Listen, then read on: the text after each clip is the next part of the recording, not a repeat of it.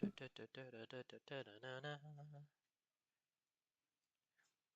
money, money. Okay. Ain't it funny? Some minor In the tweaks. rich man's world. Some minor tweaks here and there. Dude, Okay. you had an entire day to do minor tweaks. No, because I'm tweaking the stream. The fuck do you mean? I'm tweaking the stream. Dude, I'm tweaking. tweaking. Ah, He just stopped tweaking and start twerking. How about that? This True. bit. Oh, we're live.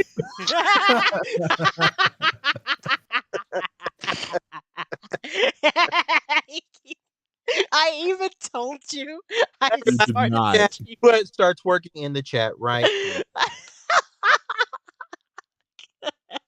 All right, let me stop. I'm sorry. Oh my god.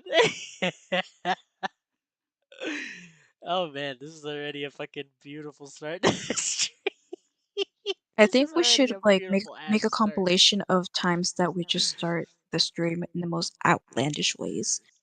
First was me talking about my dog shitting on the deck. Second one was about drugs. The other time was when the Cube left for like a whole hour. And we're just blabbing nonsense to each other. And Anyways. Eric fell asleep. Yeah, he fell asleep in the fight when I don't got blame back. I Yeah, the fight took a bit too long, but you know we don't worry about that. Okay, so just making sure I got my fucking notes here. I got all my notes properly set. Yes, I do. All right. Making sure that I don't have anything in the stream that'll like give away whatever the fuck I'm doing. And I think we're pretty good. Okay. Let me take us back to the first board. Let me go ahead and boot up my stream for you guys. Alright. There you go. Just for you guys right there. Alright. Hello there, everybody. Welcome back to Eyes of Astra Chapter 2, Session 1. I am your not so amazing and also first time dungeon master, Anonymous Cube, along with a bunch of the other people who we will introduce in order. Fuck, I forgot I need to change this shit on the stream. I am fucking stupid. I know I am the dungeon master for this Yes, stream. I forgot I need to fix this. Welcome, chat. Welcome Nope, to I'm the dungeon point master. that I need to fix It's already this. official. Sailor, can you roll a D100 for me? Give me like a second. Hold on. There you go. I already moved you back, so now you're no longer the DM right there. No, I'm not Mercurio either. You said D100, right? A D100. Okay, that's the name I need to fix. Okay. And also, not 62? a one-shot. Okay, you gain 62 levels. This bit. Zoro, can you roll a Hooray! D100 for me? Or D100? All right, Yeah. cool. Hold on. I know, guys. Professional streamer here. I have to unfortunately fix this because I completely forgot to fix this from the last session. I am so sorry. So sorry. D100. Go ahead, roll that hoe. Let me make sure to make this a bit bigger Roll so that I can beach. see it. There you go. Roll that hill. Hey, 60. Alright, you take 60 damage. You This fucked up. This Hariki, can motherfucker. you roll me a D100? I'm sorry. Wait, I need to find D&D Beyond. Get him, son. Too late. He's no Yeah. longer the DM now. He is now No, part I of still the have people. one more divine action as another worldly being.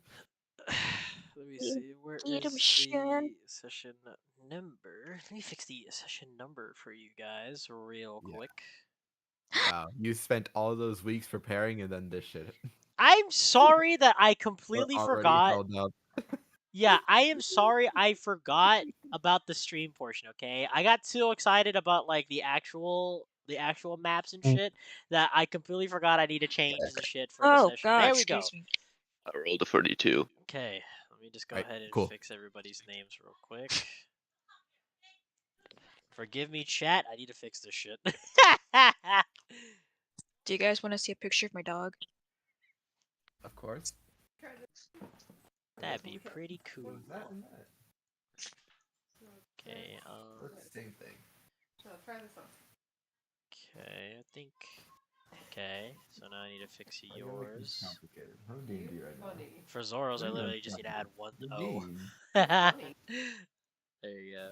Alright, let me just move it a bit. Yeah, fuck you for getting my name wrong, man. Sorry, I didn't crazy. realize you had Zoro with two O's and like just moved it one It- letter to the left. Okay, there we go. I sent All a right. picture of my dog. All right, chat. We're back. Okay, I fixed it. It's all good. We're fine. I think. You should have remembered for me. I think we're good. Okay, so welcome back to Eyes of Astra, my very first D&D campaign. We will go in order with all the players that are here, starting Hello. with well, we can't even get Yaka because Yaka's too busy right now. We'll start with Zoro since he's next on the list. Zoro, go ahead and give yourself an go ahead and give an introduction of Hey you and everybody. your character. Hey everybody. My name is Zoro, and I'm gonna be playing my character, who I also named Zoro. Um, so Zoro, he is a demon, but he is considered a Grant, which is a basically like a barbaric tribe kind of demon. Um, right now, his daddy just got destroyed by Eric Whittaker, which you'll know who that is soon. Please don't say I destroyed your daddy. Please do not say that. Well, oh, that's what you did, dog. That's what you did. Mm-mm. Take it any way that you want. That's on you. Um, but yeah, I'm the barbarian of this group. So I also have a pet dog named Coco, who is also pretty badass as well. All right, good shit, Zoro. Thank you for the introduction. And now that this fucking guy is back, Yaka, go ahead, Yakabashi, go ahead and give a description for your character as well as who they are, descriptors and the name. My fault, OG. All right. My name is Eric with a K, and I am a 28-year-old man. Dark skin, is purple iridescent-ish hair, yellow eyes, and donning lots of red. And if you couldn't tell from that, he is a sorcerer who specializes in pyromancy. He served in the war. The war. What's the official name of the war? The Great Demon War, as it is He stated. served on the side of Astra in the Great Demon War. Retired and then roped back in. And while he preserves a cold exterior, he truly has a warm heart. Aw. Everybody's Alright. aw. I was gonna comment, but I didn't want to interrupt you, Yaka. It sounds like you were setting up a Tinder profile. I was like, I'm waiting for you to say also 6'5". D&D It's Tinder. 15 mil a year. D&D Tinder would go crazy. D&D Tinder would go fucking nuts. Next on our list is Sailor, who also plays both Karuni and Karuni Belrose, and Celeste Severin? Seaver, sorry, my mistake. I had misread. Reverence a weapon. See, Not the DM getting your name wrong. Crazy. do go ahead and give the descriptions for both characters that you play. Okay. So Celeste is a bard. Originally she was well, she still is Eric's apprentice. Due to like her parents seeing that she has magical capabilities, therefore the church assigned her to be with Mr. with a K to be her mentor. And she was supposed to have the coming of age ceremony. That unfortunately there was a whole demon attack on the city. Then later on, she's on this adventure with this lovely group of people, and come to find out that she is Astra's daughter. Plot twist. So, And yeah, exciting stuff. And so that is just really um. We'll see how it affects her in the near future, but that's kind of the description I have for Celeste. And then as for Karuni, she is a high elf ranger. She comes from a mountain village. She speaks with a southern accent too. And she joins this group in order to reach a waypoint that is kind of like assigned to her to go towards, and we do not know yet of what's going to happen there. So hopefully this session we will see. Not just the session, but the chapter itself will reveal a good bit of information of lore. And lastly, we have a very sickly, but also a very demonic Vavith Baprold, played by Heraki. Heraki, go ahead and give a description for your character. So, Baprold is pretty much your run of the mill drunken dumbass cleric. Well, at first that's the sight you have of him. But at the start of our adventures, it was a bit revealed that he had a little bit of a different side to him that was a bit uncontrolled and unhinged. And after a bit of time, he found a relic, a dark maze, that gave him a bit more leeway in controlling said power, and also a sweet ass fucking devil trigger type transformation. yeah, you like Dante, bro. That's crazy. Damn, it was a reference the whole time.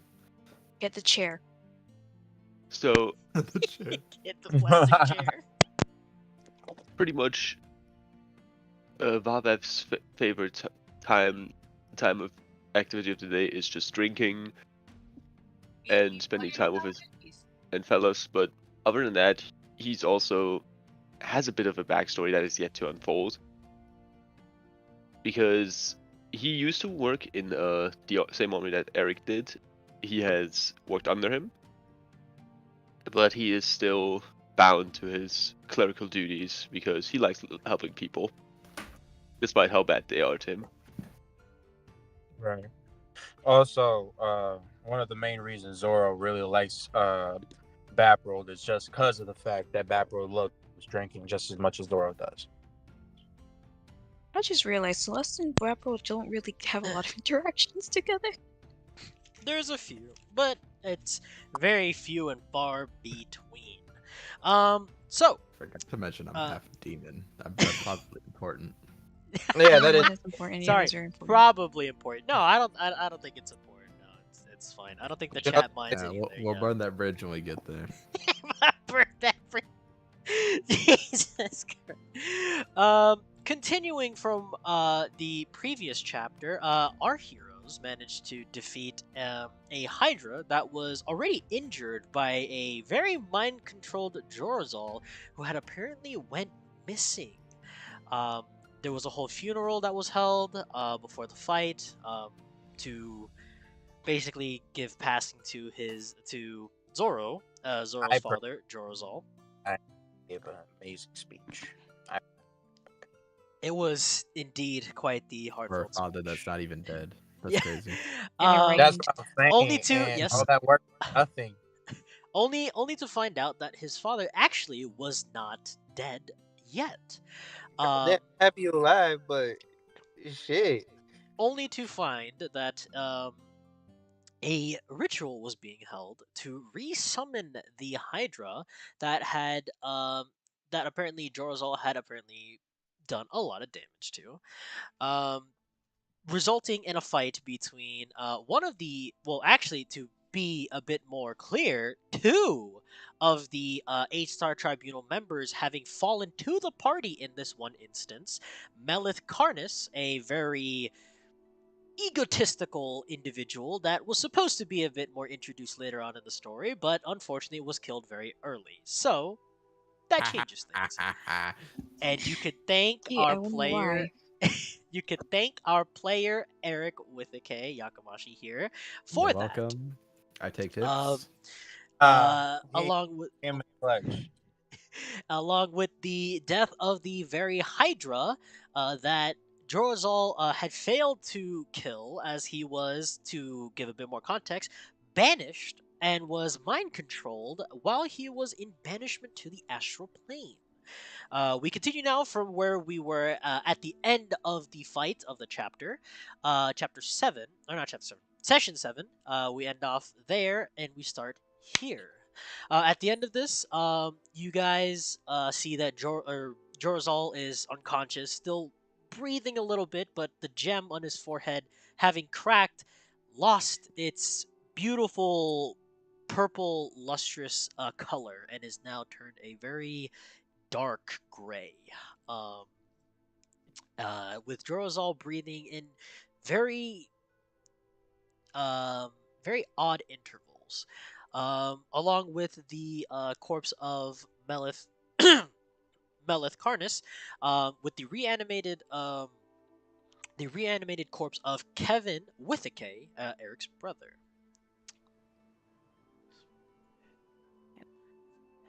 And Um, we continue it from there. There we go. So, what does the party intend to do here? Celeste will like to cast Speak with the Dead on the. Got his name? Melith? Melith. Yes, yes. Okay, cool. So you cast Speak with the Dead. You guys see Celeste is doing this, right? Just double checking. Yes. Okay. She's the only one with Um, that. I don't know this. I'm sorry. Dang. You guys see Celeste walk over to Melith's corpse um, Mercurio kind of sits down, taking a very needed breather as he has almost died in the last session. And you guys see Celeste walk up to this corpse and hold out her hand. And as she does, you guys see this like sort of like white glow come from her, and you see Melith's corpse rise up and stand right in front of Sailor, who, by the way, got a new redesign. If I can show it, got a redesign to be a bit different. I did. Yep. But you guys see that Melith's corpse rises up, and he looks at you. Um, he looks at you, all battered and bruised, but still standing with his eyes glowing, and awaits a command or awaits a question. Okay. My first question goes: Who sent you here? Um, you see Melith's eyes dim, like the glow in his eyes dim for maybe about a few seconds, and when his eyes glow a bit brighter once more, he says, "I was sent by Werther." Who is this? He said Werther? Werther, yes. Werther. Who is this Werther? Um, in response to that, Melith, instead of responding, points at the back to Eric, who is standing back there. He points at Eric. An unfortunate waste of a question, Celeste. He's saying that I know who he is. Great. I'm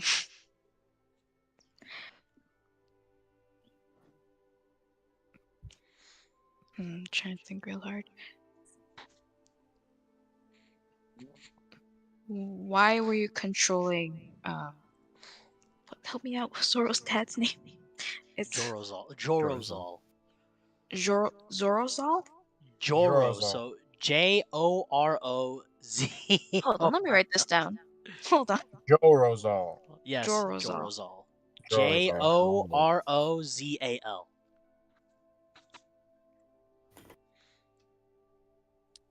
Fun fact: Close enough.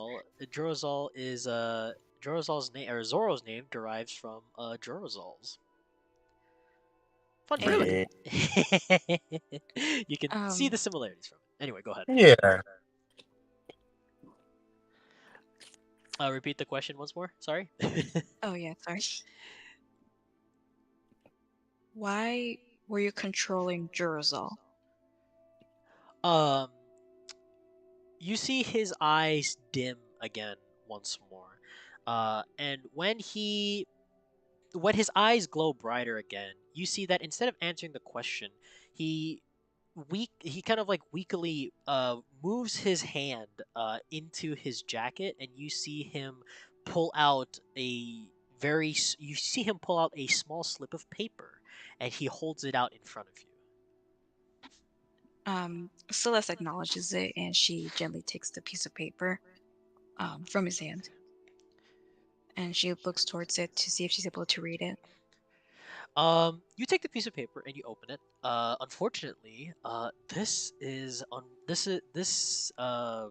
note is written in abyssal, something that Celeste unfortunately, well, actually, can maybe decipher if you'd want to give a roll to probably decipher it.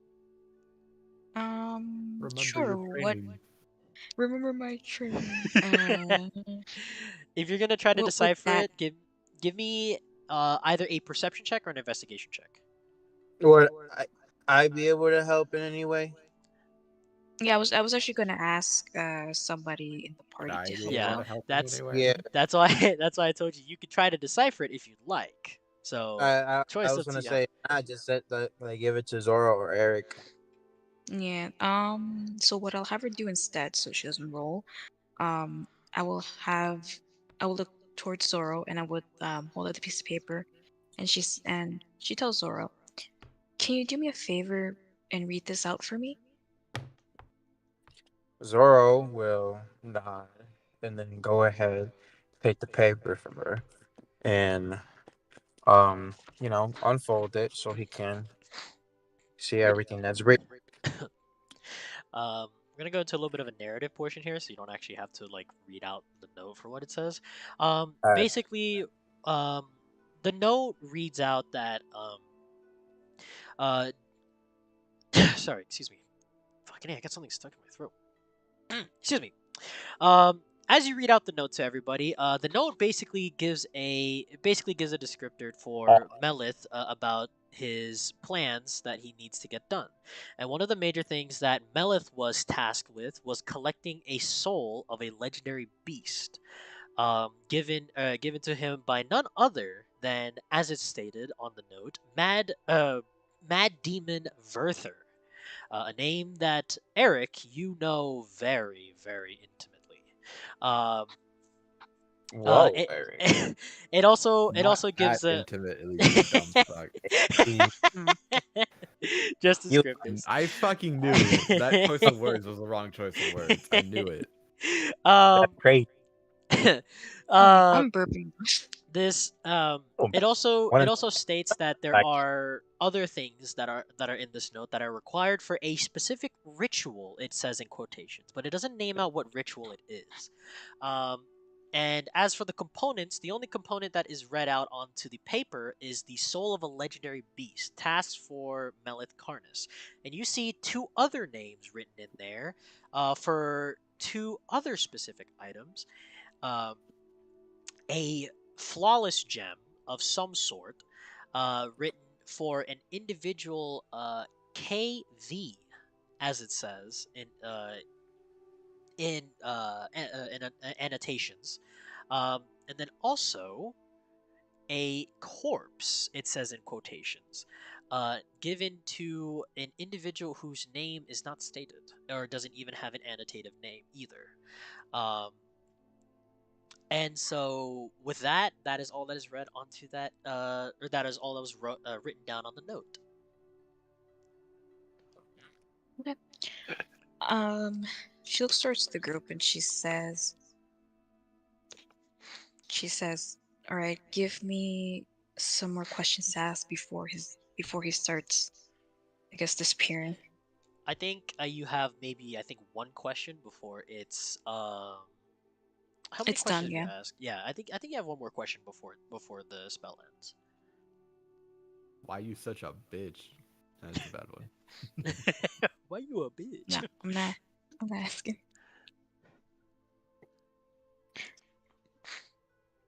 Eric. Perhaps you could ask him for the location of the 8-star tribunal's meeting. Oh yeah, yeah, yeah. She looks back towards the corpse and she asks about its location.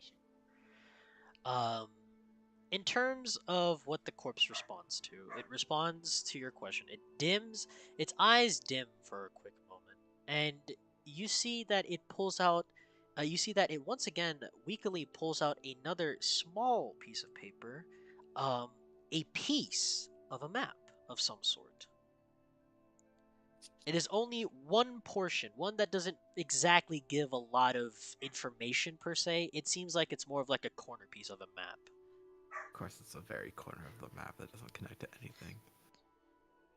Fuck you. But Um, it's something.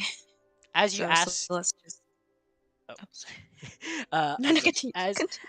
as you finish with as it gives you the piece of paper, it immediately its eyes completely dim out, and Melit's corpse once again um slumps over and falls to the ground again, still dead. But as he falls, you hear a weird clinking sound coming from him.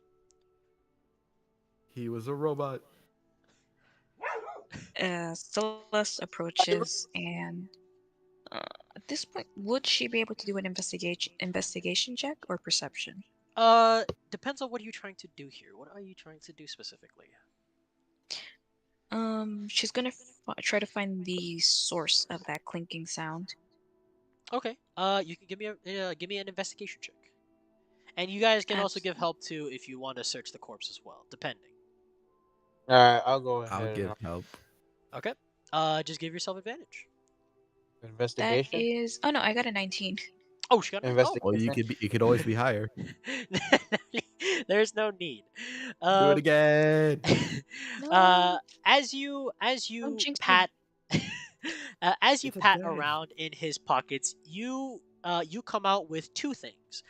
You come out with this strange looking orb.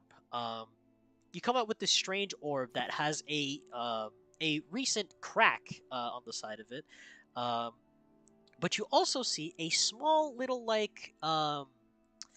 can't say flask, more like a very small metal container in there. A small metal container. It's like pocket sized container. Hmm. Flask.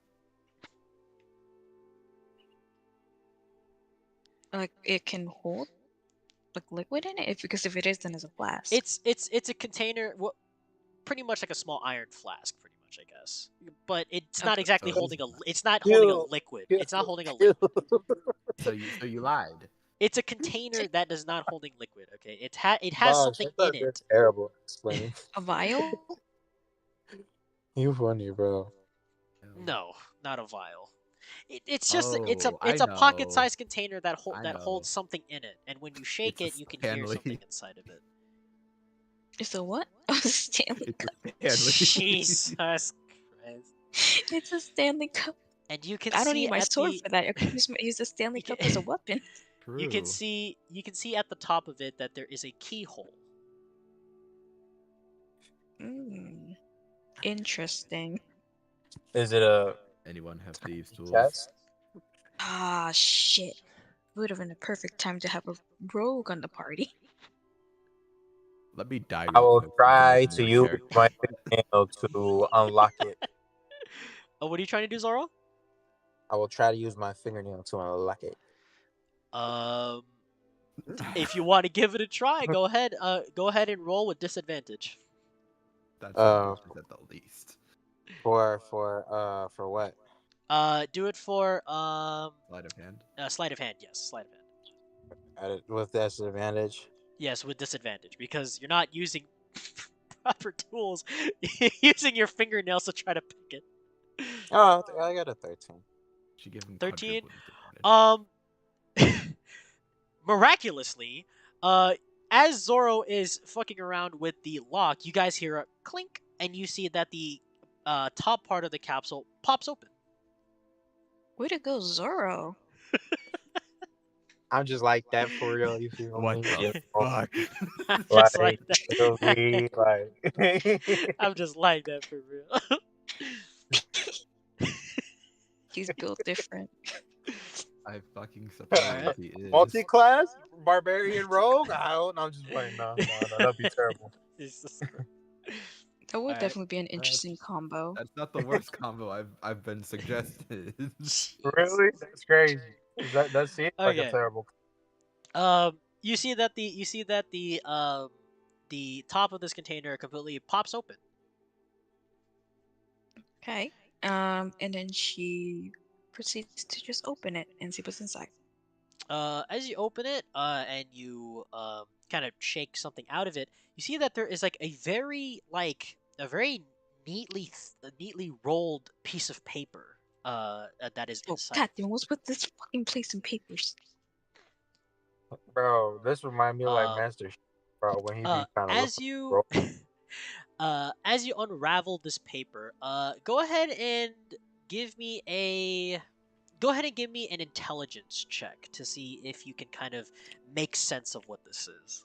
Say Can like I what you're go in? or Celeste, what you're looking Are you Or sure it wouldn't do be a that skill of right any sort? now? at. No, because there's a reason for this one. Give me an intelligence check. Can I Out try of this action. since I'm right next to her? That is Um, a. Wait, what you want to do, Zoro? Help I was you. saying that one as well since I'm right next to her. Well, I got a 13. 13. Um, you can see that the makings of this is pretty much what you would see in a blacksmith's place. It's pretty much a schematic for something. And you can see that it requires a few things in there, but it's kind of hard to really tell what it's like looking for. It's like, oh, you need a specific wood for this portion of it, or you need a certain soul gem for this and whatnot.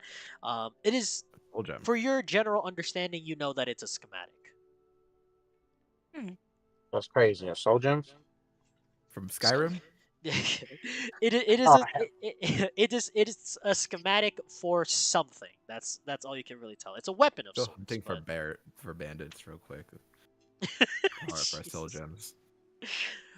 So yeah, that's all you find on Melith's corpse. Oh, I forgot to say that in the note that you read out, Zoro, there was a portion in there that said that once the soul of a legendary creature is obtained, meet me in Ravenfall.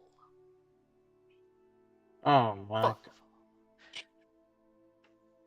Baprold, Mercurio, and Eric know this name very well, as hinted from the story that they told at the fireplace a few sessions back. Oh Dun, yeah, dun, dude. That dun. um. So yeah, you guys have pretty much collected all that you can here. Anything else you guys want to do? Really not his cool ass staff. His staff is Give me not that shit. exactly. Go ahead and give me an Arcana check to see if you can like discern Arcana. something that is like good about this staff. Give me an My Arcana check. Arcana is so good. If only there was something that can make it gooder. Anyone? If you Your want to help, mom. I'm just kidding. if you want to help That's him, me. I would. you guys roll investigation or Arcana I if would you'd like, depending. investigation. All right, you know what? Fuck it. I'll do that. I'll have Celeste roll for Arcana. Fuck it. All right. I've got a high. That's a. Oh! Milo. What you got, Blurry? What you I got? got an 8. That's Shit. a Yeah, natural 20. 20. Oh wow, fucking The A. team out there. 26. Um, um, I First really, roll. My first roll of chapter 2. Hell yeah, um, brother. Jesus, wow. Okay, Things are looking up from for Eric with the K. from the staff that you pick up, you can tell that this staff has a very strong magical essence to it, and you can tell that this staff is definitely not man-made for sure. The materials made from it are made from something otherworldly, pretty much, but you know that the magic in it is undeniable. You can see that the orb that is at the tip of the staff holds a specific magic spell called Soul Absorption. Oh my god, I sucked them off and do damage. Oh, But That's what I okay. you gathered can from that. you can pretty much Our tell. freak case strikes again. God, I hate this bit. This bit sucks. What if it was just free K and But Listen, instead it of was right firing there for it, the free? taking. I but had to take it. but yes, you can tell that this is you can tell that this has soul magic in it, in God the damn. orb itself. All right.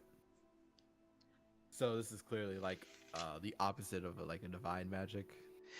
Yes, you can tell that this magic is very. You can tell that like the magic in it, like you know how in some bits of magic you can tell like some differentiations of like alignment that is made with that magic. You can tell that this one is definitely used for malicious purposes for sure. Yeah. All right. Yeah, Eric's holding it like in both hands, horizontally, and then he throws it down and breaks it over his knee. All right. Oh. You break the staff in two.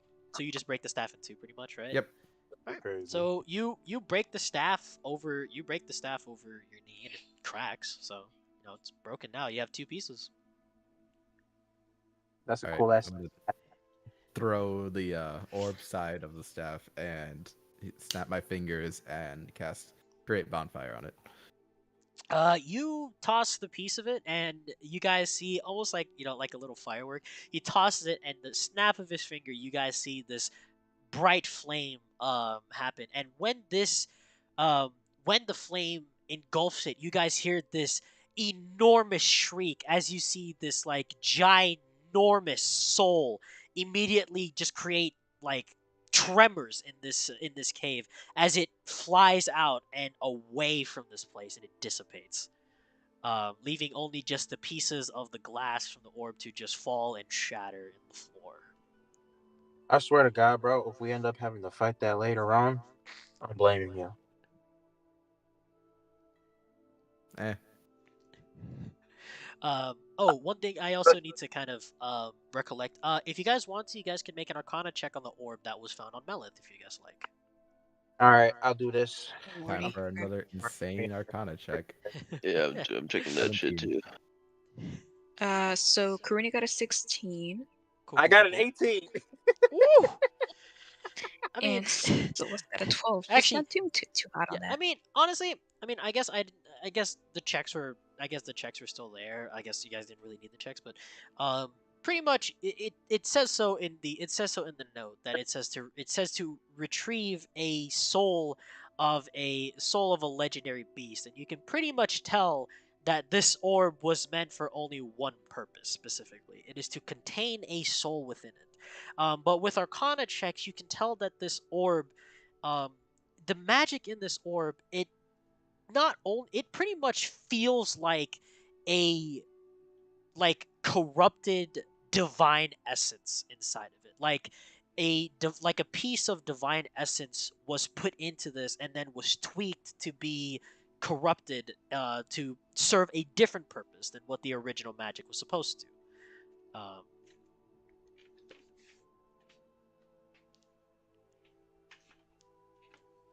all right, there's that one. Crazy. All right. Eric extends his hand out to snap his fingers and says, "Any final words?" Wait, To wait, who? wait. Can I do it as well? I can fire on stuff now. I mean, shit. If you'd like, Sure, you be my can- guest. I will go ahead. I will take an Eric stance and then snap my fingers and set it So, on. when you say an Eric stance, go ahead and give me a description of what an what an Eric stance Uh, look like for you. I think it's like he goes ahead, stand straight, one arm behind his back, his other bent, like all gracefully and shit. And then he brings his hand up and then snaps it back while also snapping his fingers. Alright. Like Roy Mustang. Oh Yeah. shit. My boy Mustang. How did I not catch that? So yeah, you burn this orb, and you see that the orb turns from It like this. works! Well, Yeah. you no, pretty much what you do is you engulf this orb in flame, and you see that it turns kind of from like a ghastly white, like a diamond-ish type of white, clear, to a more like darkened, a more darkened color. It's not exactly broken per se. It already has a crack in it, but you can still feel that there is magic inside of this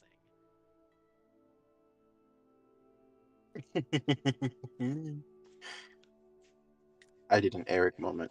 Cube, what do you mean he cast create bonfire? thing. Wait, do you not have a fire thing, you fuck? Oh, there's.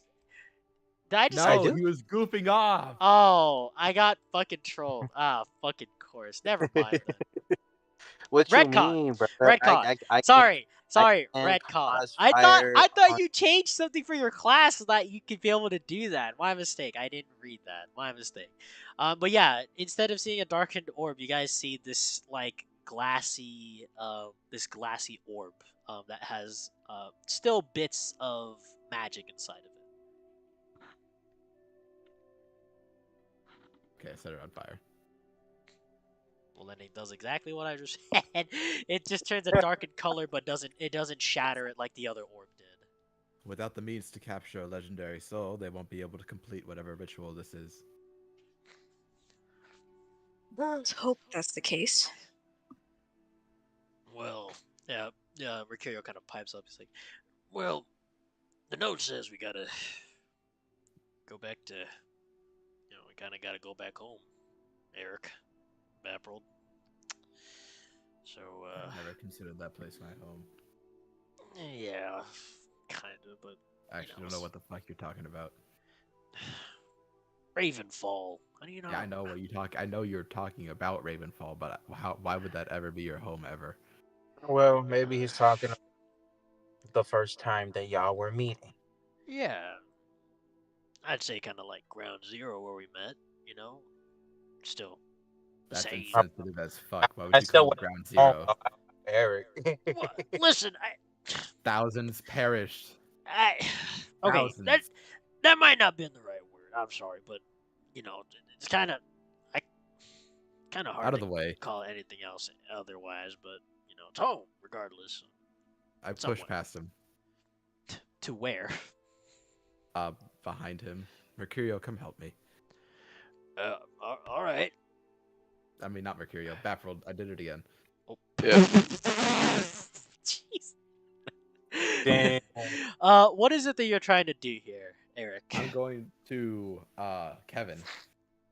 Oh, okay. So you go to Kevin, who is still standing there, without a proper master to give him orders. He's pretty much just a living zombie that doesn't do anything. He's just standing there. Okay, just hold him still, Baffled. Okay. I would like to just hold his shoulder and then keep like a really long arm's distance. Perfect. I'm gonna pull out a dagger Okay. and plunge it into his chest and do this. Basically, carve out his flesh and exposing his heart where his heart is. Okay. So you do that. You guys see Baprold holding Kevin's shoulder, and you see Eric. Give me a survival check to see if you're able to cleanly do this. Well, I'm not trying to harvest him. No, but I'm saying like to survival check to basically carve without a lot of issues, basically to carve into his chest. If you survive the carving, motherfucker. Okay. No, you Do can I At get this answer that. point, Celeste is kind of like Do I gagging. get and shit. advantage because Baffled's helping me hold him down? Yeah, we'll give you advantage because Baprold's holding him. Because Alright, Baprold is first holding him. roll. That's a 5. Second roll. That's a 19. D&D, baby. All right. You guys see Eric. He kind of like stabs into his chest, but the blade doesn't go all the way in at first, and he kind of has to pull the dagger out first, and then you see him stab again. This time, the blade of the dagger fully went in, and you see him just almost skillfully cutting away at his. It's probably because of your time doing alchemy, where you had to sometimes prep your own ingredients for doing some stuff. So, or like making potions, or like doing specific things here and there for alchemy. But you are able to create this hole that you guys can pretty much see the innards of the inside of Kevin now. You see that the inside walls are kind of like slimy, and you see that some of it is kind of greenish in some parts, and you see that his heart is pumping with this like weird green blood of sorts. And like like probably about like half of his heart is glowing a little green from what you can see. Yeah, I'm not having that. I pull out a diamond from the shadows, plunge it into that hole, and I cast Revivify with my last third level spot. All right. Um, you go ahead and you put the diamond inside of him. You close him up the best you could. You kind of just like leave the bit in there Right? in his Like chest. And you cast Revivify. You guys see that Kevin, instead of slumping, you see him you see like his some parts of his flesh where it's like seeping off is starting to like regrow, and you see some of like the holes in his body because of his body decaying start to heal, and his skin no longer is starting to look pale and is like kind of turning green a little bit. It's starting to look like a proper human flesh, as he is engulfed in this kind of like bright white light. And once the light dissipates, you see Kevin is unconscious, and he falls backward and kind of like, lands on the floor.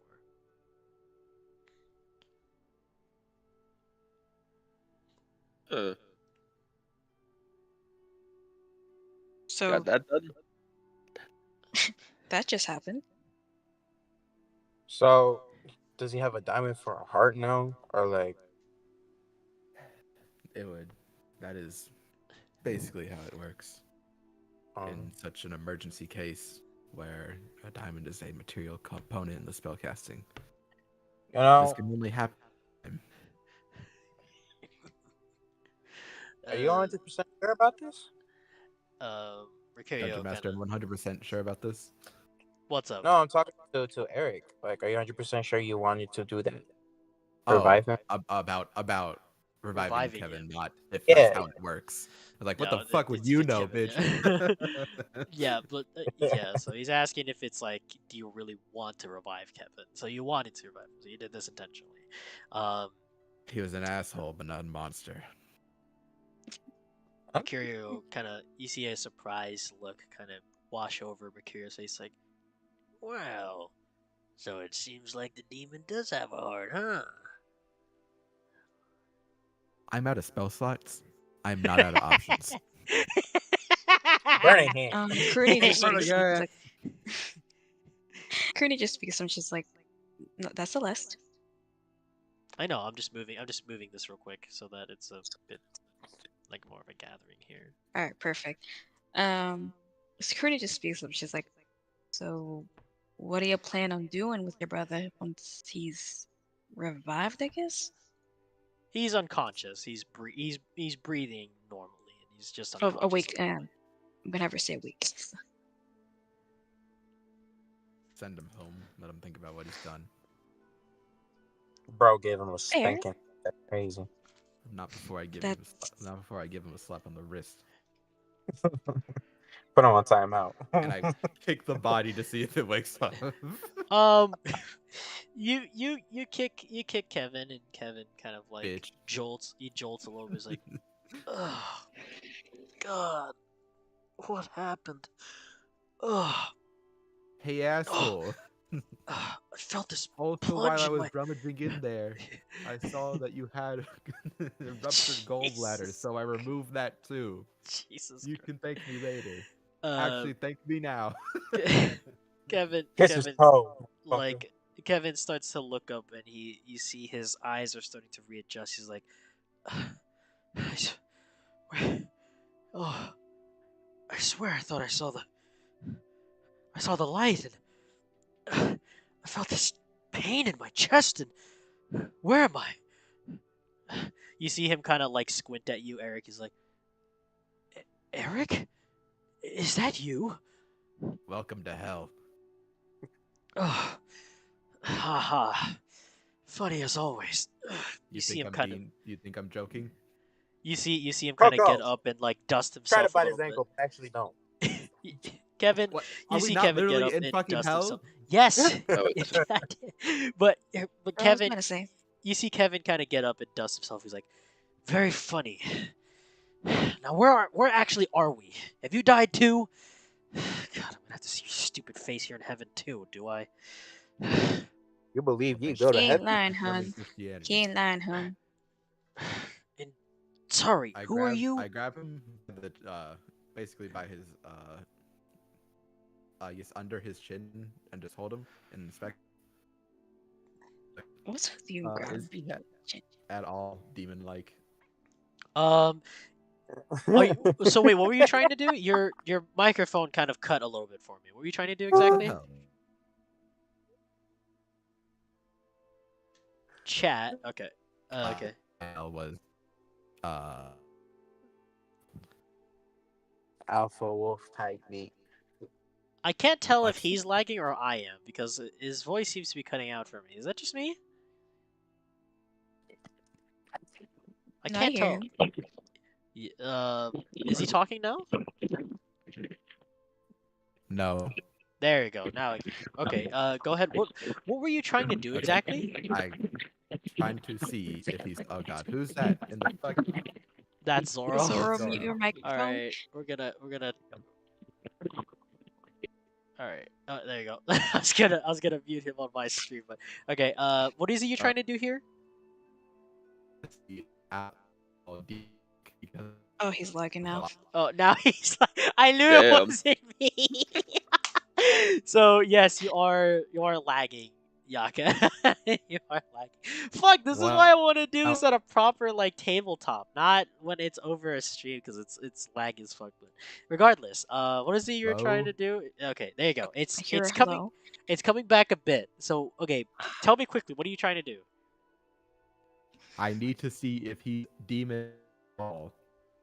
If He's he is a trying to demon see at all, if he has a okay. demon Um, features. Yes. Go ahead and give me an investigation check. To see if you can find bits. To find what you're looking for. Anything that resembles a demon in him.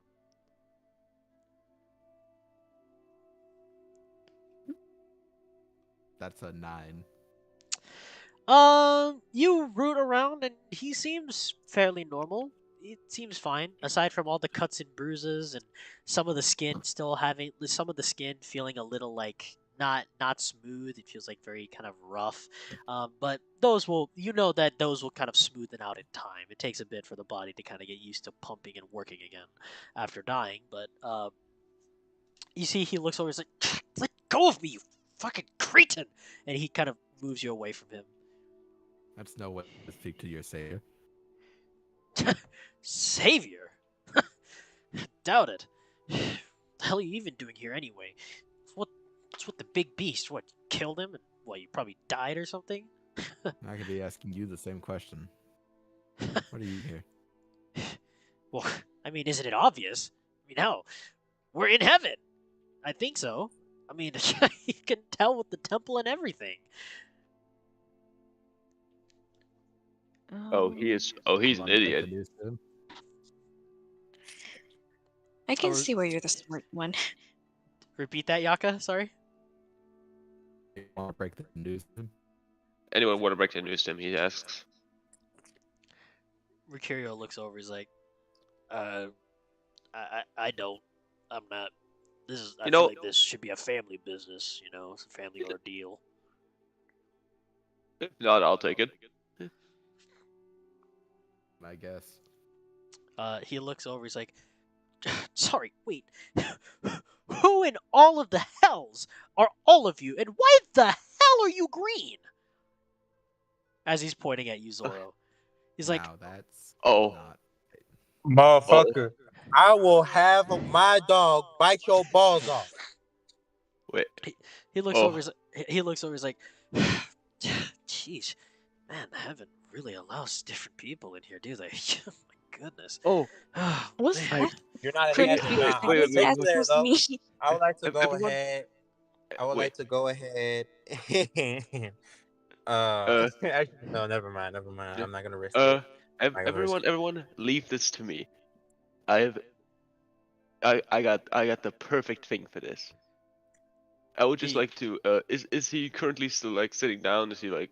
he's like standing and kind of like you know that pose where you put like your hands on your hips and you kind of like look sassy. That's exactly what he Okay. looks like.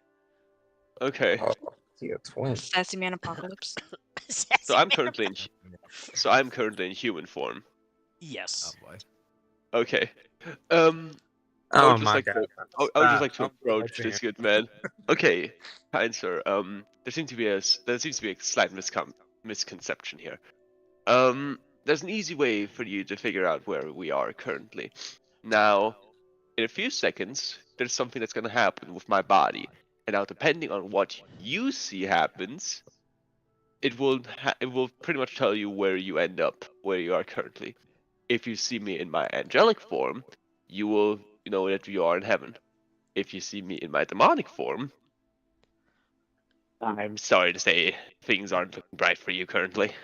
Now, Before you do anything, give me a deception check to see if I will he'll guidance if he'll this. follow I will to guide. see if he'll I follow will to help. see if he'll follow suit. I'm Uh, helping. Okay. Can I help since I'm also a Well, demon? yeah. I mean, you guys can give a help action, but it would just only one of you guys can do it, and it would just give him advantage. So, Give him quick go ahead, roll advantage. go ahead and roll with advantage. Okay. That is wait. I'm throwing guidance on it too, just to make it better. That is an 18. Oh yeah. You see him look pretty much like pompous and confident in his stance now, and he looks over. He's like, "All right, let me see your angelic form then." Okay. I would like to stand in a pretty much arms stretched out pose as I look up, as I just look upwards just to sell the act even more. And I would like to turn into demon form. um, you turn to demon form. Hold on 1 second. Um, you turn to demon form and Welcome to hell, motherfucker. okay. You turn to demon form and you see that his from everybody else's standpoint where they're like next to him, you see his face turn from like a very pompous, overconfident look to a very terrified look on his face, as if like some news had just dropped on him that he was not expecting. Um, as you see him kind of back up, he says, "No, no, this isn't right. This is illusory magic. You must be I would like to joking." go. Zora would like to go ahead, step up to him, um, and sort of point at him and be like, "All right, now I'm gonna tell you like this. I like you, and I want you. Uh-oh. Now we can either do this the easy way or the hard way. The choice is yours." And then I will then go ahead have Coco turn into electric form, and yeah, just to scare him a bit more. um, uh, I was gonna say you need to roll intimidation, but he's already got the frightened effect, so I don't think you need to fucking roll it.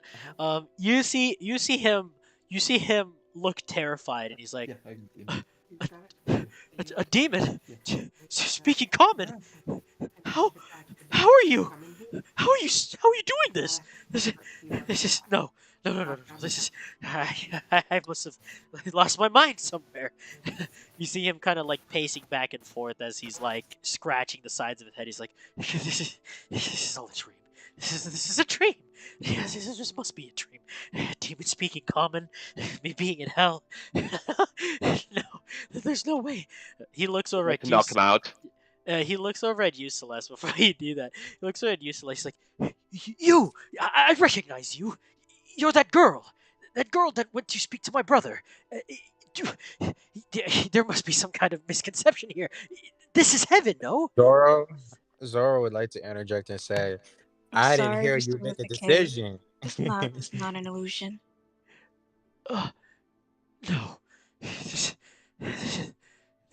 wrong?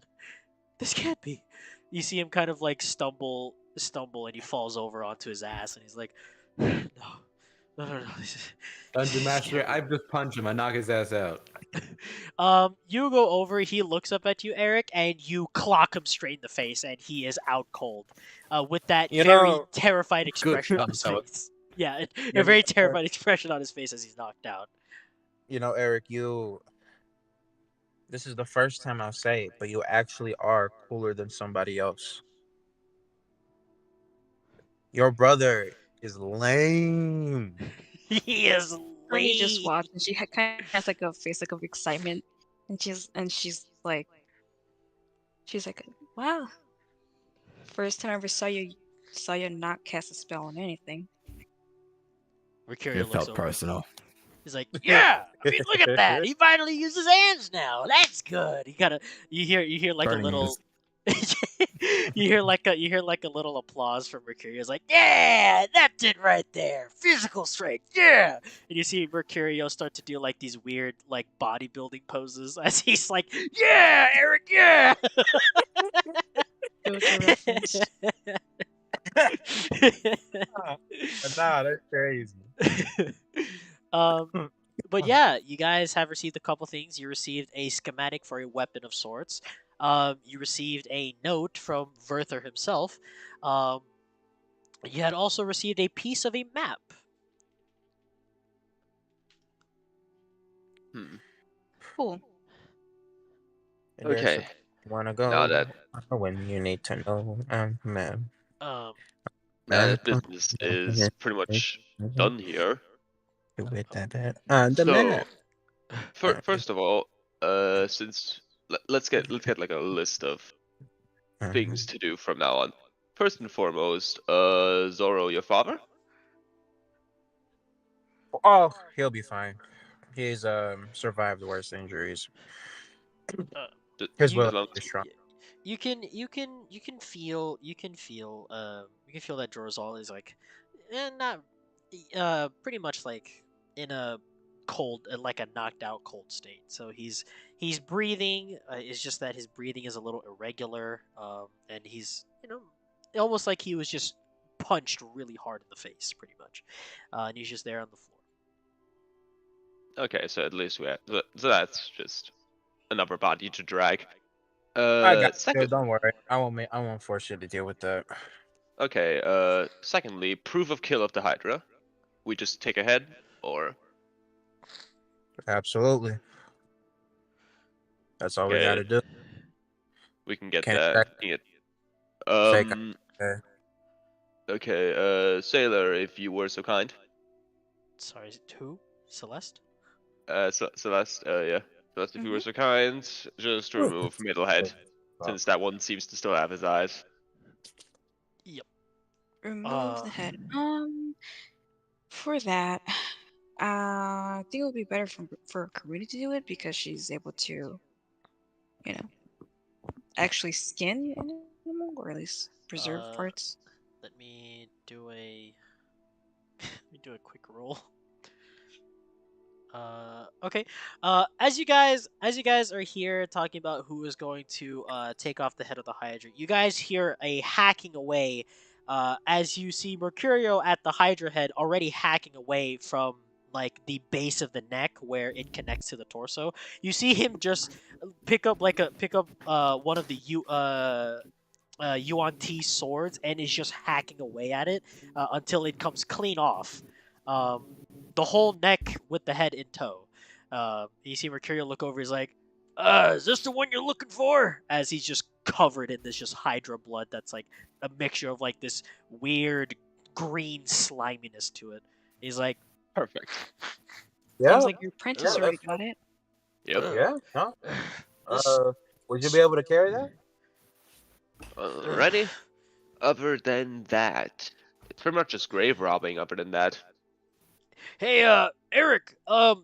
He goes over to you, Eric. When Mercurio gets close, you smell this ungodly fucking odor coming from him. He's like, "Hey, is it normal that I'm supposed to be smelling like this?"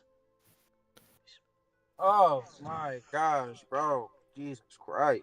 Oh, And Celeste just pinches her nose. She's like, I've had worse. ew. Yeah, Last I don't know. checked, I haven't last smelled I that in checked, years. Jeez. Mikuro, I suggest Hydra's you, when we get back, take a bath. last I checked, Hydra's Please. only smell of cave and moss. Are you sure it's So not I would because of the say blood? no. Because you see him, you see him kind of give a sniff, but he kind of puts it too close that you see his nose gets covered in it as well. He's like, yeah, and like the tip of his nose gets covered. He's like, yeah, I mean, it smells bad, but is it normal for Hydra blood to smell like that? Ugh, feels How Uh, wrong. about I clean up the Hydra? I'm gonna pretend to cast Prestidigitate on the Hydra. Hydra blood acidic or not? Is it sort of instant? That's a Xenomorph, you fucking fucker. Xenomorph. No, Hydra is acidic as well. Hydra blood is very acidic. uh, but yeah, I'm you gonna pretend guys. to cast Prestidigitation. Oh, it didn't work. Huh. Must be you. Well, seems like I do need to get a Stinky bath, belly. don't I? Huh. Take a bath, you fucking cretin. Oh well, I'll go take a bath once we get back to the stronghold. That's fine. By the way, you Okay. guys do have baths there, right, Zoro? Like big baths. I usually don't like to take a bath in the No, smaller normally tubs. we roll in the dirt like a Oh. chinchilla. Chinchilla. What the fuck is If you're I It's don't dirt. if you're trying to deceive him, give me a deception check. know. Give me a deception Should I? check. It's up to you. If Dude, you all want we to ever do deceive is him. lie to this motherfucker. Nat 20! Oh my Bro. fucking goodness! I cannot believe you got a nat 20, dude. What the fuck? He, Okay. he really did. You guys see Mercurio's like, huh. So it seems like you guys are like chinchillas, whatever they are. I guess it's normal then. I don't think I'm gonna be needing a bath then. Oh, and you must certainly need a bath. I'm not gonna. No doubt about that. I'm not gonna stick around. As you see, Celeste just walks away. You're Um. not even tell him that I'm playing. I figured y'all would get it. Mercurio's like, playing what? What's going on here? What? I was just joking. We don't. Okay, we do have bats. It's fine. You can take Oh. one. We'll get back to the village. Oh, well, all right. Didn't realize you were lying to me. Sorry, man. And you see Mercurio kind of like, embarrassingly walk with Celeste out. I don't want you to feel like that. I was just playing. Where is We it need that to you get a guys? move on. Yeah. Yeah, before we just get stuck here. I'm gonna with my foot push the Kevin's body, and then it just falls into nothing as I shove it in a shadow.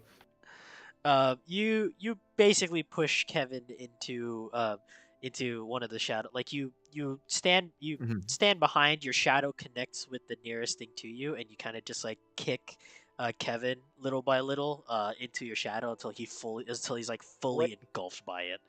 Is he gonna be able to breathe? It acts like Who a knows? bag of holding, and if you think about a bag of holding, if I remember, anything that's in the bag of holding, there's no air in it. There is no oxygen. So, given with enough time, he could legitimately die inside of the shadow, technically. Eric, you fucked up. Just leave, Eric, More just leave fucked us. up than selling your soul for power. I mean, let me just drag him along the ground with like on the foot, so we don't That's- fucking lose sight of him. You used the diamond to heal him, man. Go ahead and take your brother. Is my brother, my property. So I guess you keep him in there. All right. I'll go I'll be ahead. stopping every 10 minutes to let him out and then shove him back in. Okay. Because it does say you can breathe for 10 minutes in there Okay. in a bag of holding. Okay. So you Regardless of guys, those rules. You guys make your way back to the Grash stronghold um along with Jorazal in tow, along with a Hydra head as proof of a kill. Um, your mom looks over at you. I don't have like a proper visual portion for this because I deleted the map and I didn't want to end up getting it back for this part. So for this part, we'll just have a little bit of a narrative portion. Um, you make it back to the stronghold, and as you come back, there is a celebration over the triumphant defeat of not just two of the members of the Eight Star Tribunal, but also a Hydra, along with bringing back proof that you had killed it. Another huge feast is held. Um, the coffin that was once there inside of the main room of that area where you gave your speech was now replaced back with the was now replaced with a throne once more. And during this time, your mother guides you and helps you bring Jorazal back into your home, and basically tuck him into bed, and allow him to get his rest. Go ahead and give me an investigation check, if you will, Zoro. Got you. Hold on. I'm good. Please. Whatever you say, Mama. 11. Um, as you are taking Jorazal back to your home and kind of about to tuck him into bed, as you kind of put a blanket over his body, not just make sure he keeps warm. You notice that the gem on his forehead has kind of like crumbled away a little bit. Now there's only just of that um a small piece of that like gem left, and the gem has turned like completely black. It's no longer like a dark gray. It is like a full black now. Take it off. I'm sorry. Could I try to take the rest off? Um, you try to pluck it, but you feel that it still has like some suction to the skin on his forehead. No. Um, it would be highly advised against forcefully taking it off. But you notice that the other pieces of the gem that was in his forehead have kind of like when they've turned a dark color, you can see that some of it's kind of like crumbling, almost like it's like something's turning to stone, and it Okay. breaks All away right. on its own. So yeah. All right. That's cool. So you guys spend the next few remaining hours of the day going through the Soul Feast. Um, Everybody is celebrating on the return of Jorazal and the safe return of Jorazal, along with the triumphant kill of the Hydra. During this time, there's a segment of the feast that was dedicated in your name, Zoro, finally allowing you to become a fully fledged Grash warrior and have been acknowledged as a Grash warrior now amongst your people. And amongst the rest of your siblings, you are the first one to actually complete the task that was given to you. And your mom, uh, during this time, kind of goes over to you and she says, um, "Zoro, I need to speak to you. Um, uh, I'm glad that your father has returned, Zoro, but I bring some troubling news. Problem. One of your siblings has unfortunately died. Um, I was only given this news um, just a few hours after you had just left to go find Jorazal. Um, I was told that he died honorably. He tried his best to complete his task. Um, Cool. your little brother. You know that your little brother was given a heavy task of dealing with a dragon. Unfortunately, he was not able to complete his task and perished in battle. But the adventurers who had brought the news to me had said that before he passed, he wanted you to know that you were his idol, Zoro.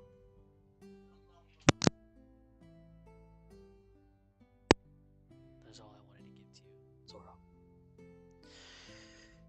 Unfortunately, they weren't able to find his remains when the adventurers returned with reinforcements. Um, forgive me. This is supposed to be a monumentous time for you. Enjoy the feast, Zoro. Thank you And you for. guys spend the rest of it for the evening doing the feast. Go ahead and continue what you're doing, Zoro. Sorry. I just said thank you for telling me to my mom.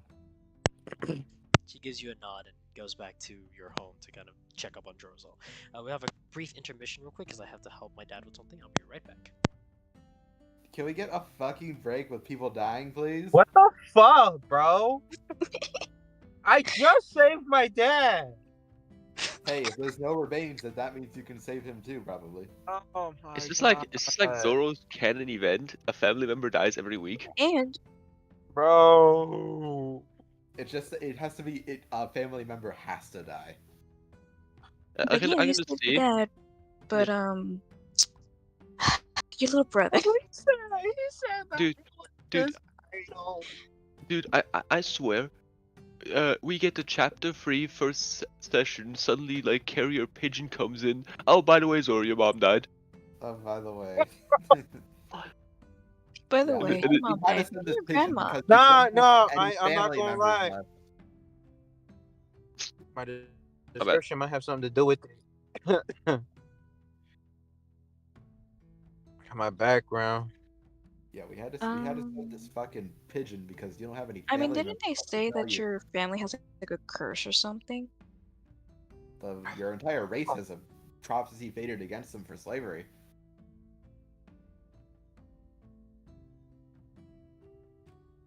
Damn.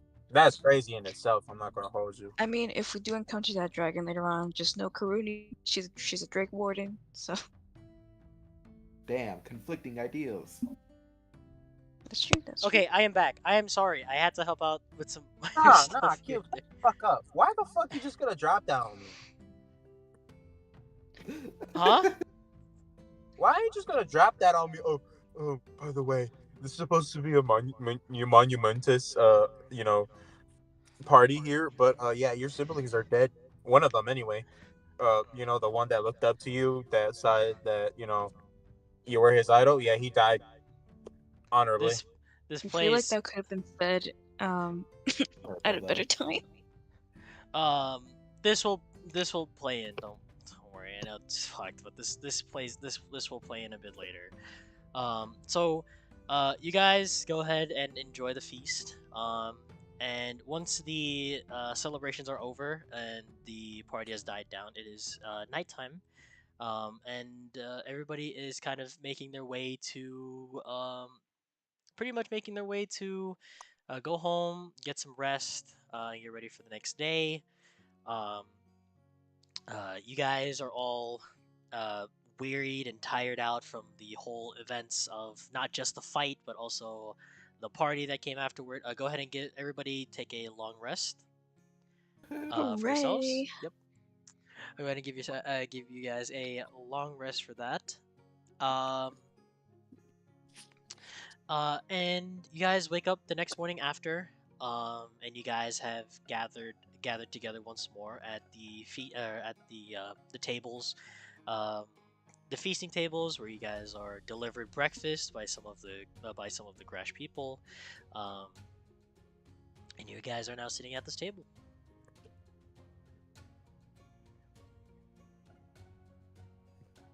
So, Zoro Zoro, is not gonna really say much, and he's gonna look like sleep deprived, just because of the fact that he got that message. You could have waited for today. Honestly. Mercurio looks over to you and says, "You, you're right." Zoro's just gonna shake his head and wave his hand away, like signifying he doesn't want to talk about it. Oh, uh, all right. I mean, something bothering you? That's fine. Um, so, where's our next location? I heard something about Ravenfall. So, you gonna head out or?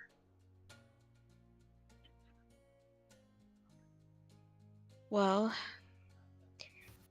you, Eric, and Baprold seem more knowledgeable of that location to the unfortunate events that has happened there. Yeah. Therefore, it's up to your guys' decision. Shall we head over straight to Ravenfall? Well, judging from what the notes said about Ravenfall and especially Werther of all people, just not expecting him to come back. I'd say it'd be a good idea, but doesn't exactly evoke good memories. But if we can find him there, we'll find him there. How about you? How about you, Eric? You feeling up to it? Eric has like the 1,000 yard stare. Cooney just like notices she speaks up. She's like, if it's all right, we can maybe just gather supplies first. You know, clear our heads a little bit. Been a kind of a stressful couple of days here. Um, before we head on out, clearly it still leaves wounds with you guys. Yeah. Oh well, I mean, still down to go do it, but if we need some time, we can take some time, depending on when you guys want to go. I know we still got to make it back to Frostford because hell is not exactly looking like the place we need to be right now. So hopefully we can get back up to the surface world and probably make our way there.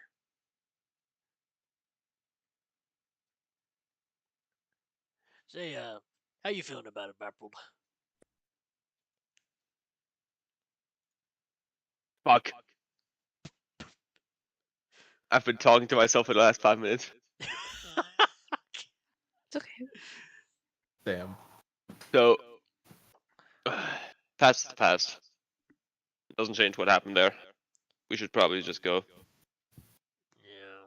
Well, let's try to get ourselves a bit more readied up before we make the journey, because we still need to make our way back to Frostford. And hopefully, when we get to Frostford, we'll try to figure out a way to get ourselves to Ravenfall, or at least what's rebuilt of it. I think. True, right. Since it's demonic realm, how the fuck do we get back to the normal realm? No offense.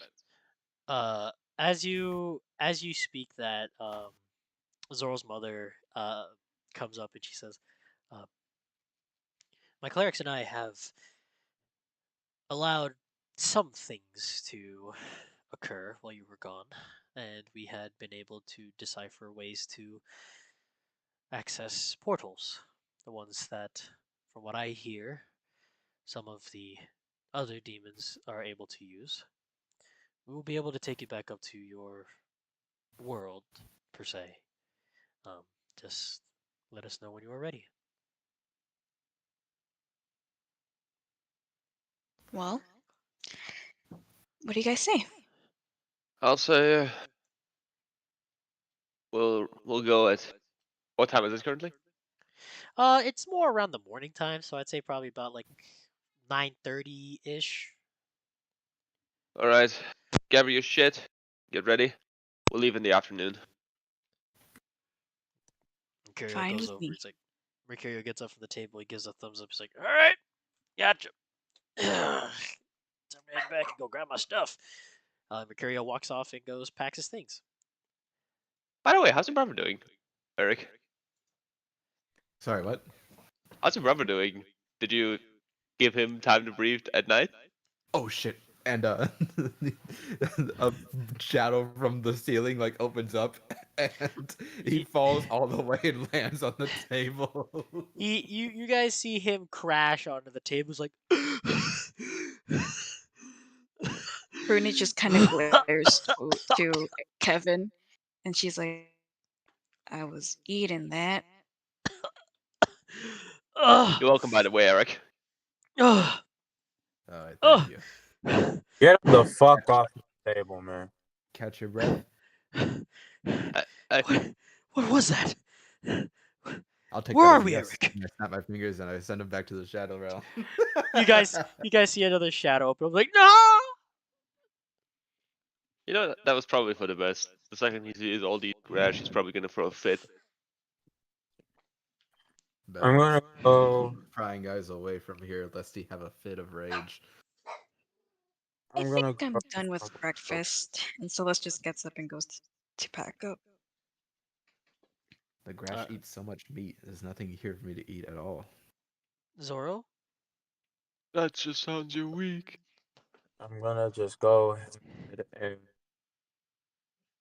because you said in the afternoon, right? It's Yep. the morning. Yeah, yeah. Afternoon is when you guys would be Okay. leaving. I'll go ahead and I'll just go outside the stronghold towards like the forest or whatever.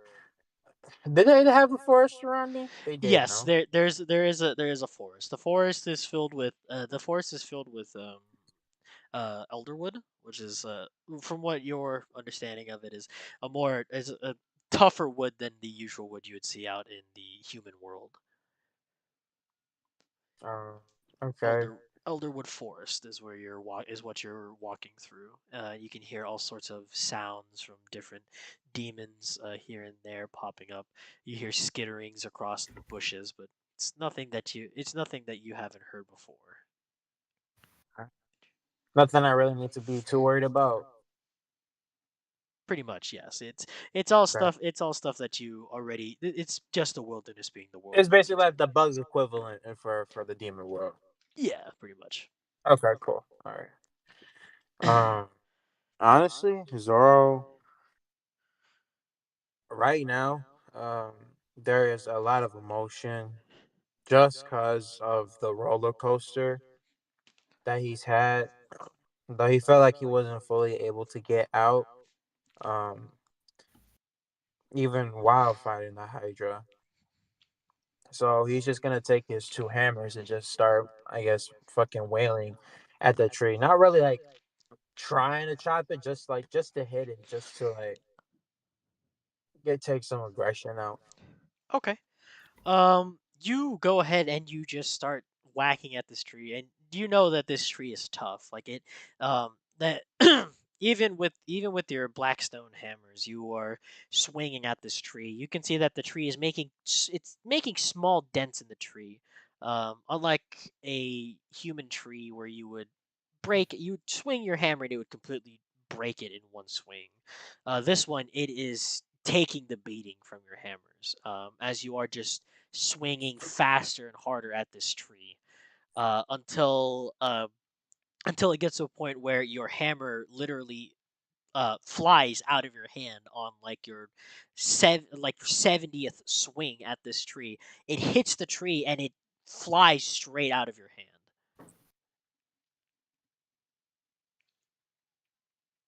Well, if that's the case, I'll go ahead. I'll pull it on the chain and then just pull it right back to me and catch it.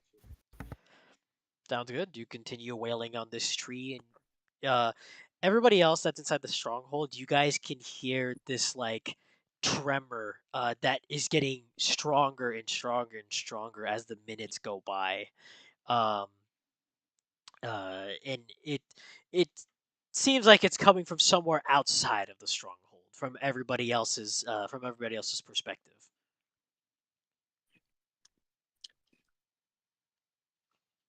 The morning heart is the strongest, I'd say to myself. Mm. Mercurio looks over. Mercurio's like gathering his stuff. He hears like, hmm, sounds like somebody's doing my training. Hmm. Well, gotta get ready. Gotta get everything ready. So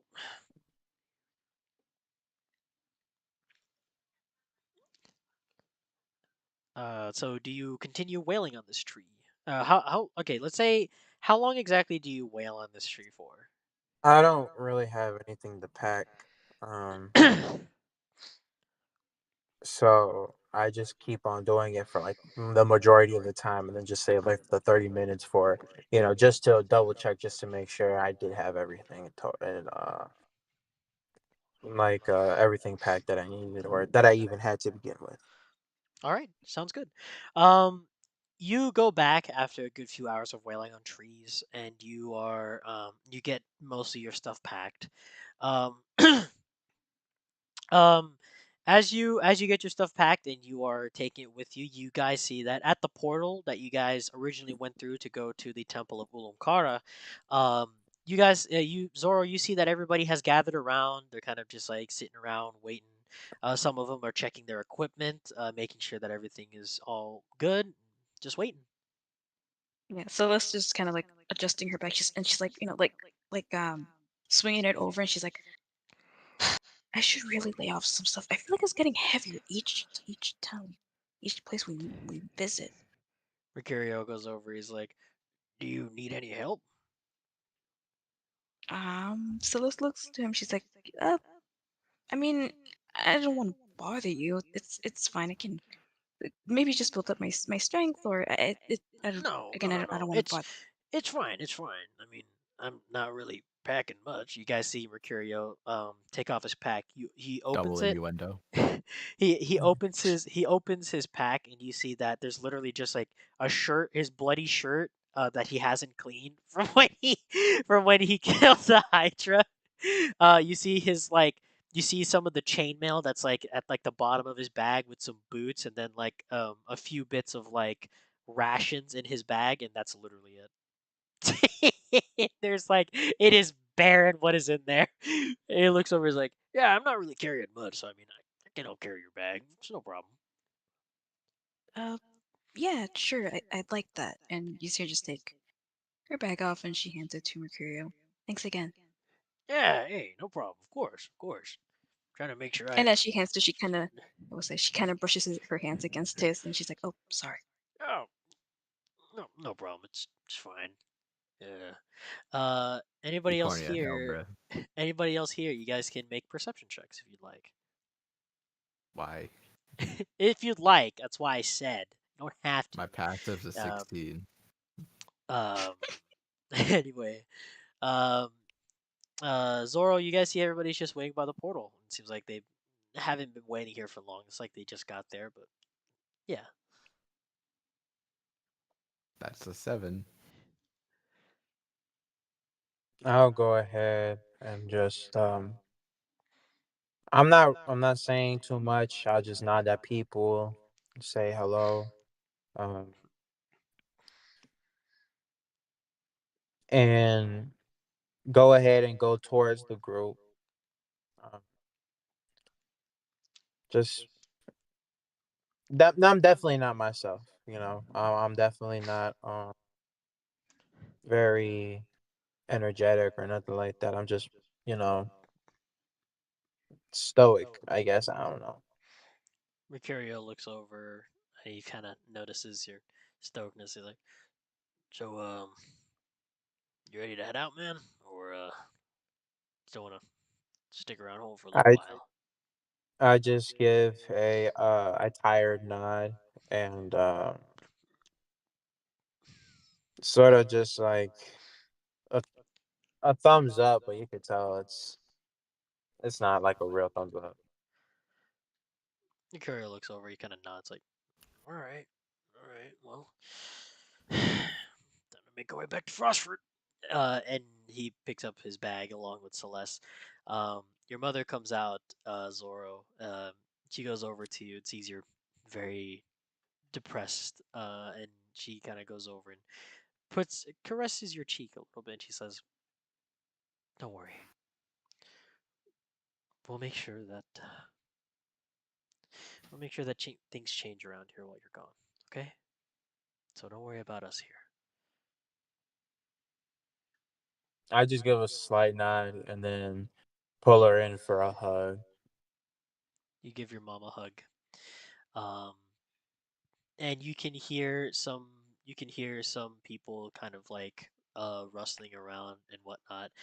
As you look over, you see that Jorazal is awake, but he is he's pretty much like in like a wheelchair of sorts.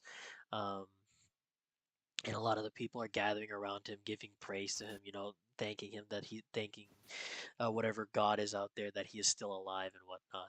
Um, Jorazal, as you look at him, Jorazal looks at you and you lock eyes with him, and he gives you a confident look, as if saying, "You saved me.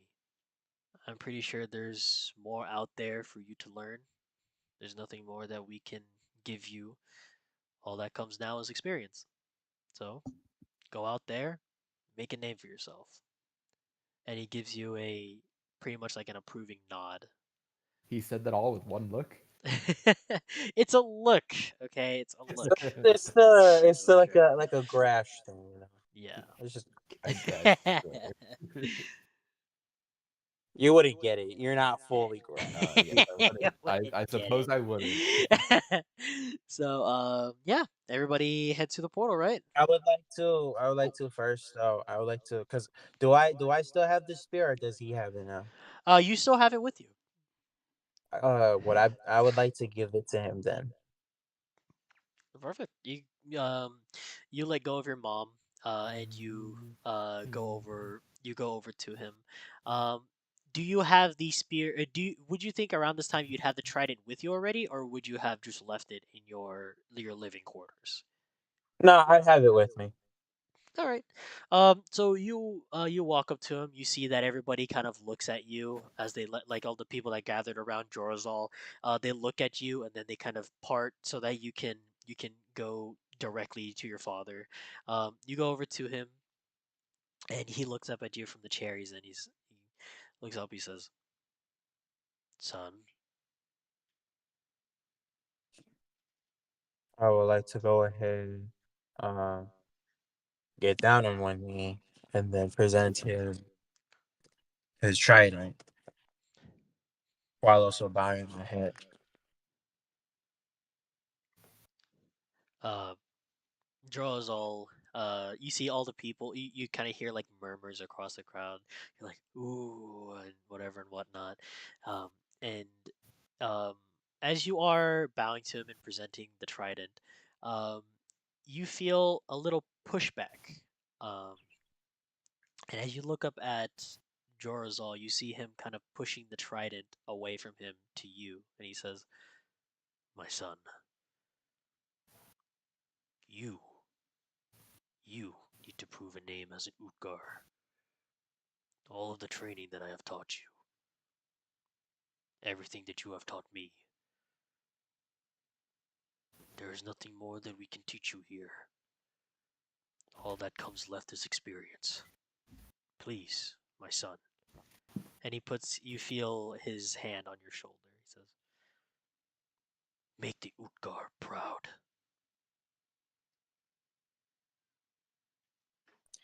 I will then go ahead, give a slight nod, um, plant the trident on the ground, and then stand up.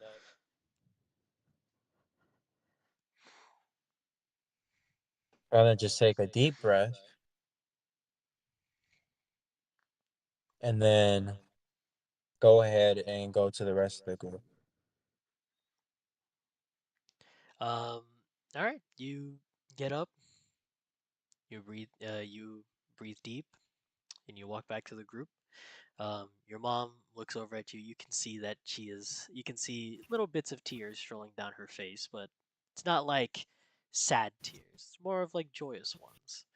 Um, as you walk back to the group, your mom looks over at the rest of you and she says, "My clerics are ready to send you back to the surface. Are you all ready?" I believe so, mother. Yes. Good.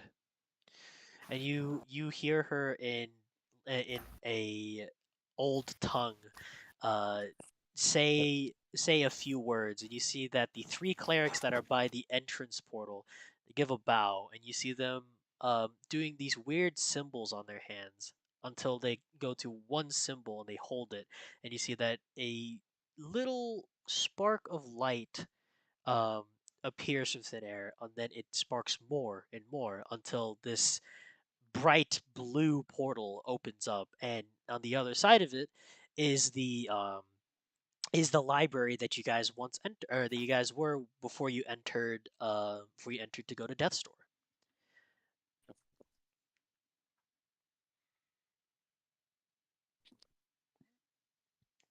Mm. As for the party, um, you guys all gather around at this portal, and when you guys gather around, what else do you guys do before you guys step through? I look through. Where does it appear to be going? It appears back to the tavern that you guys went into when you guys were in Frostford. You go back. It's basically the portal that leads back to the tavern, or not the tavern, the library that you guys were in, with the wizard that was there. Okay. I mean, I'll step in first if no one else will. Mm. I'll follow after. Uh, Yeah. Karuni will follow after as well. Everybody goes through the. We'll just simplify it. Everybody walks through the portal, and as you guys walk through, you guys still feel that chilly air in Frostford, but the cold doesn't seem to be as bad compared to the one in literal hell. My fucking alarm is going off for some reason. And What was that? as I turned off my alarm, sorry. Um, as you guys step through, the wizard there looks over at all of you. He says, "Hmm, good, you returned. So, where's Lionel?" And as he says this, the portal behind you completely closes shut. As you can see, he's actually right behind you. Give me a deception check. Is this guy not scared shitless of Lionel? uh, you don't know. You'd have to make a perception check if you'd like to kind of get his idea of to kind of like get an idea of what he thinks of Lionel. Fuck Or if it, you. I'm surprised none of you have taken. 24.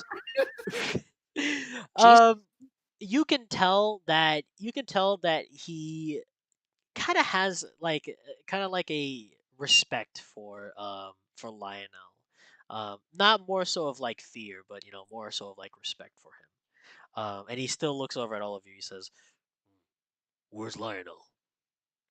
I say right behind you. Give me a deception check. 24. Oh, I thought you were using that 24 for perception. Okay.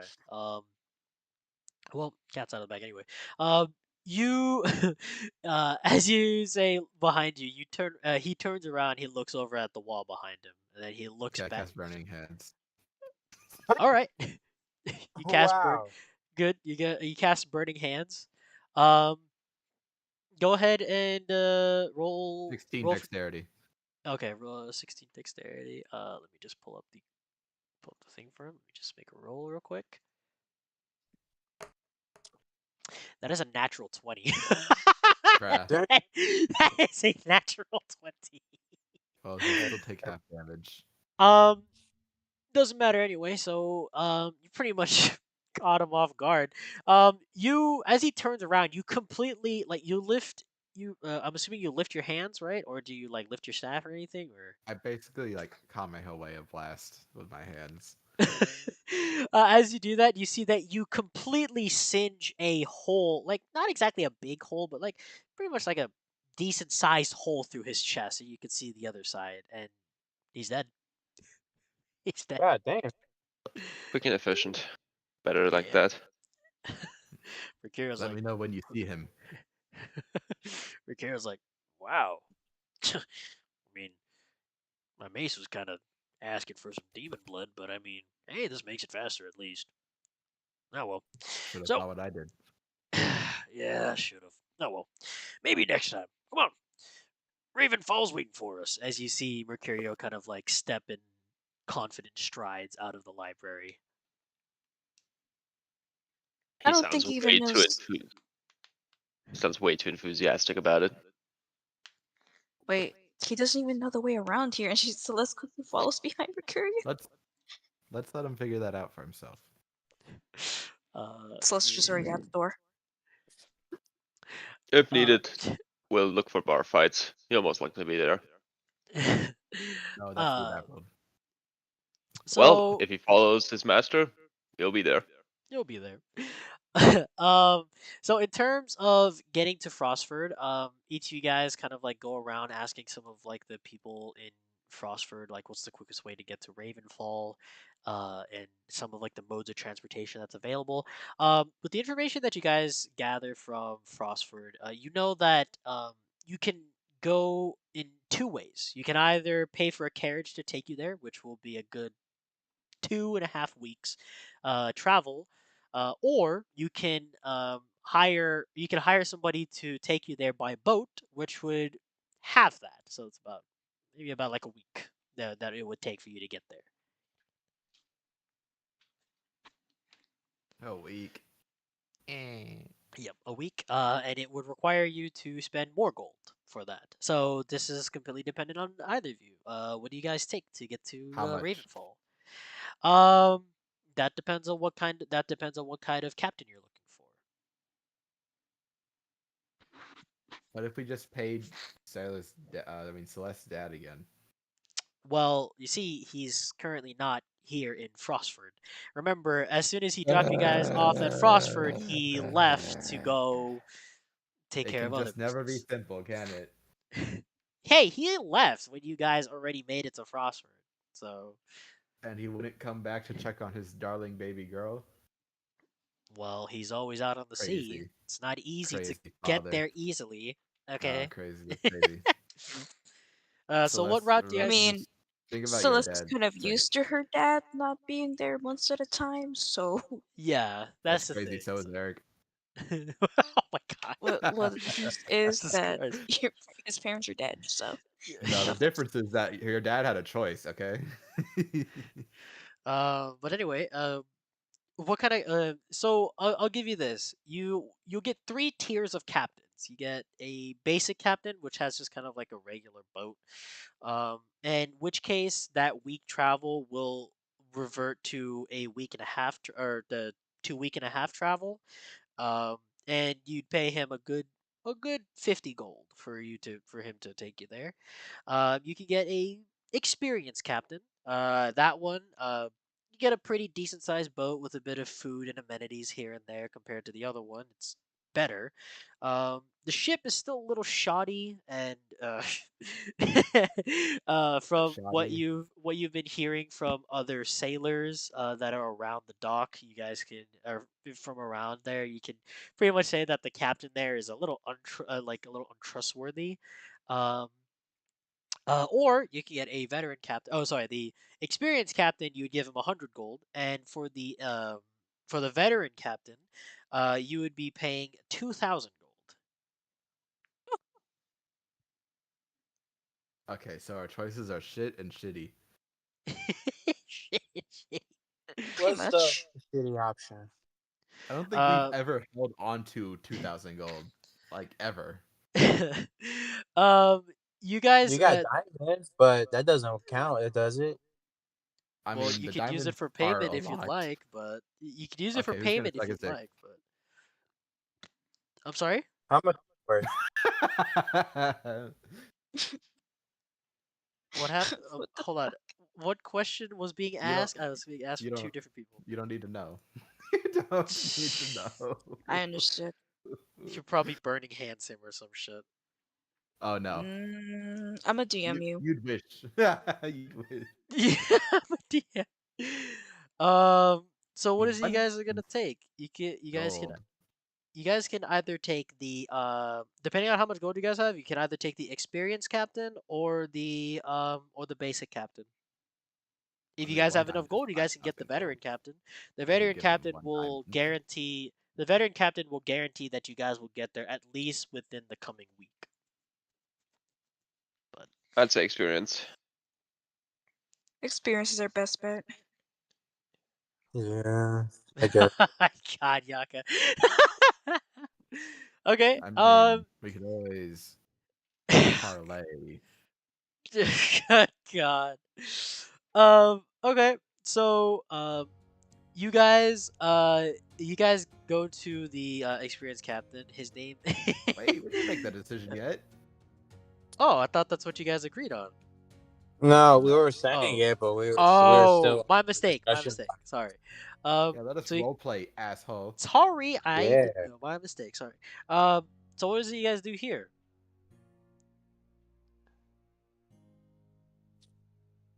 Uh, I'll just look Eric's around. going to snap his fingers and open a portal to the shadow plane, and a bunch of diamonds fall out.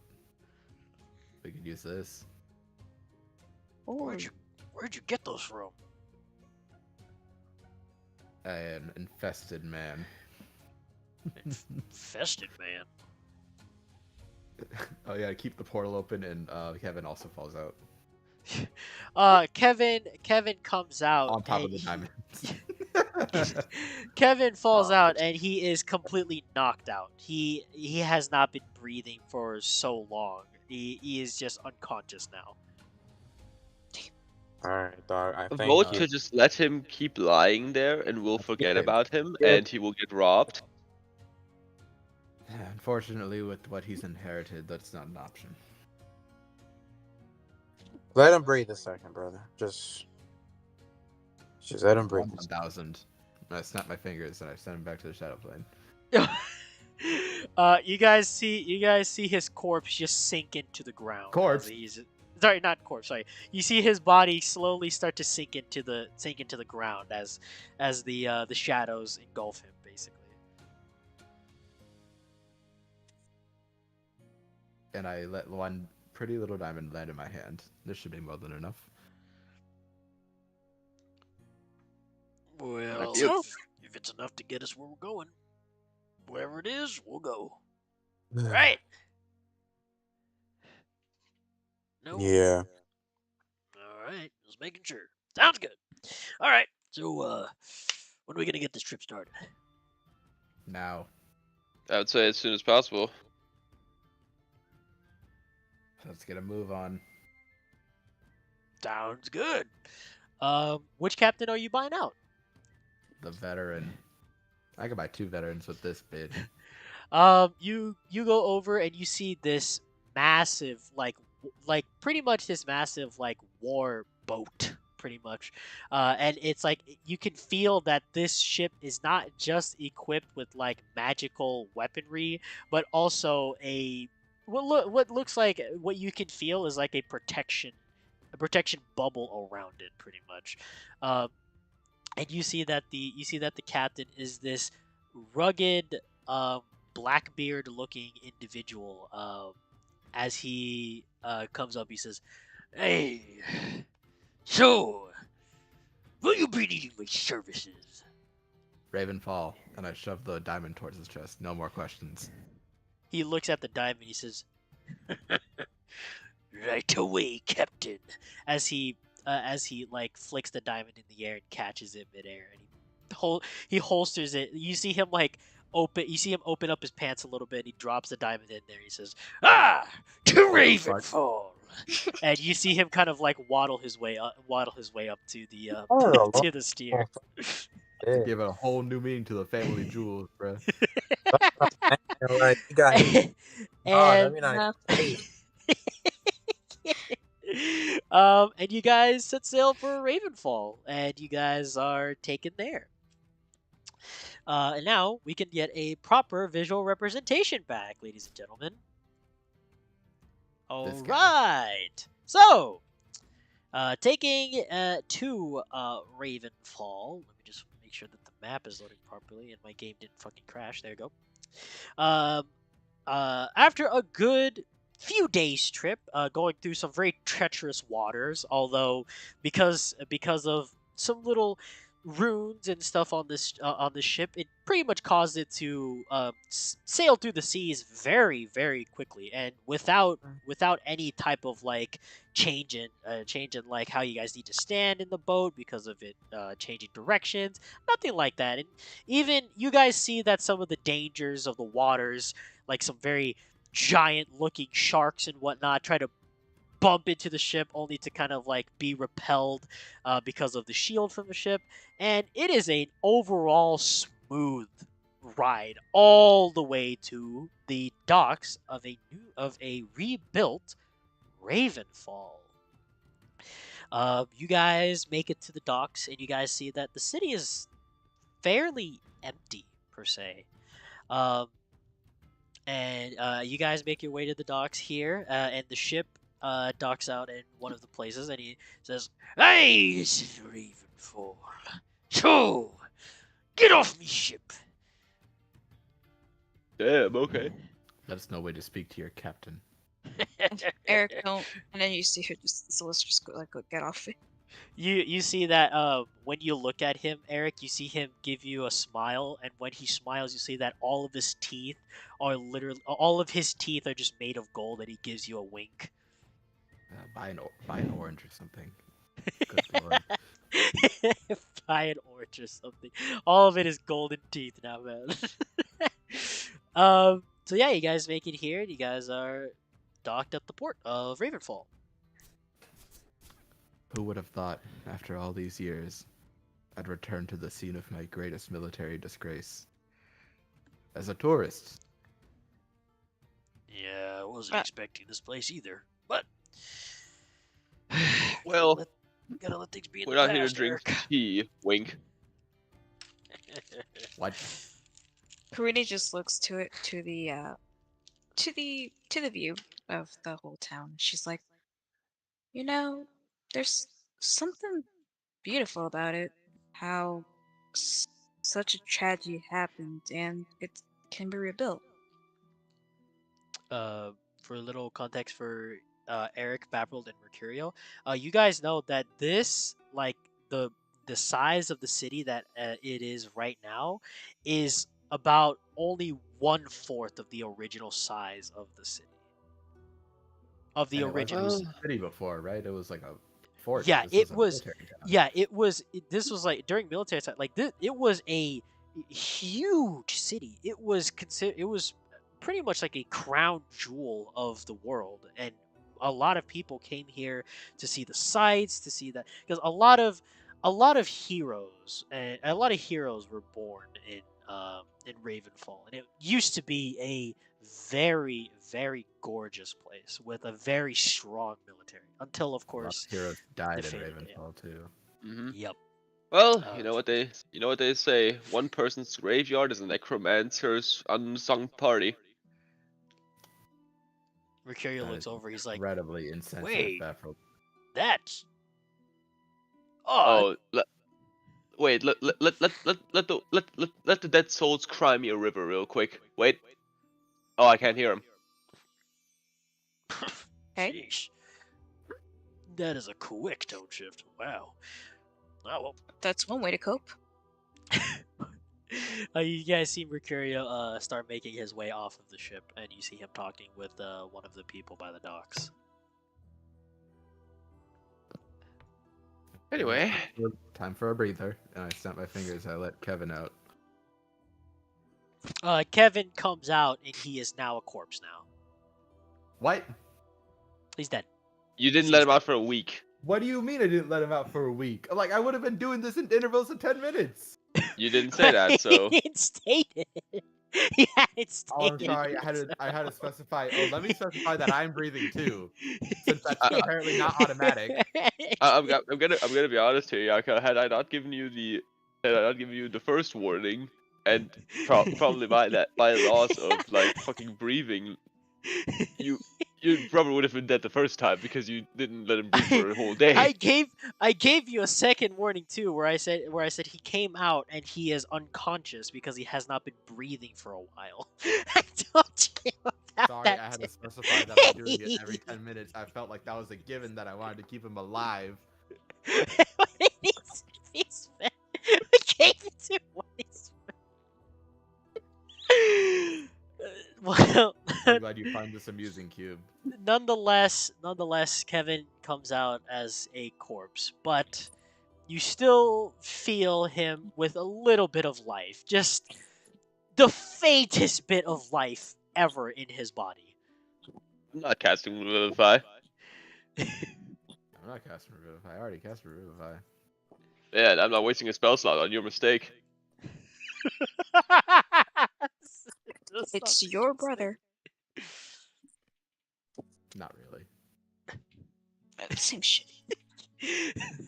I mean, You went the, to the, dive adva- the, and go the ahead and advantage. just dive.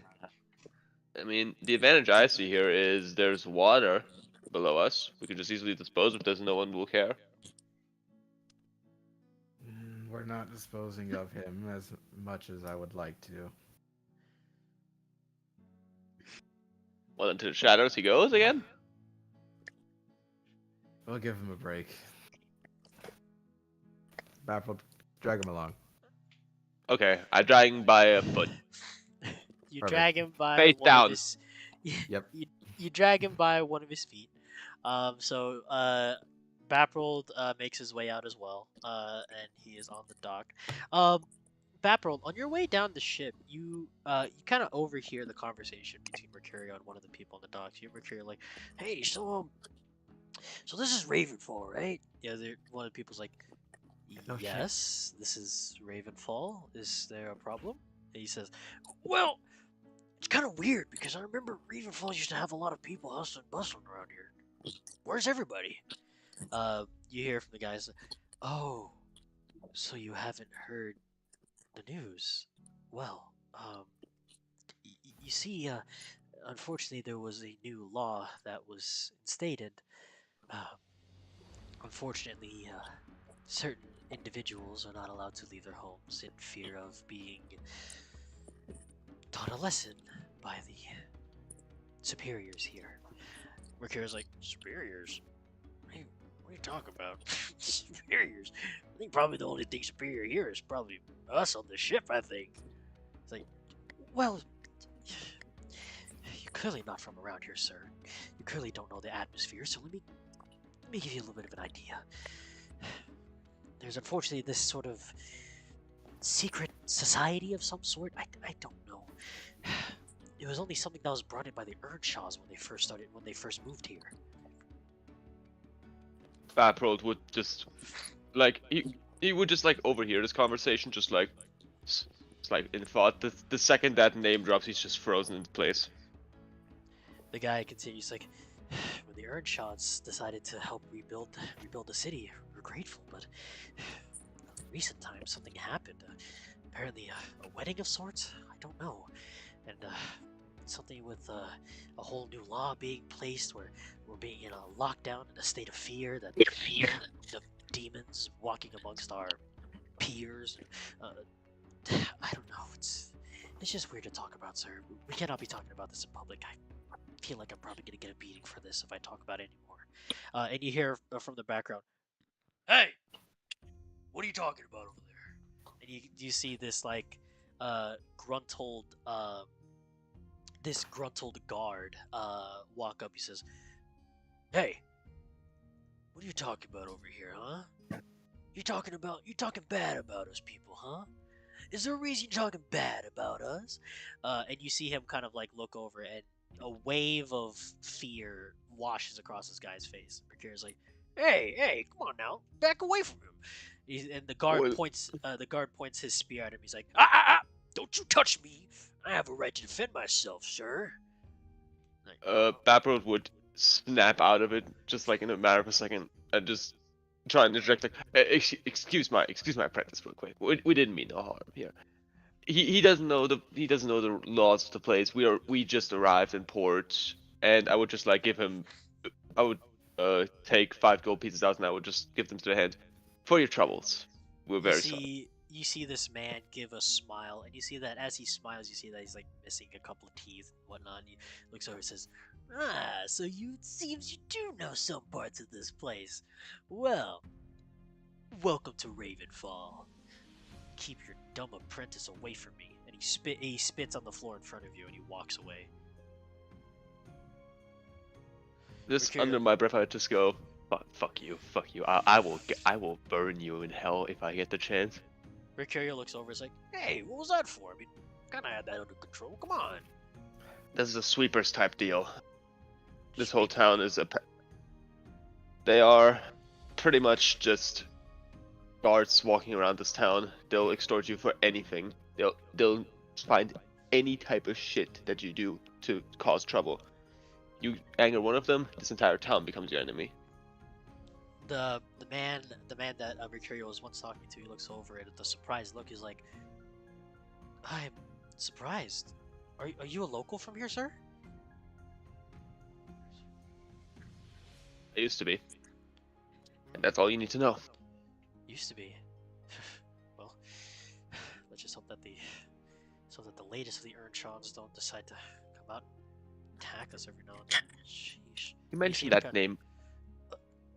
Yes. You mentioned that name one more time in my presence and I will beat the shit out of you. You got that? Oh, no, don't take me wrong, sir. The Earnshawns are great people, yes. They help. What did I just say? Hey, back bro. Listen, bro. Listen. Relax, okay? He doesn't understand. You. What's your name? I'm sorry. He kind of goes over and he kind of gives you a respectful bow and he kind of looks over and says, "My name is Cal. Sorry." Cal? Yeah. Okay. Cal Zip it. Kestis? Shut up. Forgive me, Don't sir. say a word. Of course. Listen. Do not. This man will kill you. Do not say the name. All right? Oh, yes, of course. Yes, of course, sir. The other one next to him says, "This is what I don't like about this damn place. Can't talk about nothing in here." You see him kind of throw down one of his hammers. He's like, "It's all because of that fucking bastard that Catherine decided to marry. God damn it!" Ah. You will repeat that sentence to me again. Well, it's I news can't around say here. this time, buddy. Well, the guy goes over to Vapor and says, "Well, if you guys are new around here, I suppose you guys should know. Apparently, the heir of the Earnshaw Manor is apparently going to be wed to some bastard guy who came in not a few months ago. Where he came from, I don't know. He says he's from some royal family out in Fortuna or something. I don't know. Fucking bastard came in here and decided he thinks he owns the place." Yo, I would just like to grab him by his collar and just hold him up. oh, May I intervene? Yeah. yeah. Kuruni quickly watches and she's like, "Oh shit!" And she Okay. quickly like, I runs down cast to. calm emotions. You guys intervene. And you guys Celeste guys- too. She intervenes. you guys all intervene. He says, "Listen, man. I don't know what's going on with this place either. All I know is that some I'd like to cast this some spell. bastard prince from some place decided to come in here and thought he owns the place, and for some reason asked for Catherine Earnshaw's hand in marriage. And what's even worse, they're engaged now. How? I don't know. It's weird. Catherine was like a benevolent person. She always loved hanging out in the streets. She, play with the kids out there and whatever and whatnot outside of her manor. She would always go out and play some music with the people. But in recent months, ever since that bastard guy came in here, Castor something, he decided that he owns the place. She's been held up inside of her own. She's been held up inside of her own home for years. I don't know what's going on with this place, but this place is going to hell in a handbasket." Quick question, Eric. Quell emotions. How does that stay for a while, or is it just A whole a last current minute, dude. a whole last minute? Okay. And also it's a 16 charisma. Oh, saving you throw. need to make a saving Oh. throw. Yes. Charisma saving throw. Okay. Yeah, good luck with those. That's a 21. Oh my god. Yeah. So calm emotions doesn't work. Mm-hmm. On Go the ahead. one fucker it needed to work on. Oh yeah, also everyone else needs to make a saving throw. Oh, It pretty. go ahead. Um, It's a 20-foot radius sphere. Okay. Charisma, you said, right? Yeah. Yeah, it's Charisma. That's charisma 16. that's an 18 from Mercurio. You got a 14 Bruh. That's plus 4. 24 Yeah. You know what? I'll from. just fucking leave if I'm not gonna be able to do anything. I'll Everybody's just rolling leave the high table. with that. Jesus. Karina got a 9. Well, at least you did it for Curdy, at Is least. the calm Yeah, I got an it's 11. becoming calm again? That's great. Oh, you did that. You did that for Zoro too, so it counts for something. So go ahead, continue, Baproll. Sorry. Pretty much. Uh, since Zoro, did Zoro intervene like in terms of like stopping me from holding him in the at his collar? That's up to Mercurio. That's up to Zoro. Zoro, if you intervene, you could say you intervene. But I tried to get in between them. He does still grab him by the collar, but I still try to like hold an arm between them just to try and calm him down. okay. Okay, pretty much as the tangent of this man went on, you just see as I'm still holding him by the collar, my other hand's just slowly going up over time. The more I hear it, just like you see a guiding bolt slowly charge in my hand. Yeah, the guy looks over at you. He says, "Whatever you're gonna do, just do it. This place is hell now. I don't want to be here anymore." Celeste just kind of like looks towards. Wait, can I see this right? I can see this, right? Yeah, you do see this, of course. Yeah, you're Okay, right okay. there. Celeste just quickly like grabs Baprold's hand, and she kind of like, What the "Hi, fuck? Cole." That was that was the worst timing imaginable on that. Exactly. I'm trying to fucking describe my shit. It don't make some other appearance, man. And I then can imagine. she's like hugging onto his arm as he's charging guiding bolt.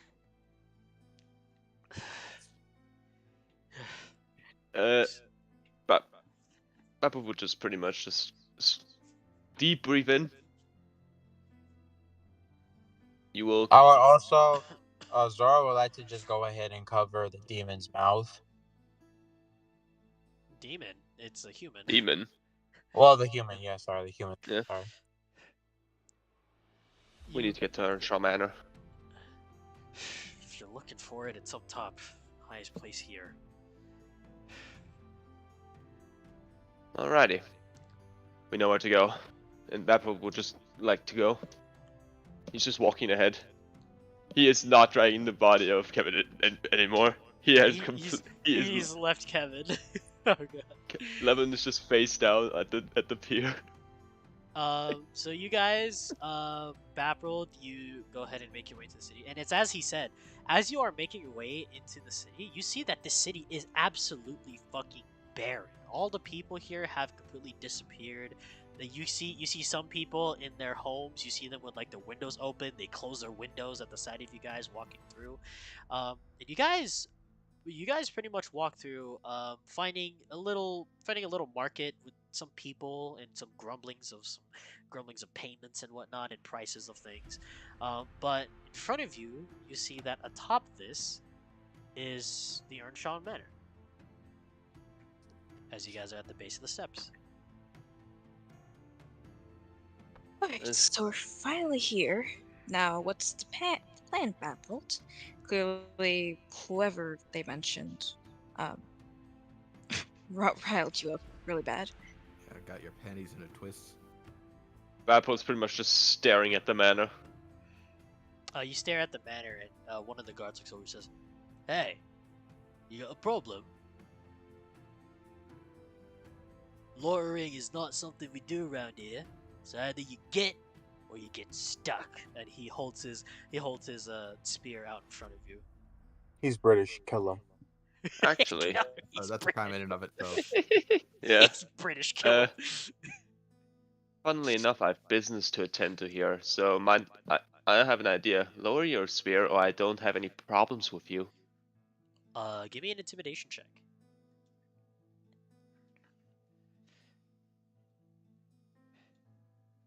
That is I will just guidance it for fun. Okay. 18. 18? Oh, you see the guy, he looks over at you with a stern face, but you can see that he is visibly shaking. Like, his face may seem that he is, like, stoic and he's not moving, but you can clearly see that with his spear shaking a little bit, you can see he's kind of scared. He's like, all right, all right. And he puts his spear back up and he taps his spear on the ground. He's like, all right, you got business. Go on up. Okay. I would just like to, first and foremost, just like turn around to the group. Whatever happens up there, you guys are my limiters here. You don't intervene like you done in the court, I'll burn this thing down. Well, that's. And I'll walk up the stairs. How important is this to you, Beth? More than you could ever know. Alright, well. And I'll join you if that's okay with you. Well, depending Can't on wait to how see bad where this this place goes. is, I'm down to destroy anything. So, if we're destroying something, shit, let me know. And you guys make your way up the steps. Some of the guards give you like some weird looks, Baprold, and obviously some weird looks to you as well, Zoro. And you guys make your way up the steps, all the way up to the all the way up to the front door of Earnshawn Manor. Pepper's on the roof. Yep, we're all here. There you go. He took You his make stuff it. here. You make it to the front door, and you see another guard out in front. He says, "Oi, who are you? Why the fucking guards let you in here? I told them not to let some bastards in here." Go ahead. Can I throw a trident? Leave this to me. Okay, you go ahead, Pepper. Do your thing. I would just like to walk up to him slowly and just say, Baveth Claridus is back to invoke his right. Sorry, who are you? I'm afraid I don't know that name. Oh. You must be new here. Let's just say I have personal ties to the head of the manor. Ties to the... Another one of you bastard politicians coming in here. Can't have a fucking day alone. Stay out here, give me a moment. And you see him go over and knock on the door. He says, "Oi! We got another bastard here looking for Linton." You hear on the other side of the door, all right, I'll go get him. And you hear some footsteps away from the door, and you hear the guy go, "We got Linton coming down to meet you. Just wait here." Okay. And not even a few minutes later, you see that the door of the Earnshawn Manor opens, and you see a more big-boned individual. Oh, the guy is fucking dead in the door. You see a more big-boned individual walk out, but Baprold, you cannot mistake this man at all, no matter how much he's changed. You know that this is Linton Earnshawn. He comes outside and he says, "What's this all this racket about? I'm trying to have myself some business." And he looks over at you. He says, "Oh, Baprold, is that you?" Well, if it isn't the fat ass. Been a while, buddy. You want to talk? You left our manor after... I thought you died. I remember hearing about it in the news that you died. Seems like my father decided to save you after all. I knew I didn't believe him when I heard him say that he killed you personally. Oh, of course he wouldn't. You were his favorite child. He even sent you to the fucking school that I was supposed to go to, you bastard. And he walks up closer to you, and he's now face to face with you. He's like, "I became stronger now. Now you can't even touch me. I got political immunity. I even got to be the next head of the Earnshawn Manor." What? Yeah. Pops passed away. You didn't hear?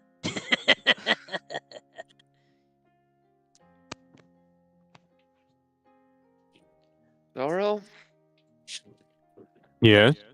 you have exactly 20 seconds to stop me from beating the shit out of him. Oh Um, shit. among Is there? Okay. among doing so, you hear coming out from one of the windows and coming through from the doorway again.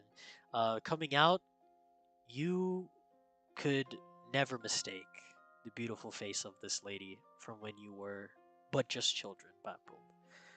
This Oh no. is Oh man. Catherine Earnshaw. You can never mistake this beautiful face anywhere. Oh. You Yes, know her. she. She comes out. She says, "Stop, stop, April. This is not it." She comes out. She comes out to greet you. She says, "You're so you're alive. I didn't think that you'd be alive again. Wow, you're you've changed." Again. Again? Where were you when What I needed you, happened? April? Well, I'm engaged now. You see her hold up. You see her hold up.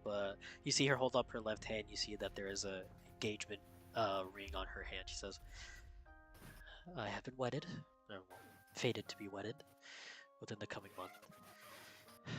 But but my letter. Did did did my letter not come in? Letter? Your, I'm sorry. Your letter? I sent Uh, for. Linton cuts you off. And says, "Nah, nah, nah, love. Listen, he didn't send you anything. In fact, he didn't want anything to do with you, love. All right. So, won't you go back inside, right, and make sure that nothing else bad happens here, and let old Linton take care of this. All right. Linton's had to take care of us since this bastard decided to leave us. It wouldn't be any different now." And you see, um, Bapril, give me a perception check. Uh, our guidance, obviously. Sorry, perception or arcana check, depending on which one. That is a 13. 13. You notice that in her hair, Could I you please see. try and help him? You can help him. You can make I either an can. arcana I'll check have or Karuni do an Arcana check. okay, Perception check? perception or arcana, depending on which one. Damn, nearly had a nat Um, 20. Karuni Got got a a 14. 14. Zoro, what did you get? 18. 18. Oh, and you got that on what? Zoro? Perception. Perception. As you guys are here, we'll start with Bapril. Bapril and Karuni. Karuni, as Linton says this, you feel this odd chill in the air, almost as if magic was spewed. Um, Bapril, you notice that something changed in Catherine's face. You see that her face no longer is very expressive. It turns blank, almost as if like robotic in a sense. Um, uh, Zoro, you notice that when Linton says for her to go back inside, you see something glowing on the side of her head, and it glows just a little bit, but it's enough for you to notice it outright. It's like a purple light somewhere. And you see her with a blank expression say, "Yes, of course." And she looks at you, Baprold, and gives you a bow. And you can see when she looks at you, Baprold, you notice that before Linton says something, you notice that like her eyes were very expressive, and you can see like there's life inside of it, right? But as you look at her now, you see that it is blank, almost as if she is not. It's almost as if she is not in control of her own body. And you see her give you a bow, Baprold, and walk back inside the manor, She's and the blind. doors shut behind her. Save her. Wait, Someone wait. save her. The guard goes over in front of. Freeze. The guard goes over in front of you. He's like, all right, enough of that. You need to get the hell off this premise now. I'm gonna get the guards over here, and they're gonna make sure to throw your ass in jail. Now get out." And I Linton would says, like to cast. Um.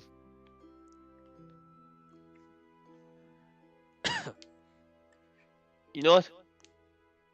I would like to cast 2 effects of thaumaturgy. okay. What The effects of the thaumaturgy first- do we do? The first effect is. I would like to alter my eyes to be glowing red, and my second effect would be to make my voice louder by 3 times, and I scream in his face, "Let me fucking pass!" Um, as you say this, the guy kind of backs up a little bit, and you hear Linton say, "Guards, we got some bastard here that's trying to take over my manor." And as he says this, you see that dozens of guards, albeit that there's no visual, just narrative representation, dozens of guards like completely just come in out of nowhere, and they surround you. You have people with bows that are in the back lines aiming at all of you. You have guards around you with spears pointed at all of you, and he says, "Look, listen, Bapul. All right, you left us when we needed you. All right. So what you're gonna do is you're gonna take your stupid ass, get off the premises of me manor, and you're never gonna talk about us again like we're family. Do I make myself clear?" Baprold, give me a wisdom saving throw. Oh, I love these. Our guidance said. Okay. Give That me is an advantage. 11. I was gonna say give me Oh, advantage because you're. Give me advantage because of some enraged portions here. okay. Okay, the highest roll is an 11. Um, you feel this. You feel something lurch in your mind, and it's almost as if you are obeying what he says. He says, "Get your ass off the premises of me manor now." If I could, Yes. I would just like, while I'm trying to resist it, it would just like be me just like slowly flashing in and out of devil form, like a few times.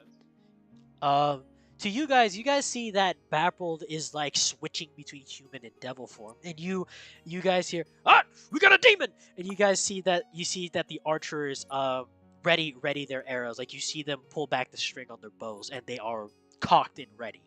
Um, I would like to go ahead and jump in front of his body. okay. So Karina just readies her bow in case anything happens. Mercurio takes Mercurio takes your hand, Celeste, and he puts you up and he puts his shield over him to kind of like give a little bit of protection. And Zoro, you intervene. He says, "Yeah, you intervene." He says, "Oh, so you're a demon, eh? What the hell are you doing on me premises? I thought I told you, Baprood here, and along with the rest of your garbage existences, to get off me property." Celeste just glares at him. She's like, "Listen here, you Uh, fat sack, pathetic piece of shit. um, Yeah. Baprold came as here to Yeah. reclaim what's his, and here comes you, Hold a on. fat Okay. little fucking man who thinks that he's better than anybody else Hold in this on. fucking town, Hold controlling on. Stay there. everybody, Hold on. controlling everybody, and then you're just you're just stuck in this manor behind thick walls, thinking you could just run the place at your own disposal. You Yeah. sicken me. People like you fucking sicken me." Right. Right. uh, as you are getting closer to him, Mercurio was like still holding onto your arm while holding up his shield. He's like, "No." You're basically like dragging him. He's like, "No, Celeste, that's a good idea." Um, and as you got in his face, he had told him all of that. He's like, "So, you're a woman with fire. I like that. How And she's much?" like, "Huh?" And she's like, pulls her hair, and she's like, Um, "Don't fucking So say let's that back shit up. to me." upon Let's back hearing up. upon hearing upon hearing Linton say how much, Mercurio lets go of your hand and immediately bashes his shield into his face, causing him to crash into the door. And you see the guy go, "Hey, oh, you have done it now." Mercurio goes over. He says, Mhm. "No." He says, "No, no. This is my doing. All right. You let these people free right now. You take me. I'm not about to let him disrespect my people like that. So, Uh, let me take the blunt of this one." The guy looks over. He says, Curious, I don't think that's a "You're, good idea. you're lucky. Take him to the dungeon." And you see a couple guards go over, and the other guards are like pushing you guys away from the manor, and you guys see that Mercurio is put in cuffs and brought into a section inside of the home, imprisoned. Oh god. As he's walking away, um, Celeste, he like looks at you and you meet eyes with him, and he kind of gives you a nod as if saying, "Good luck," as he is taking into the prison. Um, the rest of you guys are still here, and the guy looks over. He says, "All right, that's one warning. All right, so you either leave the premises All now, right. or we All put the right. rest All of you right. down inside the dungeon with your bastard friend. Now leave now, while you still got your lives." All right. Backpack would just pretty much just desolate face. He's just turning around and slowly walks out. You walk out. As you turn around to walk out, you see that there are a couple guards helping Linton, and you see that there is a fucking dent in Linton's face, like legitimate dent in his face. As he is bleeding, he says, "My face, bastard broke my nose." And you see some of the guards help him up and bring him inside of the manor. Pretty much under Batroll's breath, he would just like whisper, "I'll kill you all. Uh, First you, then her maybe." and then I'm assuming you guys also follow suit with Baprold and walk out too, right? Yes, sir. All right. You guys walk out. All the guards have their weapons at the ready against you guys as you guys are walking out. And Don't touch me. you guys are back outside. Yeah, they're kind of like pushing you, forcing you to like go a certain direction rather than like going anywhere else. Um, as you guys are walking down the steps, you see one of the guard that you intimidated earlier, Baprold. As you're walking past, he like spits on the floor next to you, and he like wipes his face. And another quick flash, but this time it's not like full demon form. It's just like his right arm, like around the mace, just like quickly flashes into demon form. You hear some rustling behind you, as if he's like straightening himself out. As you guys walk out. On a bus. Where do you guys head to now?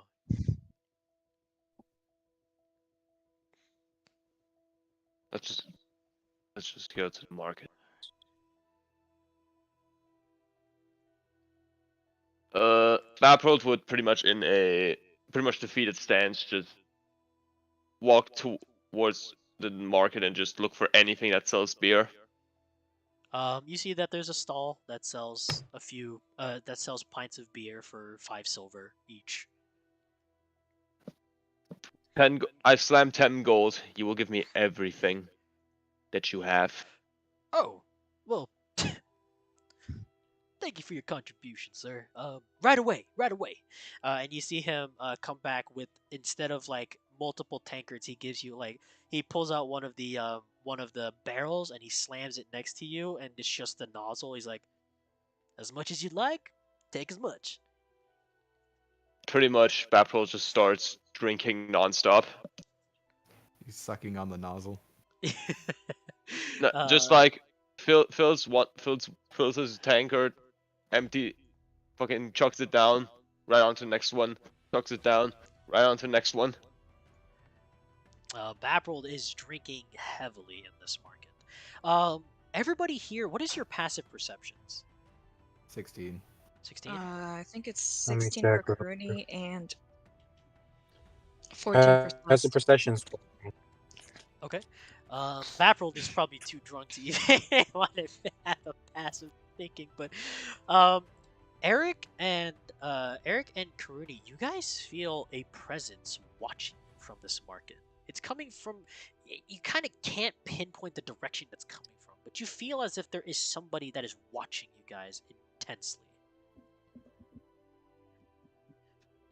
Karuni just kind of gives a glance to Eric as she, like, feels it. It's kind of around like midday now. Now that a little bit of time has passed, and you guys are still here drinking. You He guys are looked still here inside. watching. um, at this point, like Baprold has gone through at least 4 barrels full of alcohol, and he's on the 5th one. Um, just downing it, bottle like cup by cup by cup by cup, just fucking pounding it. Um, and the guy's like, "Well, I gotta close up store now, sir. So, kind of want to take that with you. Uh, I kind of got to close up shop now, so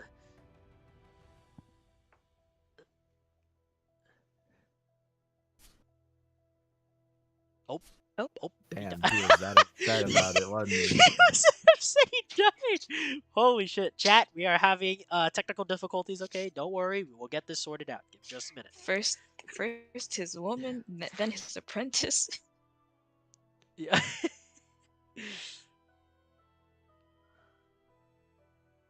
It's great. This is a great session. It's a It's all great- falling into place. It is. Oh, my Wi-Fi's resetting. Hold on. Oh, Okay. it's the witching hour for him. Oh, it's the witching hour. Witching. Oh, my Wi-Fi is resetting. Hold on. Damn. Everybody should fucking know. Yep. Fuck it up, can it? Can it fuck it up? Fuck it it up. up, Kevin. Fuck it up, Kevin.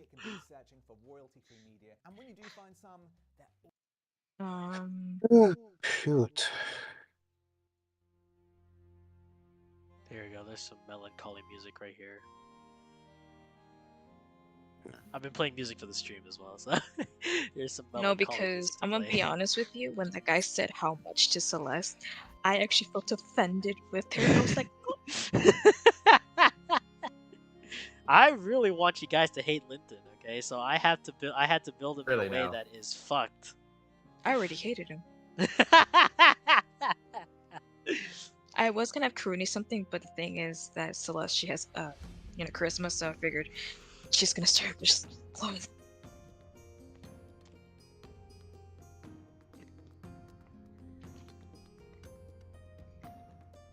Hold up, chap. We're still dealing with some technical difficulties. Hey, you guys. I hope you didn't bring your invitations, because I think we're gonna crash a wedding. Hey, What? Why are you sighing? Cause like, I feel bad for that. Oh. Or I feel food. bad for the lady. I feel bad for Baprold. He already explained this to us. Why is he telling us again? Sorry, I was finishing a banana. Oh yeah. Don't fucking do that. Don't fucking do that, you asshat. Fuck, I almost joked. No, I can't fucking say it. Oh yeah. Fuck off, bro. Hey, Right, there we go.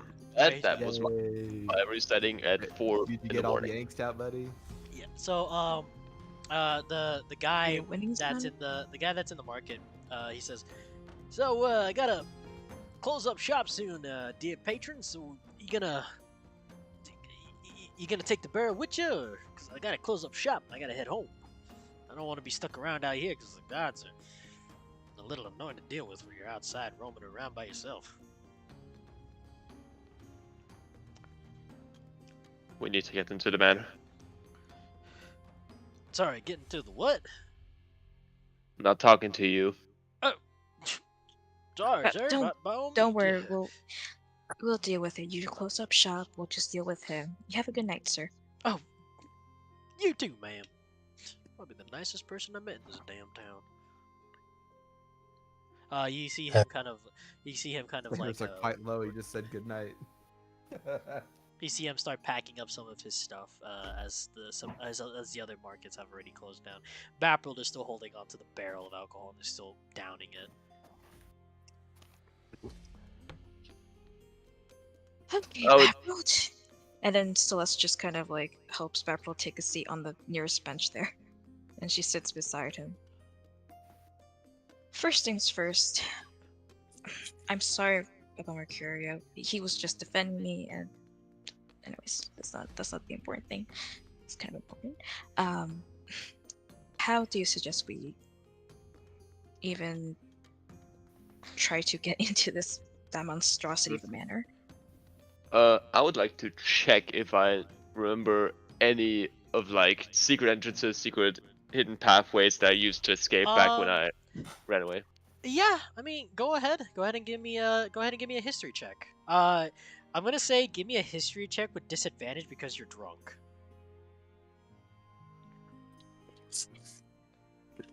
But that is a 2. Ooh. Uh-oh. Yeah. So with this, it's definitely the alcohol that's really getting to you. That like it's really hard to remember here and there because of the mixture of the alcohol that is causing you to be inebriated, and the leftover rage you still feel over the sight of Catherine and Linton. Um, it's very difficult for you to focus on the question at hand. What you're really hearing, it's kind of like you're hearing echoes of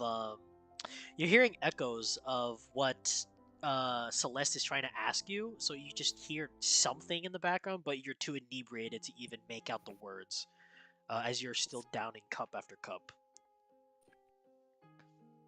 Yes, burned my Or letter. let's, or we can maybe wait until you're sober. There's no time. And I Yeah. put both my hands on his shoulders and say, Baprold. Lesser restoration.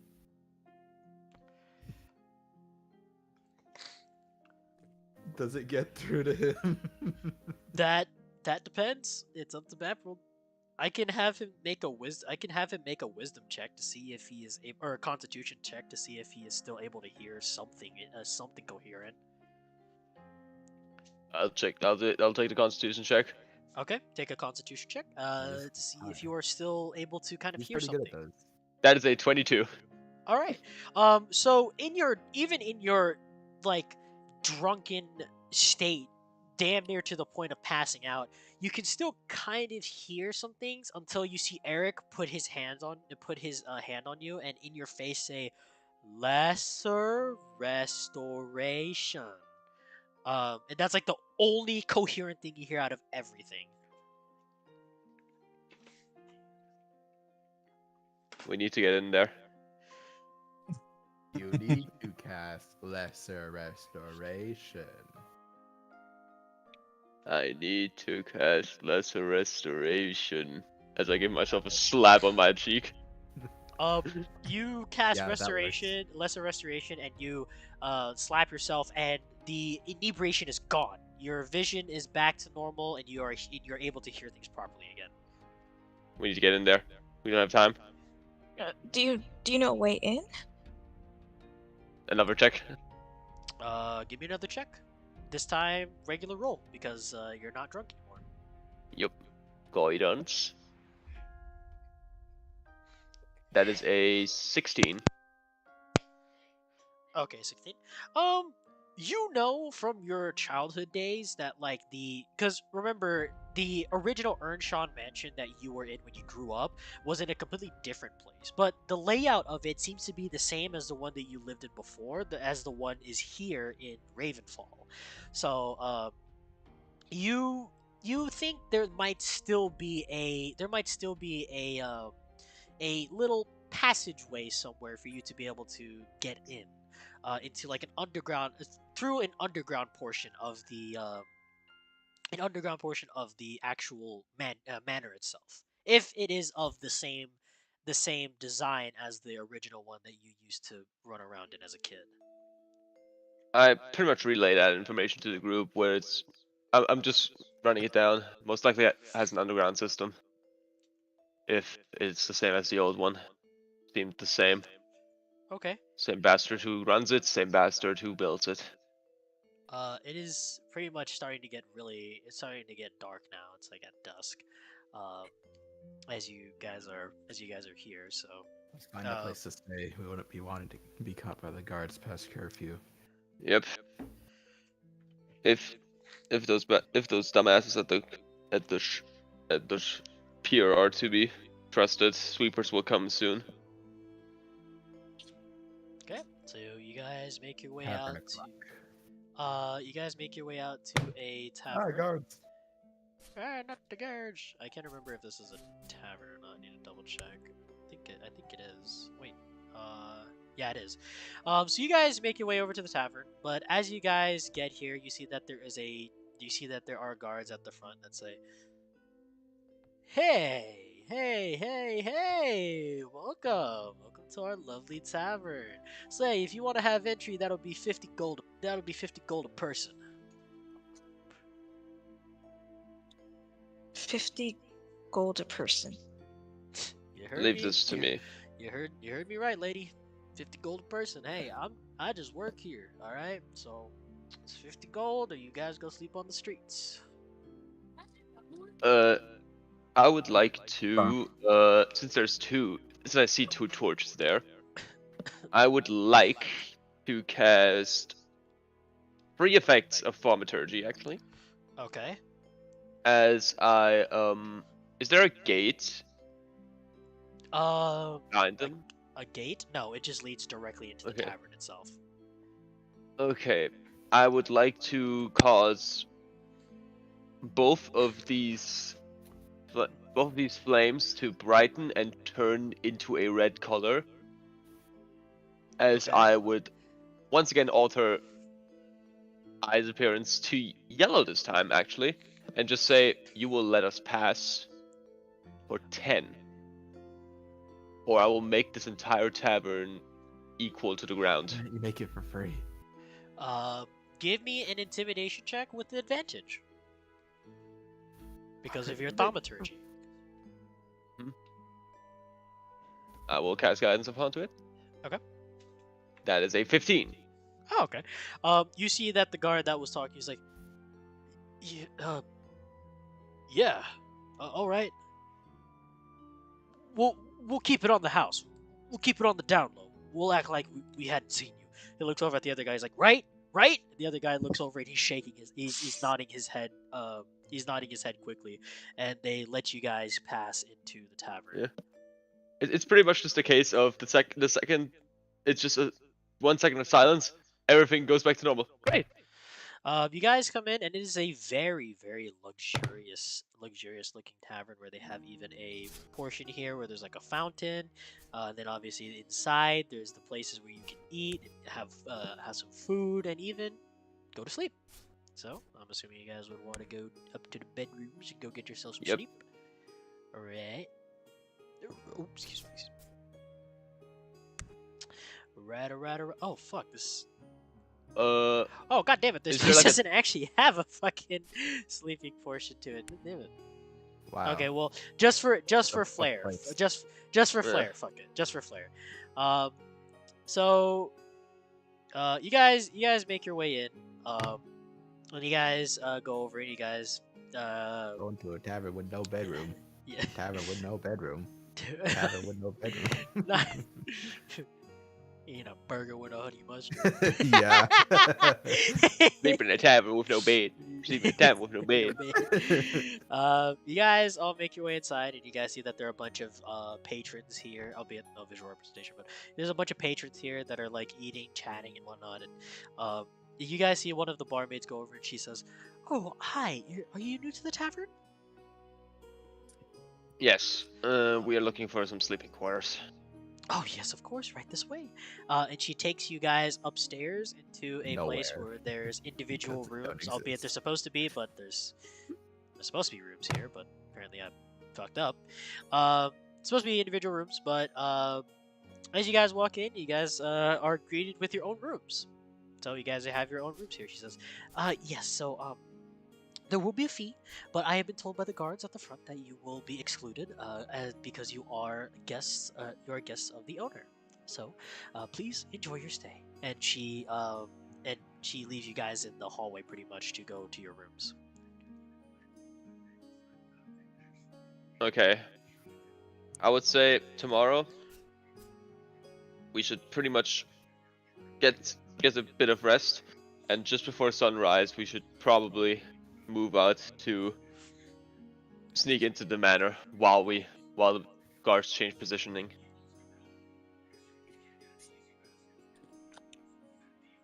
If they still follow the same regiment as they did when I was there. Zoro will just not That's a very not really. long shot. It's a very thin shot, but it might be worth it. Okay, Shut up, so narrator. you guys all make your way in, and you guys pretty much head to bed. We'll just make this one whole room. Fuck it, we'll just make this one whole room God Damn just it. for quick Another sake. fucking community bedroom. Hey, at least this one is more private because at least this one has. At least we have 6 beds, not one to share for 6 people. Yep. You know what's funny is that Karuni, she only gets 4 hours of sleep because elves don't sleep for Oh the yeah, full 8. elves. Oh, Elves yeah. don't sleep. They go into a trance. Yeah, they don't Yeah, sleep. They trance. It's pretty much everyone has a bed and she's just in the middle of the room meditating. Yeah, Sure. essentially. Okay, so you guys all make your way in to go to sleep. Or in this case, Karuni just goes into trance. In this case, Karuni goes into a trance. Is there anything you guys want to do before you guys head to bed?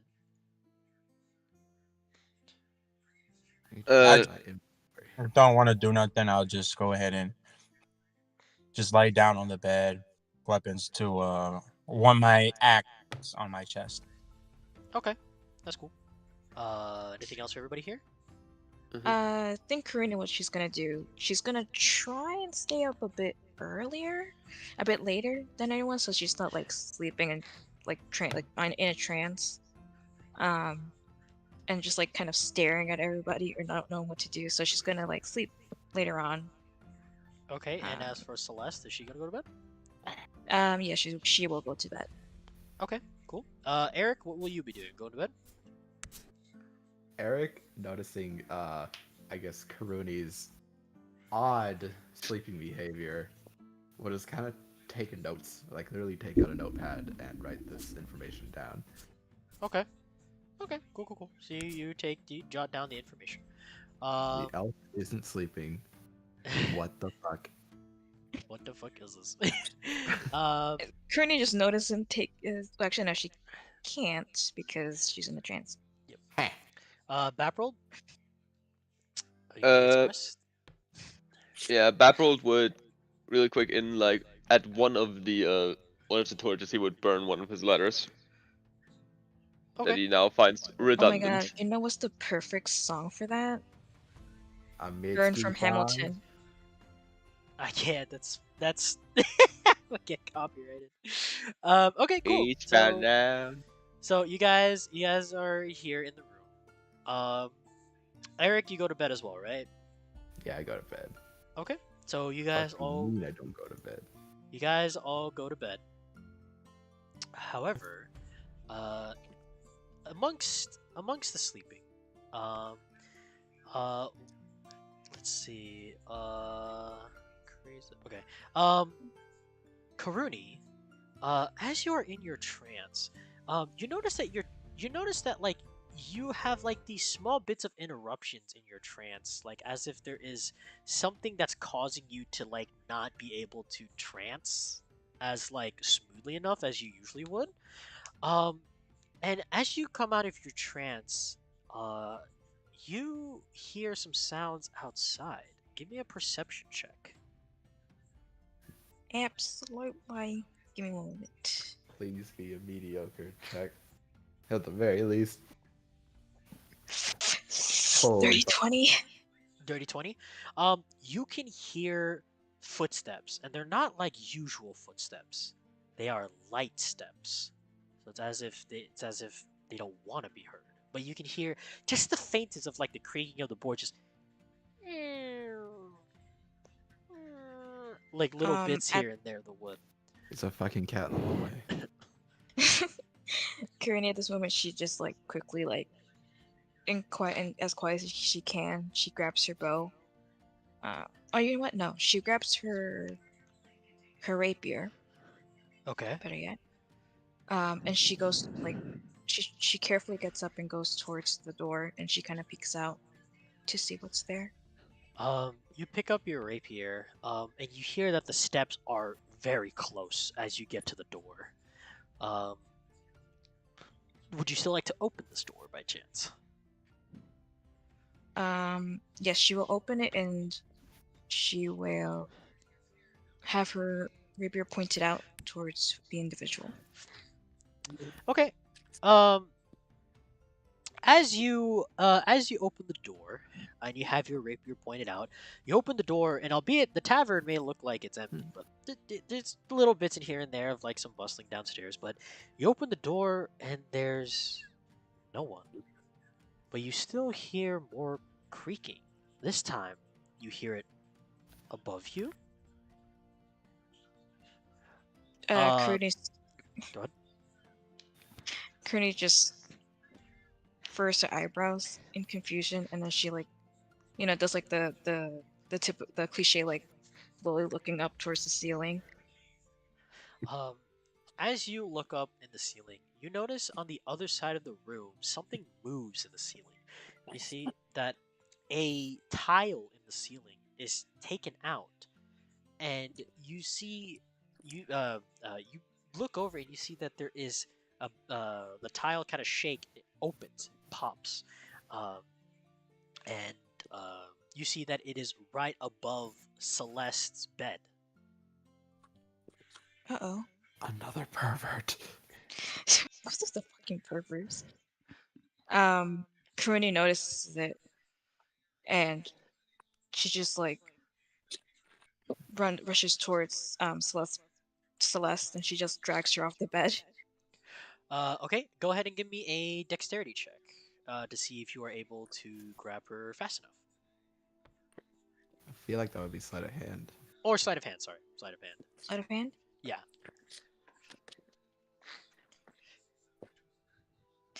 17? 17?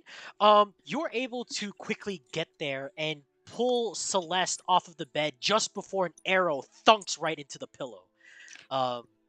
And as an arrow thunks right into the pillow, as Celeste, well, since you are also playing Celeste, you are just dragged out and you thud onto the floor, disrupted from your sleep. Celeste just like you hear her just go make like a little like scream as she like falls onto the floor, and she's like, ah, what the fuck, what Cooney, what? And Cooney, she just stares at the air, and she's like, I think there was an attempt. In hearing this, let's see, everybody, yeah, you guys all hear this as well, and just before you guys are able to react, the other tiles open, and cloaked individuals appear into the room. Everybody, go ahead and roll initiative. What the fuck? Let's go! Finally a good initiative roll. What did must be everybody? just Cooney got an 11. An 11. Okay, hold on one second. That's 7. So what did you get? Celeste got a 21. Celeste got a 21. Karuni got a what? Just make me last, bro. 11. 11. Eric, what did you get? 7. 7. Zoro, what did you get? 14. 14. Baprold, what did you get? Yeah. 17. 17. Okay. 30. Let me go ahead and make some rolls for these guys here. Real quick.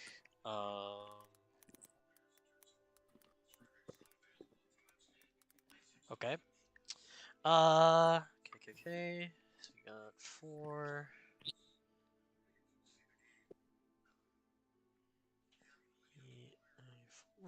Okay, and just making sure we got the right one.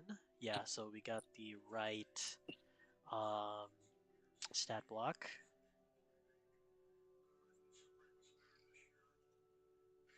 Okay.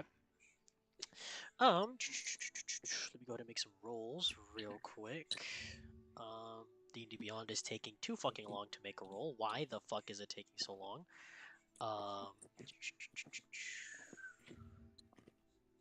Okay. Okay, so then we got that. Let me go ahead and make my rolls now. Is that World of Warcraft? That's Nope. The League of Legends? Yep. Okay. I got some. Ooh, there's some bad rolls. There's some bad ones. Worse than mine? Uh, actually, yes. 2 of them are worse than Yes. yours. Actually. Yes. Wait, why are there 4? Yo, where are your clothes at? Where you Close where you it. close it? Where are your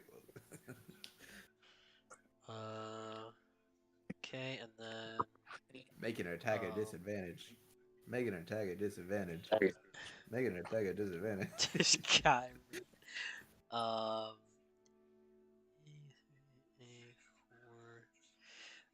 and then um, me. I think I got everybody right. Yeah, I got everybody here. And then A1 and A2. Okay, so we begin encounter. Celeste, you start. And this would have been a surprise round if you failed one of your checks as Karuni. So this is not a surprise round. Yo, Yeah. let's fucking go. Give a round of applause to Kuruni. Round of applause. Yay. That's a Karuni. Yes, sir. All right. So Celeste, you're the first to act. What will you do here? I think towards the guy who's near Eric's bed, I'm gonna have her attack with her sword. I guess she already picked up her sword. Have her attack with. Wait, does she have her sword by any chance? I mean, your stuff is right there next to you, so I would assume that as soon as this happened, you're able to grab your blade. Right off the bat. I'll do a Severin. I use the Severin to attack. Attack which one? The one by Eric's bed. The one closest to Eric. Okay. Go ahead and make an attack roll.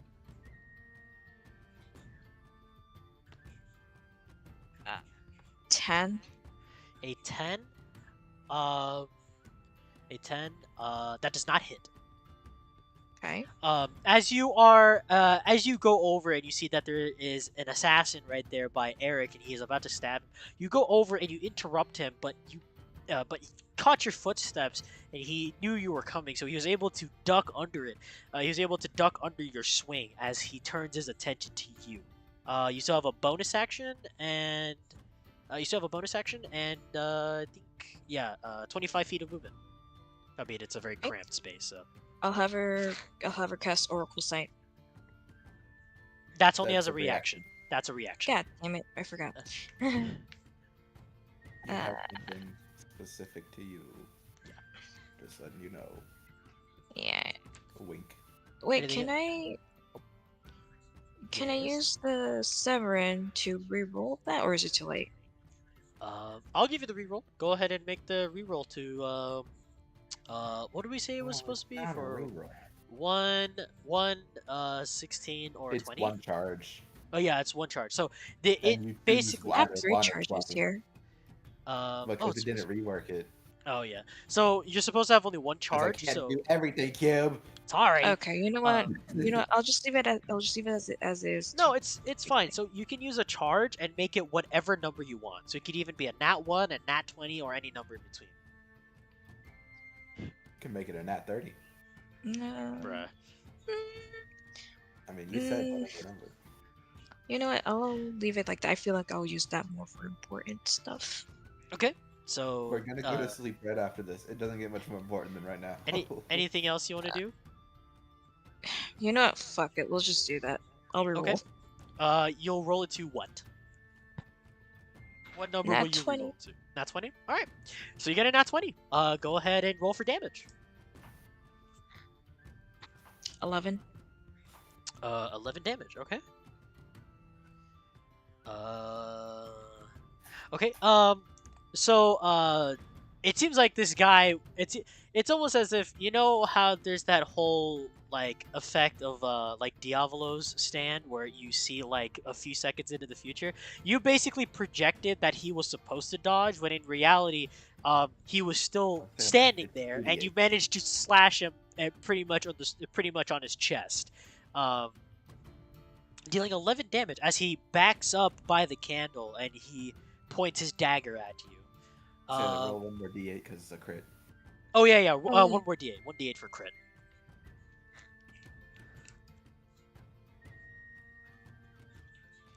Aren't you glad I'm here? 5. 5 So damage. 16 Okay. total. Yep, 16. Cool. So anything else you do in this turn? Nah. Okay. Baprold. Upon hearing this commotion, you wake up to see that there are hooded assassins in your room. Immediately just devil transformation Okay. and mace the one closest to me. Okay. Go ahead and make a roll for attack. 18 to hit. Oh, that hits. Oh yeah. Go ahead and roll for damage. That is 5 bludgeoning. Okay. You immediately wake up and you sense the danger in here. You immediately get up and grab your mace and you clock a guy in the side on the side of his chest. You can hear the crinkling of like some armor as he kind of backsteps away from you, holding his short sword out at you. Anything else you do here? Pretty much just yell out, assassins, assassins. All right. You have a bonus action and movement. That's it. Yeah, that's it. Okay. Um. Zoro. Upon hearing the word assassin, you also immediately wake up and see exactly what everybody else sees. Assassins inside this room.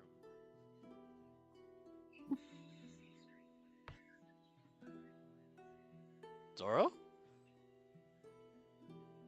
Uh-oh. Sorry, forgot. Oh. I forgot I was muted. I would like to go ahead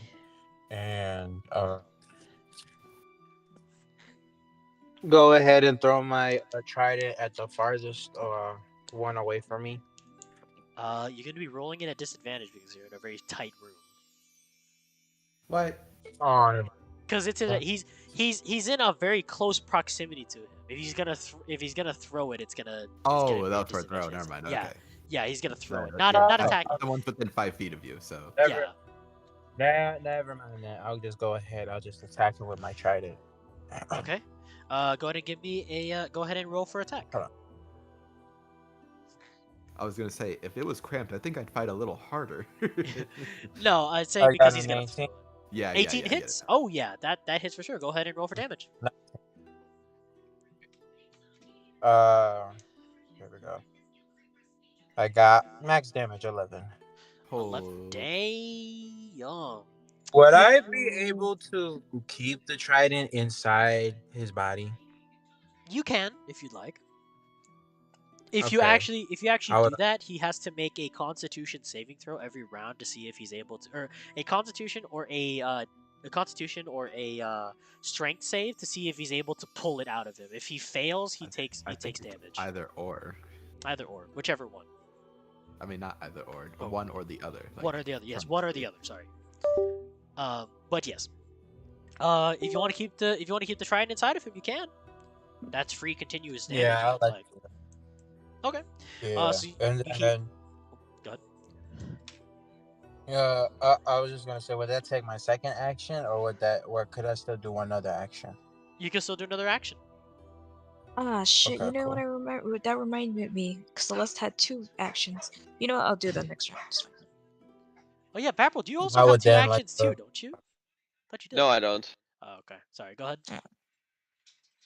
I would like to then also go ahead and attack them with my hit with my hammer. Okay. Go ahead and roll to hit. Damn, I got it there. You got a what? 11. No, that doesn't hit. So as you wake up and grab your trident, you see that this guy isn't paying attention. He looks over at you and you skewer him straight into the chest, leaving the trident in his chest. He like grips onto it. He's trying to pull it out, and he sees you with your hammer about to swing. He manages to just barely duck and barely like evade to the side out of your swing. Still holding on to the trident. It's still stuck in his chest.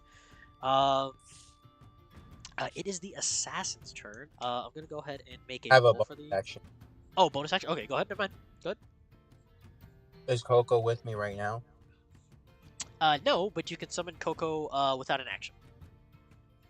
Oh, then yeah, I'll go ahead. I'll summon Coco. Okay. So you go ahead and you summon Coco into the room with you. Coco sees what's going on and immediately gets into a defensive stance. Let me go ahead and pull up. Coco's stat block real quick. God, this is so good to be able to have a proper. I'm glad I prepped and I have a page for everything. Okay, let me just go ahead and roll for Coco's initiative. Oh, no, never mind. I'm stupid. I don't need to roll for it because it's the same as your initiative. Okay, so Coco's here on the field now. So you still have a bonus action, some movement, and you still have Coco's full action, bonus action, and movement. I would like to recall the trident. I mean, up to you. Okay. You recall the trident. Go ahead and roll. Go ahead and roll a d6 for extra damage as it's being pulled out of him forcefully. I roll a 3. A 3. Okay.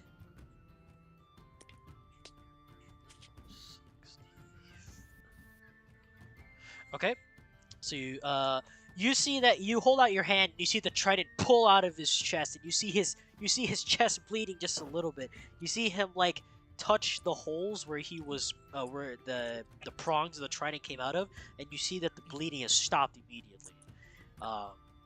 As he looks at you now. What else do you do here? And, Alright, that's right. I go. What's up? No, I was saying that's the end of that one. If you want to do anything with Coco, it's Coco's turn now. Yeah, I was gonna say I'll do Coco's. For Coco, I'll go ahead and have him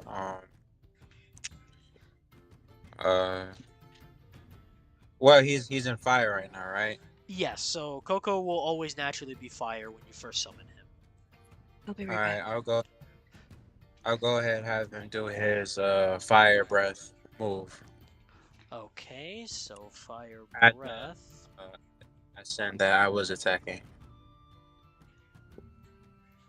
Okay, so let me pull up his stuff for fire breath. Okay, it exhales a 15-foot cone. Okay, so this cone will, Coco will target the two that are over here. He's going to angle himself so that he breathes fire on these two. These two need to make a dex save of 12 in order to not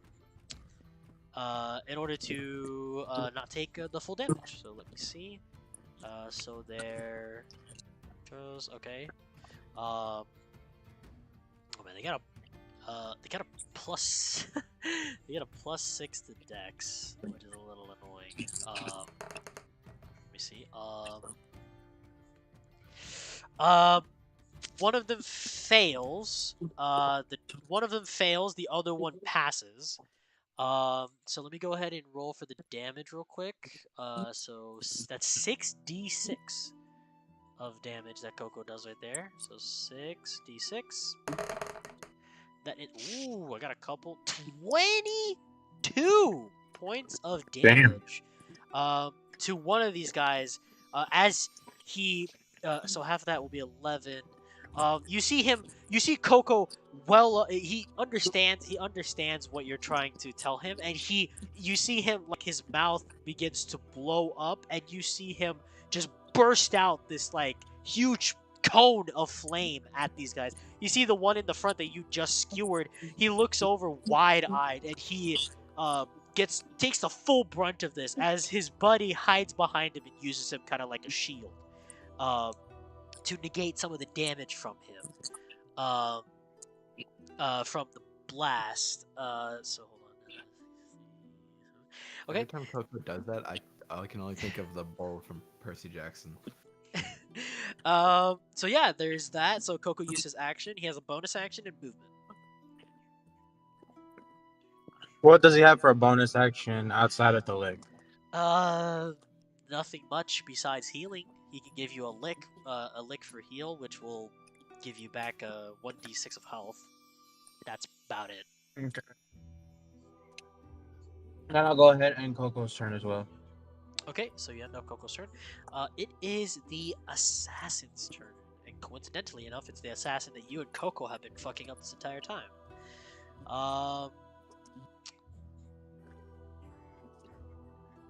Creature. Okay. This assassin in front of you, is going to attack you, Zoro. And are you in a rage or no? No, I'm not in a rage. Okay. So this assassin is going to attack you twice. Let me see if either hit. Let me roll. So the first swing does a 12 hit you, or sorry, 10 hit you. No. No. Okay, and then the second swing. Ooh, that's a 24. That one will hit. So let me go ahead and roll for damage. Uh-huh.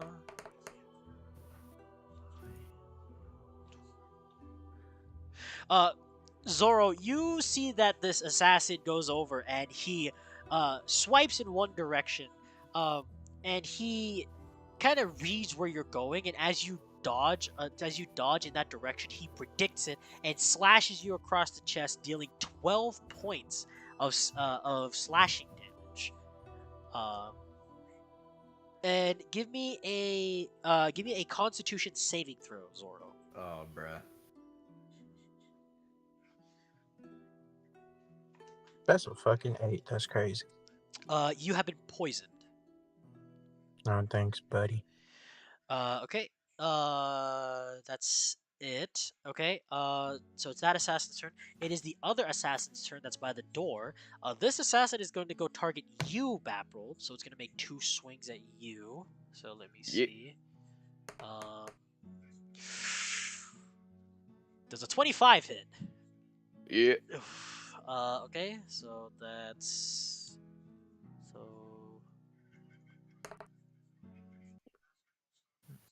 Okay. Let me see. That is. Okay. And then he's gonna make a second swing. I'll give you the total damage real quick in a second. Yep. A 20, a 26. Let me go ahead and roll for damage real quick.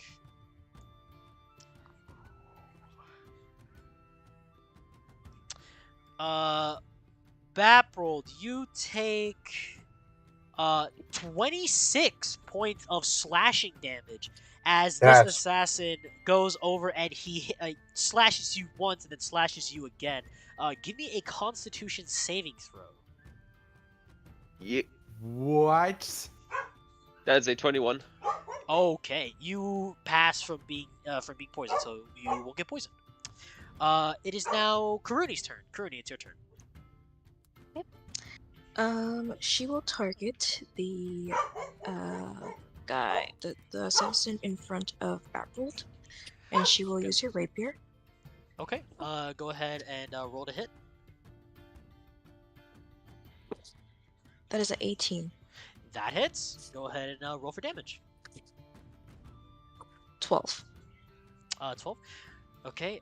So it's this. Yeah. So.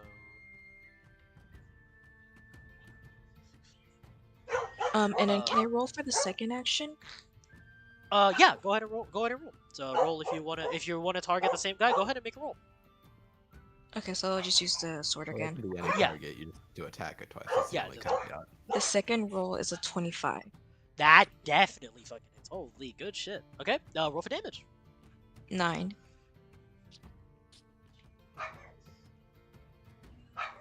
Okay. Karuni, you go over and you see that this assassin is too busy with Baprold. He doesn't see you coming up from the side of him, and you immediately pierce him twice into the chest.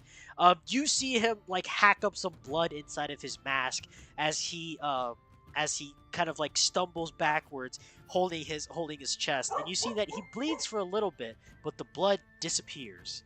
Or sorry, the blood stops from him, so he's no longer bleeding. Um, uh, Anything else you want to do here? You have a bonus action and movement. She will stay put. Okay. Eric, upon hearing this commotion, Eric, you finally wake up to see that Celeste and this assassin right here are basically exchanging blows on the blade. They're just swinging at each other, blocking. You see them fighting literally right in front of you as you wake up. Eric gets up onto the bed and bonus action Mantle of Flame and says, "You were interrupting a really good dream." And Okay. he glows bright light. Scarlet energy surrounding him, and he is going to cast Scorching Ray at 3rd level. Scorching Ray. Okay. Remind me again of Scorching Ray. I have to make a roll. I have to make a save, right? Nope. Oh. I make the rolls here, Okay. buddy. Okay. Go ahead and roll to hit. Alright. The first Scorching Ray. Oh yeah, and this is I'm gonna meta magic Hellfire. So it does Okay. max damage. Sounds fucking good. Go ahead. Go ahead and roll to hit. So the first one is a 24. That hits. On this guy. Yeah, the one in front, On right? the guy The right one. in front of me. Yeah, the one that Celeste is like the one that Celeste is having like a About with. pretty much. Yeah. Okay. Okay. So does what's it? That's 12. Does 17 damage kill him? No, I was gonna say, give me the total damage after you roll all of your Scorching Ray. So give me all Well, of I'm your not gonna rolls. lay into this fucking guy. Oh, well, okay. Cool. Okay. Does 17 damage kill him? 17 damage doesn't kill him. It does a good bit of damage to him, though, I will admit, gives him a lot Does of the damage. 27 hit? 27 does hit. Go ahead. Does another 17 damage kill him? Hold on a second. I'm bad at 30 math. Ooh, I need shit. to total. do some. Fucking ass. Minus 17 again. Yeah. He is fucked up, still alive. You gotta be fucking dude. Is that Okay. all? Was that all the damage? No, I have 2 more rolls. Okay, go ahead and make those 2 more rolls.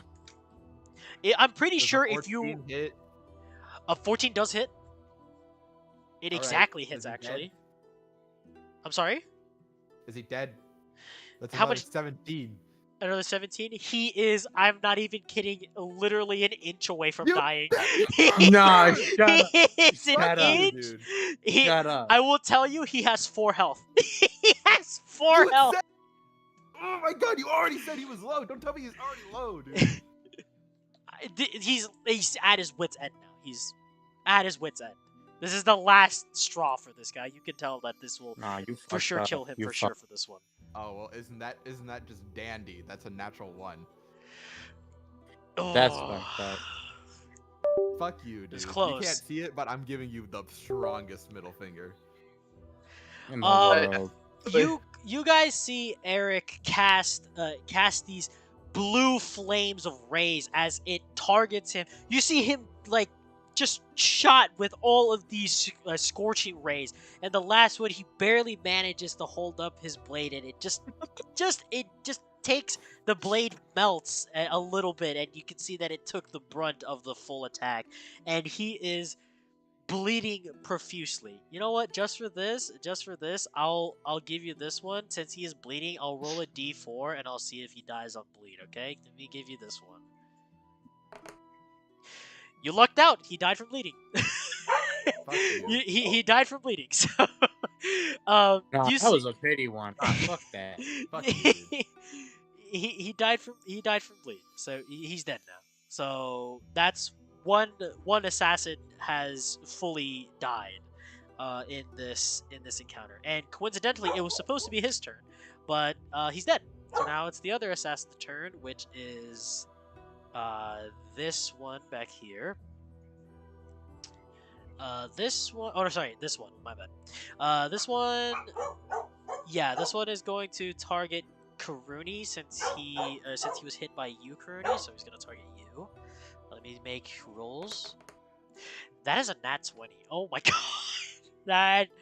Oh no. That is a nat 20. Let me roll real quick. So that's 2 of these.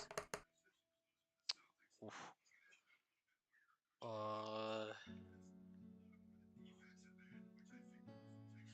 Okay, and then he's gonna make another attack on you. From his first one.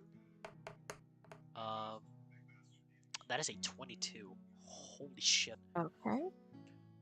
Well, in regards to that, she actually has a reaction attack. Okay.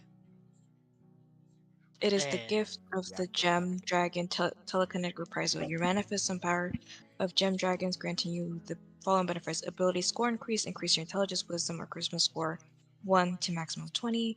When you take damage from a creature within 10 feet of you, you can use your reaction to emanate telekinetic energy. The creature that you deal with must have a strength saving throw of okay. 13. A strength saving throw. Okay, so let me make a. I will tell you, the assassins do not have strength. Okay. Let me make a roll. What was the roll for it? What is the DC for 13? it? 13. That is a 12. He was off by 1. What is the effect of that? Because he failed. So he receives 3 damage. 3 damage. Okay, so 3. okay. Let me roll for the damage that he does for you on his second swing. Oh wait, no, that's the wrong one. Dude, I got a nat 20 on that one.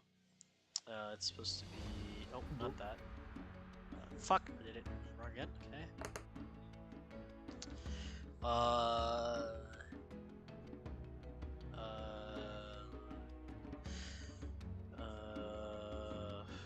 So that's.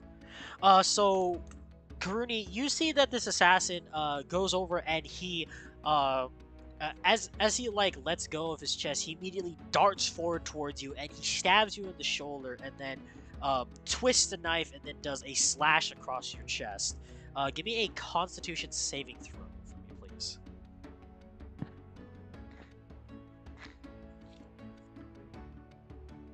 That is a dirty 20. Oh, yep. So you pass from being poisoned. So you take the full brunt of the 29 damage from slashing that he does to you twice.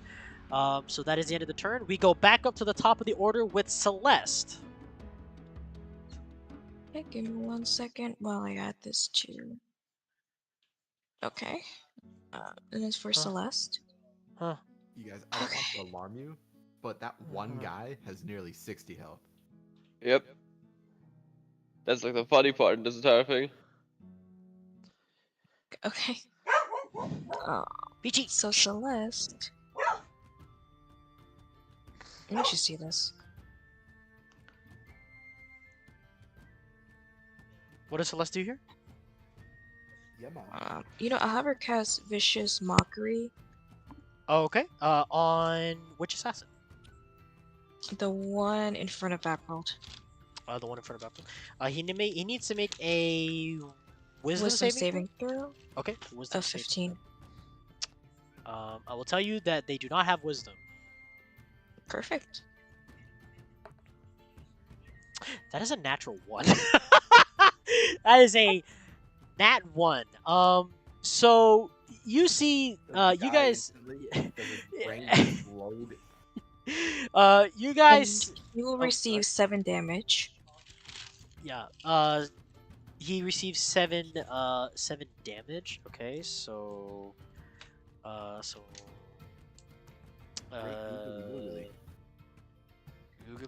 googly. That's not at all what I said. I know. Minus wait, how much damage does he take, sorry, from Tasha's hideous laughter? Not Tasha's. Vicious Oh, Mockery. Vicious Oh, Mockery. vicious mockery, my bad. How much damage does he take? 7. 7? 7. Okay. Psychic damage. Mhm. 40. Okay. You cast vicious mockery. What do you say to this guy right here? Because vicious mockery has a speaking component. So tell me what insult or phrase or whatever you say to this guy. Pervert. I feel like she would probably say. You got She would small probably penis. say. Small peen. You should probably say, you ruined my sleep, you fucking weirdo. She Um, probably say as you say that, you see like though you cannot see his full face, you can see his eyes look visibly disturbed. Like he looks like he feels bad that he did that, and he looks apologetic. There's a Good. registry with your name on it, Chucklefuck. And then for her other action,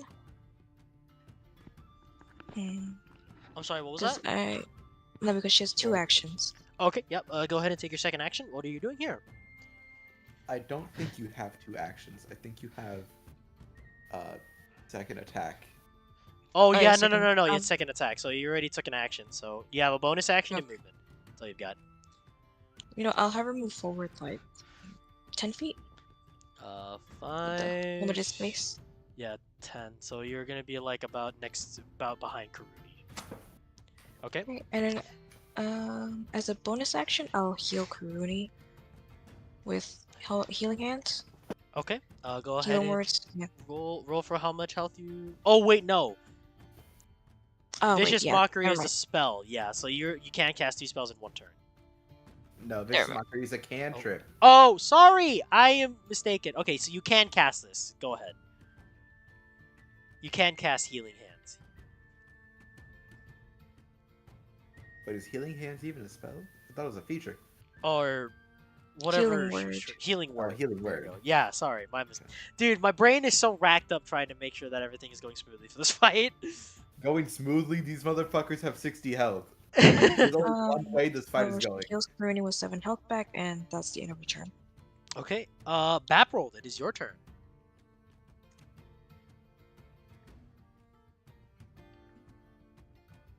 I will level 2 guiding bolt the guy in front of me.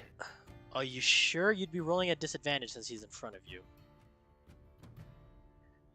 Because he's within 5 feet of you. You'd be rolling disadvantage if you're going to be throwing something at him. Guiding bolt, you need to throw it at him, right? It is I a ranged mean, attack. yeah, it is a range attack. So if you want, you can take attack of opportunity and go to the corner where Eric is at, and you can throw it. If you want to take the attack of opportunity. No. Okay. I will.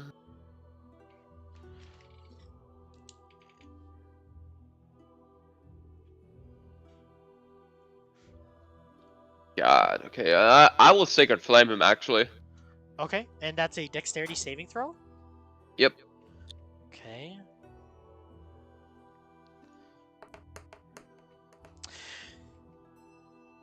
That is a nat 20. Then it doesn't hit. Okay. Is there anything else you do here? I think you did an attack, so I think you have an extra attack, right? No, No. I only Okay. have one action. Okay, so then oh, that's right. Yeah, no, that's right. One action. So you That's it on my have end. bonus action. Okay. Zoro, it's your turn.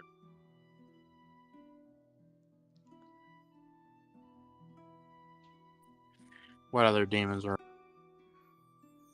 Just the You ones see. up front. I'm sorry. All right. Oh. All right, I'm ready. Go ahead. I will go ahead and I'm ready, attack. I'm ready. No, you ain't. Attack what? Sorry. Attack the demon in front of me, or not the demon, the assassin in front of me The assassin in front of you. with Okay. my women hammer. Okay. Go ahead and roll to hit.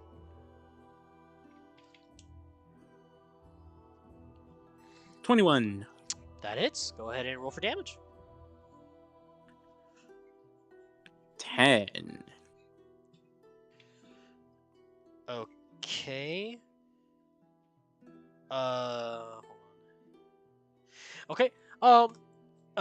You have extra attack, right? Go ahead and roll Yes. your. If you're gonna do another attack, go ahead and roll extra attack. Okay. I'll use it with my trident for this one. Okay. 23. That hits. Go ahead and roll for damage. 8. Pretty damn good. Ugh. So And bad then at I'll math. go ahead for my bonus action. Go ahead and activate Rage. And there's an effect with Storm Herald, right? Correct. For now, I am in. Excuse me. I am in Tundra. Okay. So, I gain a 10 aura when you start. When the effect is active, every creature your choice in your aura gains 3 temporary hit points. Oh, okay. And Who do you? 10-foot radius. Oh, okay. So you give it. You can only target. You can target Baffrold and Karuni. Celeste and Eric won't be able to make it in the range. That's completely fine. I'll go ahead and target them. So Okay. they have 3 Yep. So Karuni and Baffrold, you guys get 3 temporary hit points. Okay. and then Yep. for my other action, I would also. Oh wait, no, is that another bonus? Hold on. That was your bonus Can I? action to go rage. Uh, oh, that was the bonus action for Rage, yeah. Yeah. But I So mean, like domination chain or the to Oh, that's We reworked that. right. Yeah, so it has been reworked. So we have this new thing for you for instead of it being Chain of Domination, it is now called Aura of Domination. Let me just go ahead and pull up how it works again real quick. I'm just gonna pull this up. Okay, so your Aura of Domination, you unleash a roar that demands submission and surrender. When you rage, you can expend an additional rage charge to activate this. Any creatures within 10 feet of you must make a DC 10 plus your Strength modifier plus your proficiency bonus Wisdom saving throw. On a failure, the creature gains the frightened condition and becomes frightened of you. okay. So yeah, you go into a rage, and if you want, if you have another rage charge, go ahead if you want to expend it to do Aura of Domination. Okay. Let me think. Would I then be instead just be able to buff Coco? Yeah. So Bestial Empowerment, you can empower your canine companion and share your fury. When you rage, you can expend an additional charge to activate this. Coco grows larger by 1 size. Coco's bite is now a +5 and deals 1d8 +3 piercing damage, plus 2d6 fire damage. And then Coco's fire breath now shoots at a 15-foot cone that requires a DC 12 Dex saving throw and deals 66 damage on failure or half as much on a success. So you could either, either one, you'd have to use a rage charge for you to activate either one of these. So you can either do Aura of Domination or you can do Bestial Empowerment, but you'd have to expend another rage charge. I'll go ahead do Bestial Empowerment to Coco. Okay. You see Coco. As you go into a rage, you see Coco's eyes also begin to glow, and you see Coco also get bigger. Set size, he goes about 1 bigger, and you see him huge now. You see him as this huge dog in this room. A huge hellhound. Anything else you do here? Alright, I will go ahead, I'll end my turn and just move on to Coco. Okay, for Coco's turn, go ahead. I will go ahead, make him turn into lightning, and then do his lightning breath to the assassin I just attacked. Okay, so lightning breath. So he turns to lightning and does lightning breath. Go ahead and make a. So the assassins need to make a Dex save, right? Yeah. So the assassins need to make a Dex save in order to take only half damage from this. So let me go ahead and roll for the 2 assassins real quick.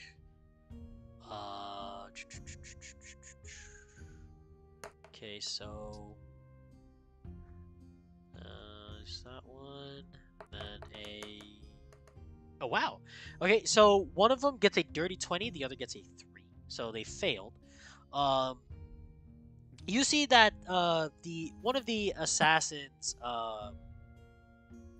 you see once again the assassin in front of you takes the takes the full brunt of the damage, while the other one whips his partner around to for him to take the full brunt of the damage from Coco's fire breath instead of him. So now let me roll 2d6 or 66 for you for damage. Ooh, I see a couple. That is 20 points of damage from electric breath from Coco. So have that.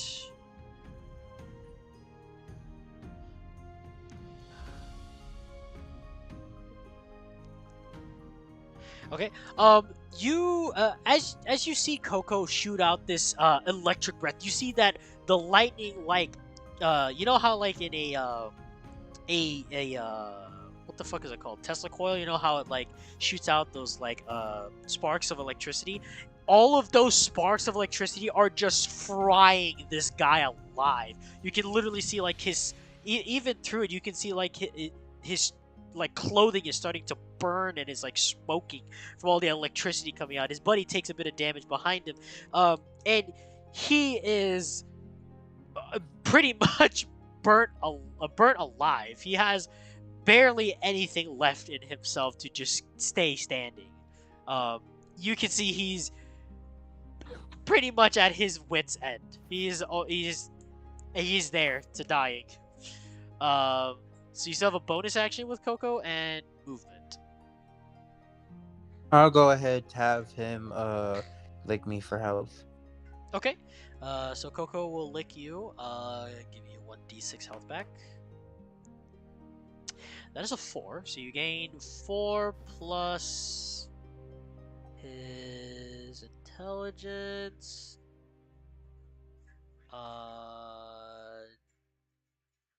Sorry, concentration. Okay, so then you gain 4 health back. Okay. You gain 4 health Cool. back from Coco. As he licks you, you feel a little shock from when he licks you, but nothing too bad. Is that the end of your turn? Yes, sir. Okay. It is now the assassin's turn. This assassin that's literally in the middle of all of you is going to strike at Coco. Let me make a roll real quick for Coco, or make a roll real quick for this guy. Okay, that's a miss. And then the second one's a hit. Let's see, let me roll for damage. All right, shit stomp on the one beating the dog. So Listen. Whoever targets the animal, it's on sight. Yep. So you see that this guy, even though he is beyond fucked up, he still manages to like Oh, he's still swing alive? at the dog. what it is?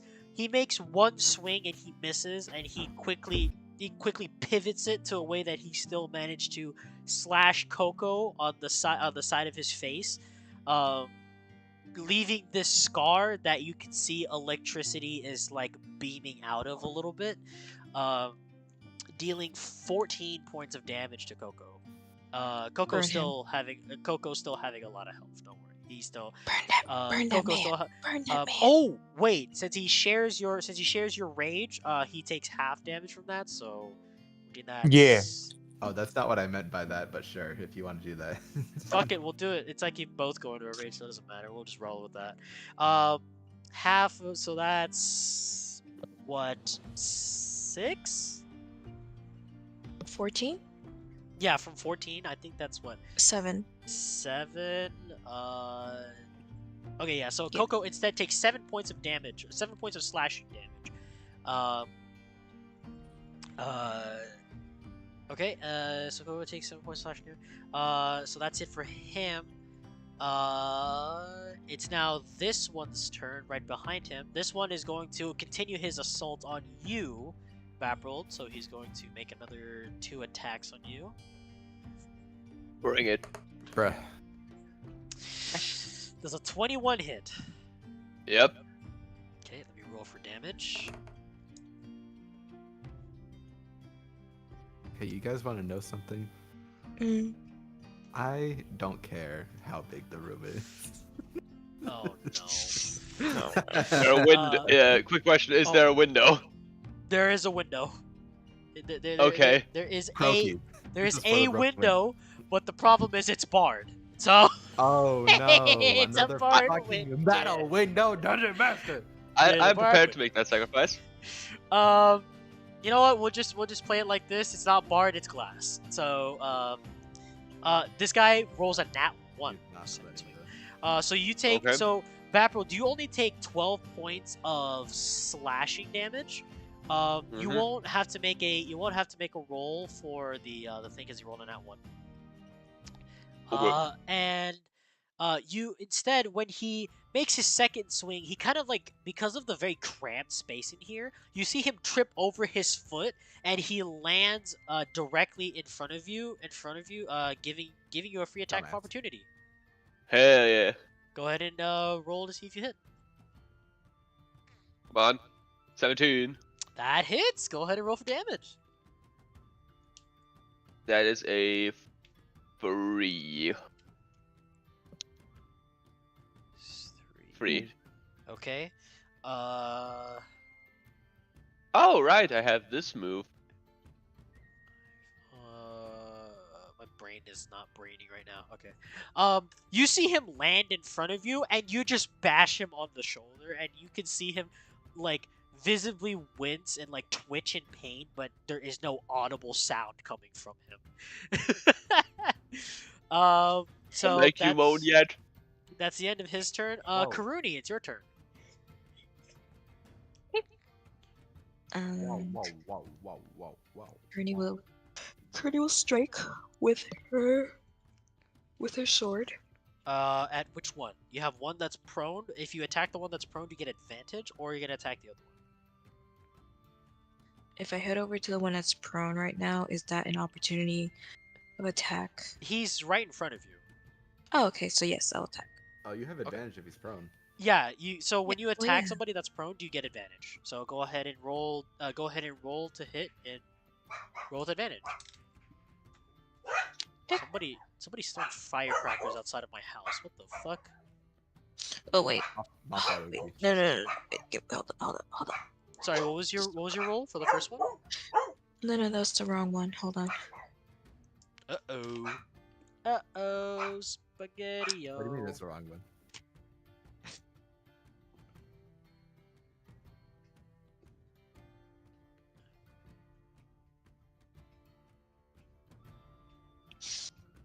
$21. That hits. Okay, roll for damage. 12.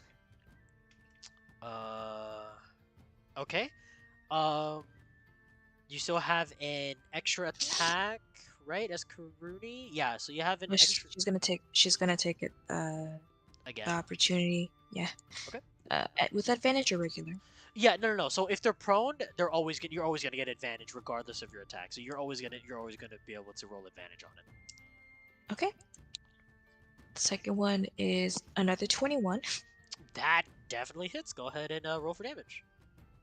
10. Okay. You see that the guy in front of you, as Vaporil, like, bashed him on the back, on his, like, shoulder, and he is, like, wincing in pain, but you don't hear any, like, audible sounds of pain from him, and he's, like, using his hand to kind of, like, reach at his back, and trying to, like, soothe it. You go over and you stab him twice in his back, and you see him twitch and writhe even more in pain, as he is just squirming around like a worm on They're the jumping ground. me. You're making it sound. Go ahead. You made it sound like sort of like poking him twice in the back, just like maybe. Well, I mean, she has a rapier, so like. I'm pretty sure in the guy's mind, he's like, "They're jumping me! They're jumping me!" So that's the. Hey, bro, watch your jet. Watch your Yeah, jet, bro. watch your Watch your jet, bro. jet. Uh, you still have a bonus action and movement as Kuri. Um, The only thing more legendary than Watch Your Jet is the line like right before it. nope, I think I'll have her stay there. Okay. Eric, it is your turn as you are by the bed. Still. The line right before he says "Watch your jet" is "I'm a skydive naked so the wind can hit my balls, and shit."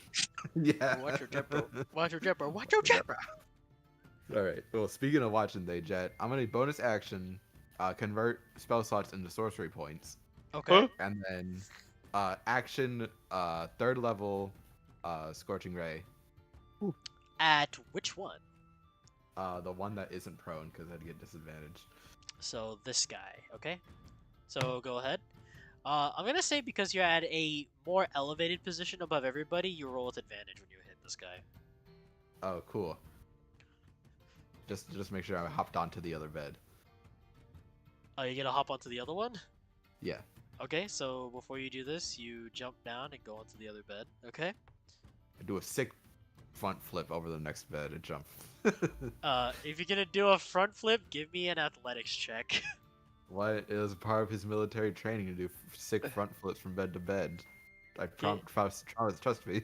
Trust. give If me an, wizards would be able to do backflips, everyone would be able to do them. give me an athletics check. If you're gonna do a front flip from I- bed to bed. Can I do acrobatics? Or acrobatics. Acrobatics or athletics, either one. Please. Eye of Vecna. Oh, damn. That's a what? That's the dirty 20. Oh yeah, so you guys see Eric spring into action like a fucking action hero. You see him just do this this unnecessary front flip from one bed to the other. Call me Leon Kennedy. All right, so you're here. What now? Alright, Scorching Ray, bitches. Okay. Go ahead and roll to hit. You get advantage Which one because looks you're the on a most injured? elevated. The one that's I'm not even kidding. The one that's the most injured is the one in front of Coco and Zoro. Okay, I'm gonna hit that one. Okay, roll to hit. With advantage because you're at an elevated surface. Okay. Well, it's a 24 is the first hit. You don't even need to roll for damage. He's already dead on the spot right there from that one. Alright, cool. So he's now dead. the next guy. This one right here in front of Baprold. Okay, so this guy right here is dead. So he's dead. Okay. Next guy.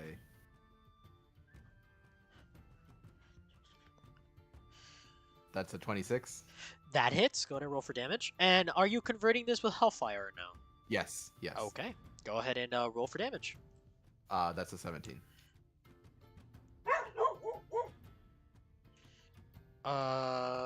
Minus 17. Okay. He's still up. Alright, I throw another one at him. Okay. Go ahead and roll to hit. That's a 24. Definitely fucking hits. Holy shit. Alright, that's another 17. Is it still alive? You kill him with the second strike. He's dead now as well. Alright. You burn up that one, so he's dead too. Now it's just the one that's on the floor. On the floor, is that flat because he's prone? Yes. Okay.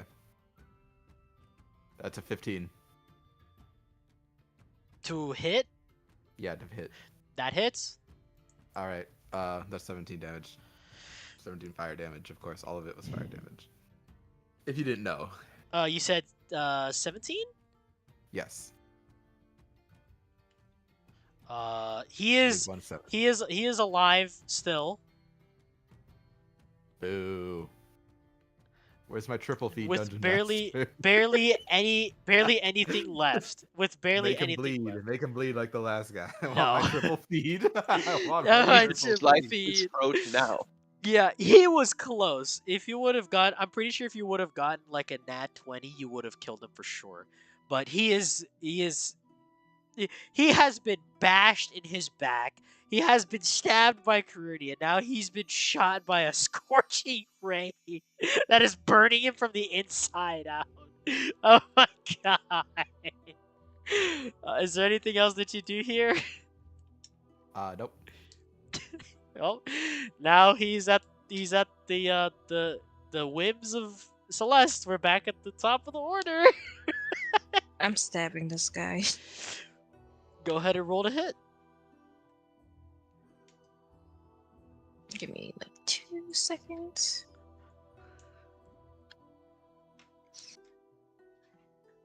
$22. That hits. That hits. Go ahead and roll for damage. 8. Yeah, you see that he is writhing around in pain. He was bashed in his spine by Bappold. He was stabbed through and through on the floor twice from Karuni.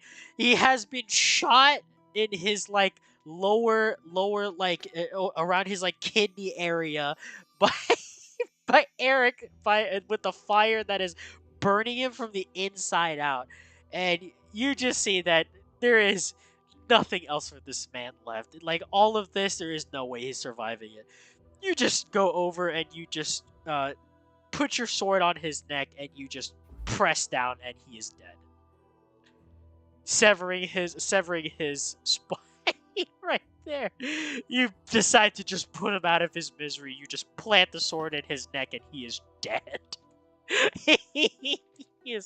He worms for a few more seconds when you stab him, and then he stops, and he is dead. You guys completed the encounter. All of the assassins are now dead. I'm gonna be honest. I was a bit afraid because of the damage that these guys did on me. But I'm gonna be honest. Since I'm hilarious, I would like to use a channel divinity point, 35 HP on me. I know, 30 HP on me. Okay, yeah, you heal yourself. Cool. All right, so you guys did it. You guys completed I'd the also encounter. like to be funny. I'd want to Misty step from the bed to my own bed and go to sleep. You misty step from your bed to the other, from the other bed, or from Celeste's bed. Celeste, you have like you have like prints on your sheets now from from Eric. You guys are just like covered in blood. Eric is doing There's like 360s on his ashen bed. charcoal pieces in your bed.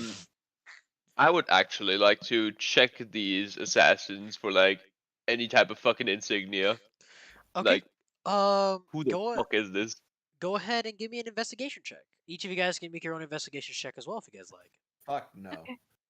Eric's asleep. Celeste We joins know in. we know Eric's not gonna fucking help out. He's asleep, so Yeah, that is a 19. that's a 19. And I'm Cool. right. So, um, as you start. Oh, by the way, when your rage ends, Coco goes back to his normal size. Um, as you are rummaging through all of these, as you are rummaging through all of these demons, or not demons, sorry, all of these assassins, like clothing, pockets, anything that can resemble anything that would give you a hint. Um, there is one thing that you notice as you are rummaging through. You look over at one of the corpses and you see that their ears are pointed. Um, Oh, and as you are searching and rummaging more throughout the corpses, you find two things. You find a medallion with a crest, and you find a note. The note reads out that the assassins were prepaid and they need to get this job done before they head home. And the initials of it are the initials that one individual would know of, KB.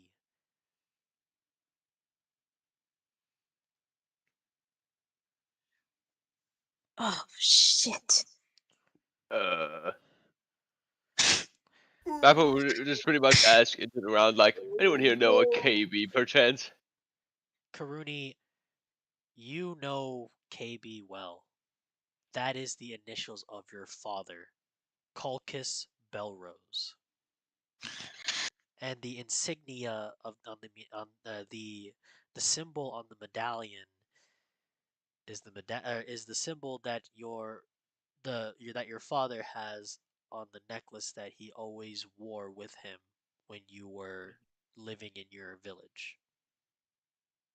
Yo, Kurudi realizes real quick, and she quickly approaches and snatches the letter from Rappo's hand, and you can he can see like she's visibly like shaken um at the information she found, and she's like, how how do you Uh, know?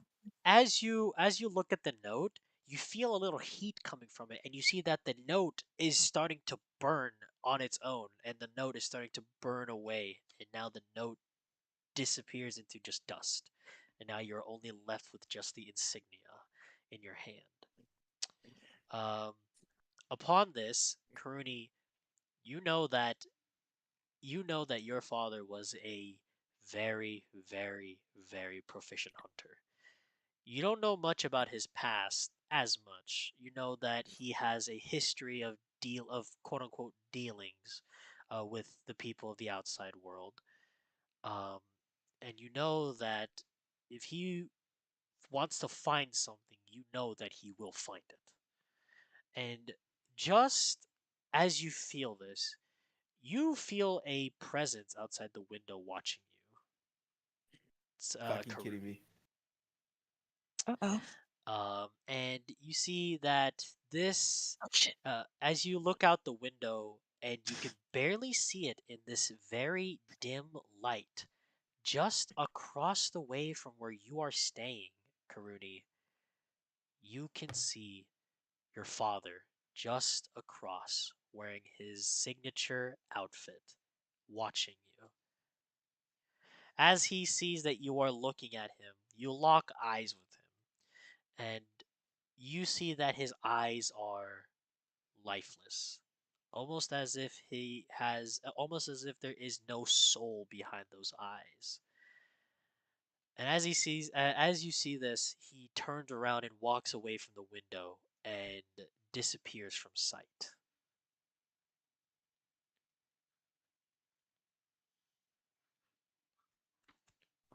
Uh, at this point, Karuni just she kind of like stumbles like forward, but she's like, I think I need to take a seat, and you see like kind of just like slump down to the floor. She kind of slumps down next to you, Zoro. Hold on, what the fuck did you guys ended up disappearing to? What the fuck? What Hold now, up. Hank? Guys. What Oh, the there it Sigma? is. What's What the Sigma? Zoro, everybody here, you guys, except for Eric, because Eric's asleep. You guys see that Karuni kind of stumbles backwards into Babril's bed and kind of slumps next to it, visibly shaking in fear. Care to explain what that reaction means? My, my Karuni's just like you see like she's trying to like compose herself, and she's like, someone hired my father to kill you, Babril. Well, you better not miss then. Um, and then she's like shaking her. She's like, something's wrong. This ain't right. Why is he all the way out here?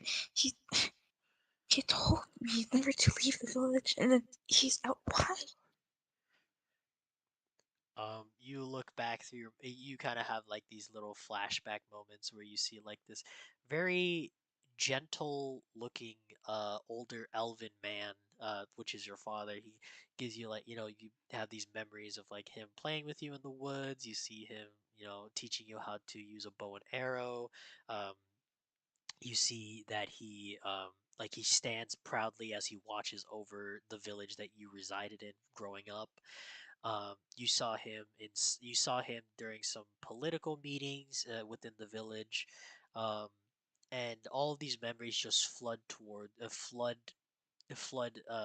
you, and it almost doesn't seem right that he himself, after telling you not to leave the village himself, is out here, and specifically out here in Ravenfall, um, for any particular reason. You know that he has you know that he has deep ties to certain political figures outside of your village. You know that you know that a lot of the people revered him and they called him the hunter in your own village. Um, it was a it was a name, or pretty much like a nickname given to him. Um, you know that there were some seasons throughout the years that he would be away for the whole season, and he would come back. And when he would come back, you would recognize that he's wearing his signature garb, his elven boots, along with his usual regalia and his bow and arrows. um, and so it seems perplexing that he is out here, specifically here in Ravenfall, and of anything being paid to kill.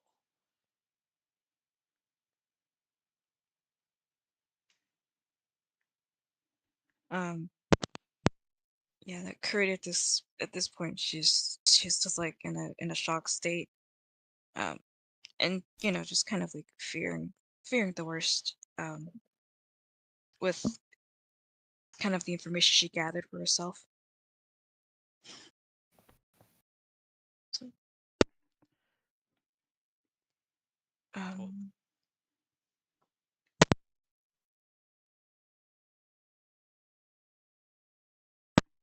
that's all you guys from here. What else do you guys do here? You guys have Sleep.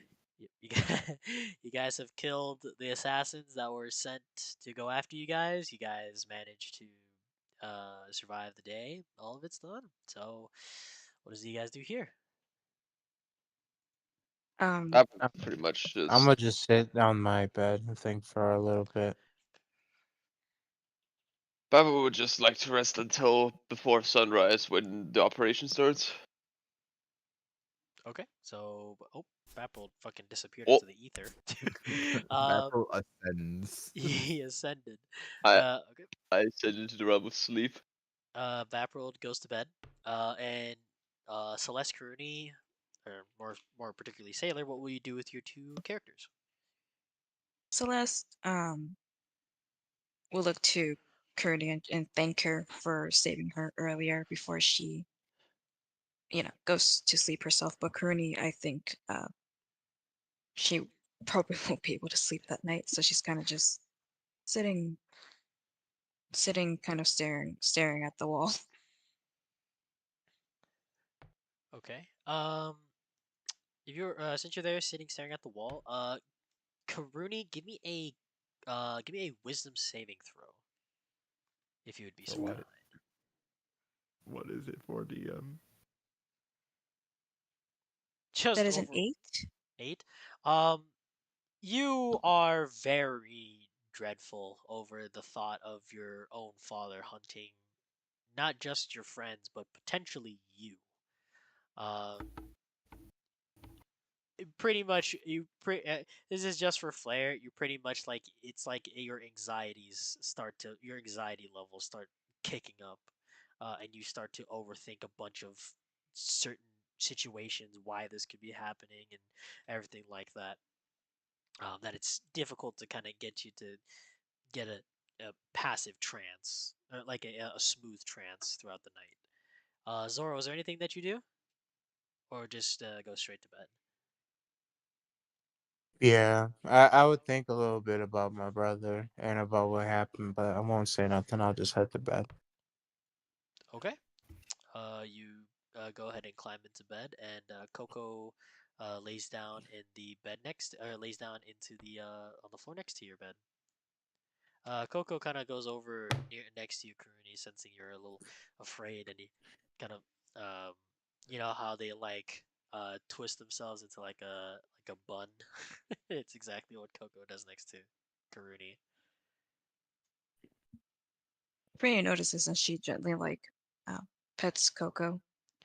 Um, you can feel the heat from Coco's, or sorry, you can feel like a little bit of a tinge from Coco's fur as he's in his electric form, but it's like a ticklish type of tinge. It's not like a hurtful kind that's like trying to hurt you. Just a little ticklish one. And I think with that, just to kind of like, save time with this, I think with that, that essentially calms her down a little bit. And I'll have her go into a trance. Yep, your Like, trance goes smoothly. And that, ladies and gentlemen, is where we're gonna have to end off session one of chapter two. Really? God, this was a fucking jam-packed session full of a lot of stuff. So there is a lot that is going to. I told you there's going to be a lot that's going to be happening in the coming sessions, especially for chapter two. So, The um, shortest session yet. this was well. I mean, okay, that depends. If you guys want to go a little farther with it, we can. Albeit, like from here, there isn't much else besides just waking up and then heading out to the manor, and then we can end off there because um, I haven't set up. I haven't finished setting up the manor fight. I was waiting for how you guys reacted to this before I set up the manor fight. So I'll get that set up for session two. Session two we'll probably be able to have somewhere within next week because it's only just little minor things I need to tweak. So we should be able to have it depending on what day you guys want. We can have it whatever day, and we'll have it scheduled. But anyway, this was a fucking interesting stream. I need to ask all of you now that it is over. How I know this is a little traumatizing. How does this feel to you guys with chapter two exactly? intense. Fucking A. Dude, You just love White something dropping Assassin bombs on us, had man. 60 health, dude. Yep. If you wanted, I could have. If you wanted, I could have used the regular health that came with the assassin stat block, which was 78. I bumped it down to 60 to make it a bit easier. Or you could have just had less assassins with more health. Because that's how balance works, Cube. Well, hey man, four No, assassins fuck and you. 60 health still works. Okay. Fuck Um. you. Thank you everybody for coming in watching the stream. I absolutely love that we're coming back with D&D, especially with um heart pounding, drama oriented, action D&D sessions such as You know this what he one. told us? He told us there'd be less angst. And then literally the moment that we have a happy moment, he says, "Oh yeah, your family member is dead. That should have been pretty much our indicator. Nah. Eggs 2.0. Your family member's dead. there Your are mother's gone forever. Your there own are father's a hunting lot you down." of there are a lot of things that will be happening in chapter 2 for sure. As you can already tell with just session 1, ladies and gentlemen. Anyways, like always, I'd like to get everybody's final thoughts on certain things that happen in the stream. Let us begin with Sailor. Sailor, how did you feel about today's session? Well, first things first. Celeste, her man's is in jail right now. Her man's is in jail right now, so she's gonna find a way to break him out. Second of all, Harry K's girl, she's under some sort of trance. On God, we're gonna get the help that she needs. On God. Third of all, Karuni is going through a whole crisis right now, and she had an anxiety attack, essentially. Um, so Yaka, prepare what you're Yes. gonna prepare for next session. You're We're gonna gonna. All right, we're gonna work it out. we're gonna work it out. Oh god. All right. Anything else, Sailor? Nope. All right. Speaking of Yakamashi, how do you feel about today's session? Yakamashi, Yakamashi. Okay, I guess he became a Pokemon Uh, keeper. today, it was short. I honestly thought by the time we ended it, my flight would be in 2 hours because I do have a flight to catch. Yeah, I want to save my sanity at night. I was a little too bum rushed at work, so I kind of shortened the amount of stuff that we experience here in the stream. But definitely don't worry. The next one will definitely be a longer stream. Do not worry. I just wanted to shorten it because I wanted to save what little sanity I had left after work. So after dealing like 51 damage and the guy still wasn't dead, I almost exploded. Like I would have woken up everybody in my fucking house, dude. Hey, you You guys are actually doing a almost good. made me disrupt everyone's sleep. We have a flight to catch at 6, and you almost made me ruin that. It's your fault. Listen, man, you guys are starting to. Well, Eric specifically is starting to do a bit of damage, so I need to start scaling it so that the enemies aren't as easy to take down Whatever. as it was before. Whatever. So, Whatever. yeah. Whatever. Um, Zoro, how did you feel about today's session? You real fucked up, Q. I'll have you know that right now. Yeah, that portion will play into something that will happen in chapter 2. But don't worry. There will be Yeah, there will be some saves. I promise. yeah, yeah. You ain't even give a man a break. Is that all? But outside of that, it was oh, that was fun. Today was fun. I Yeah. enjoyed some. It was a lot. It was a lot. And lastly, Hariki, how did you feel about today's session? I will be real. Every time I play D&D here, I just like pace around my room to like visualize better, like to get the feel of being in there. Legit, the name Earnshawn got dropped. I froze in the room. He literally he's literally I method I was acting. like, oh hell no, we're already here. Yeah, he's method acting right now, ladies and I'm gentlemen. not gonna lie. I expected it like maybe like a session or two later, but yeah.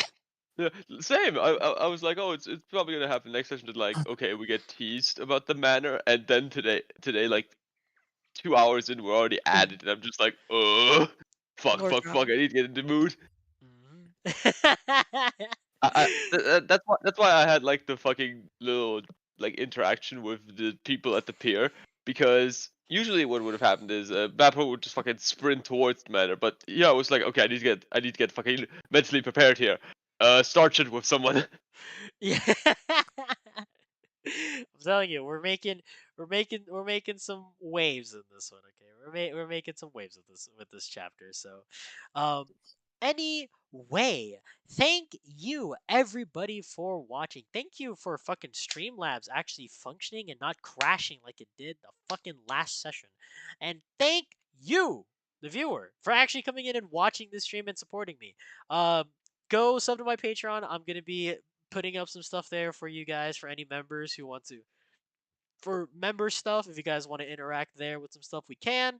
Come join the Discord server. This is where we go hang out and have our daily For Honor bullshit sessions, and also our D&D sessions in my secret tavern. But just wait and see, and you guys will have your fun here if you stick around long enough. Anyway, uh, I will see you guys in the next session, which we'll go ahead and say it here on stream. When do you guys think a next session should be ready for? Wednesday? Because like Yeah. I'm honestly thoroughly Wednesday, yeah, excited for it. Wednesday. We can do Oh, actually, Wednesday. I won't be here Wednesday, so no. Fuck. Yeah, no, Sunday. that Wednesday. Sunday it is. Yep. So be ready and be on the lookout for the session 2 of chapter 2 on Sunday, exactly at the same time, 5 o'clock, 5 p.m. PST. Anyway, thank you, ladies and gentlemen, for watching. We all will see you on the next one. Ain't that right, everybody? Mm. Yep. Yeah. I didn't hear it from 2 people. Man. Hmm. No, it's fine, dude. Like, oh, okay, we just, found his dad, destroyed a huge ass Hydra, defeated a member of the A-Star Tribunal.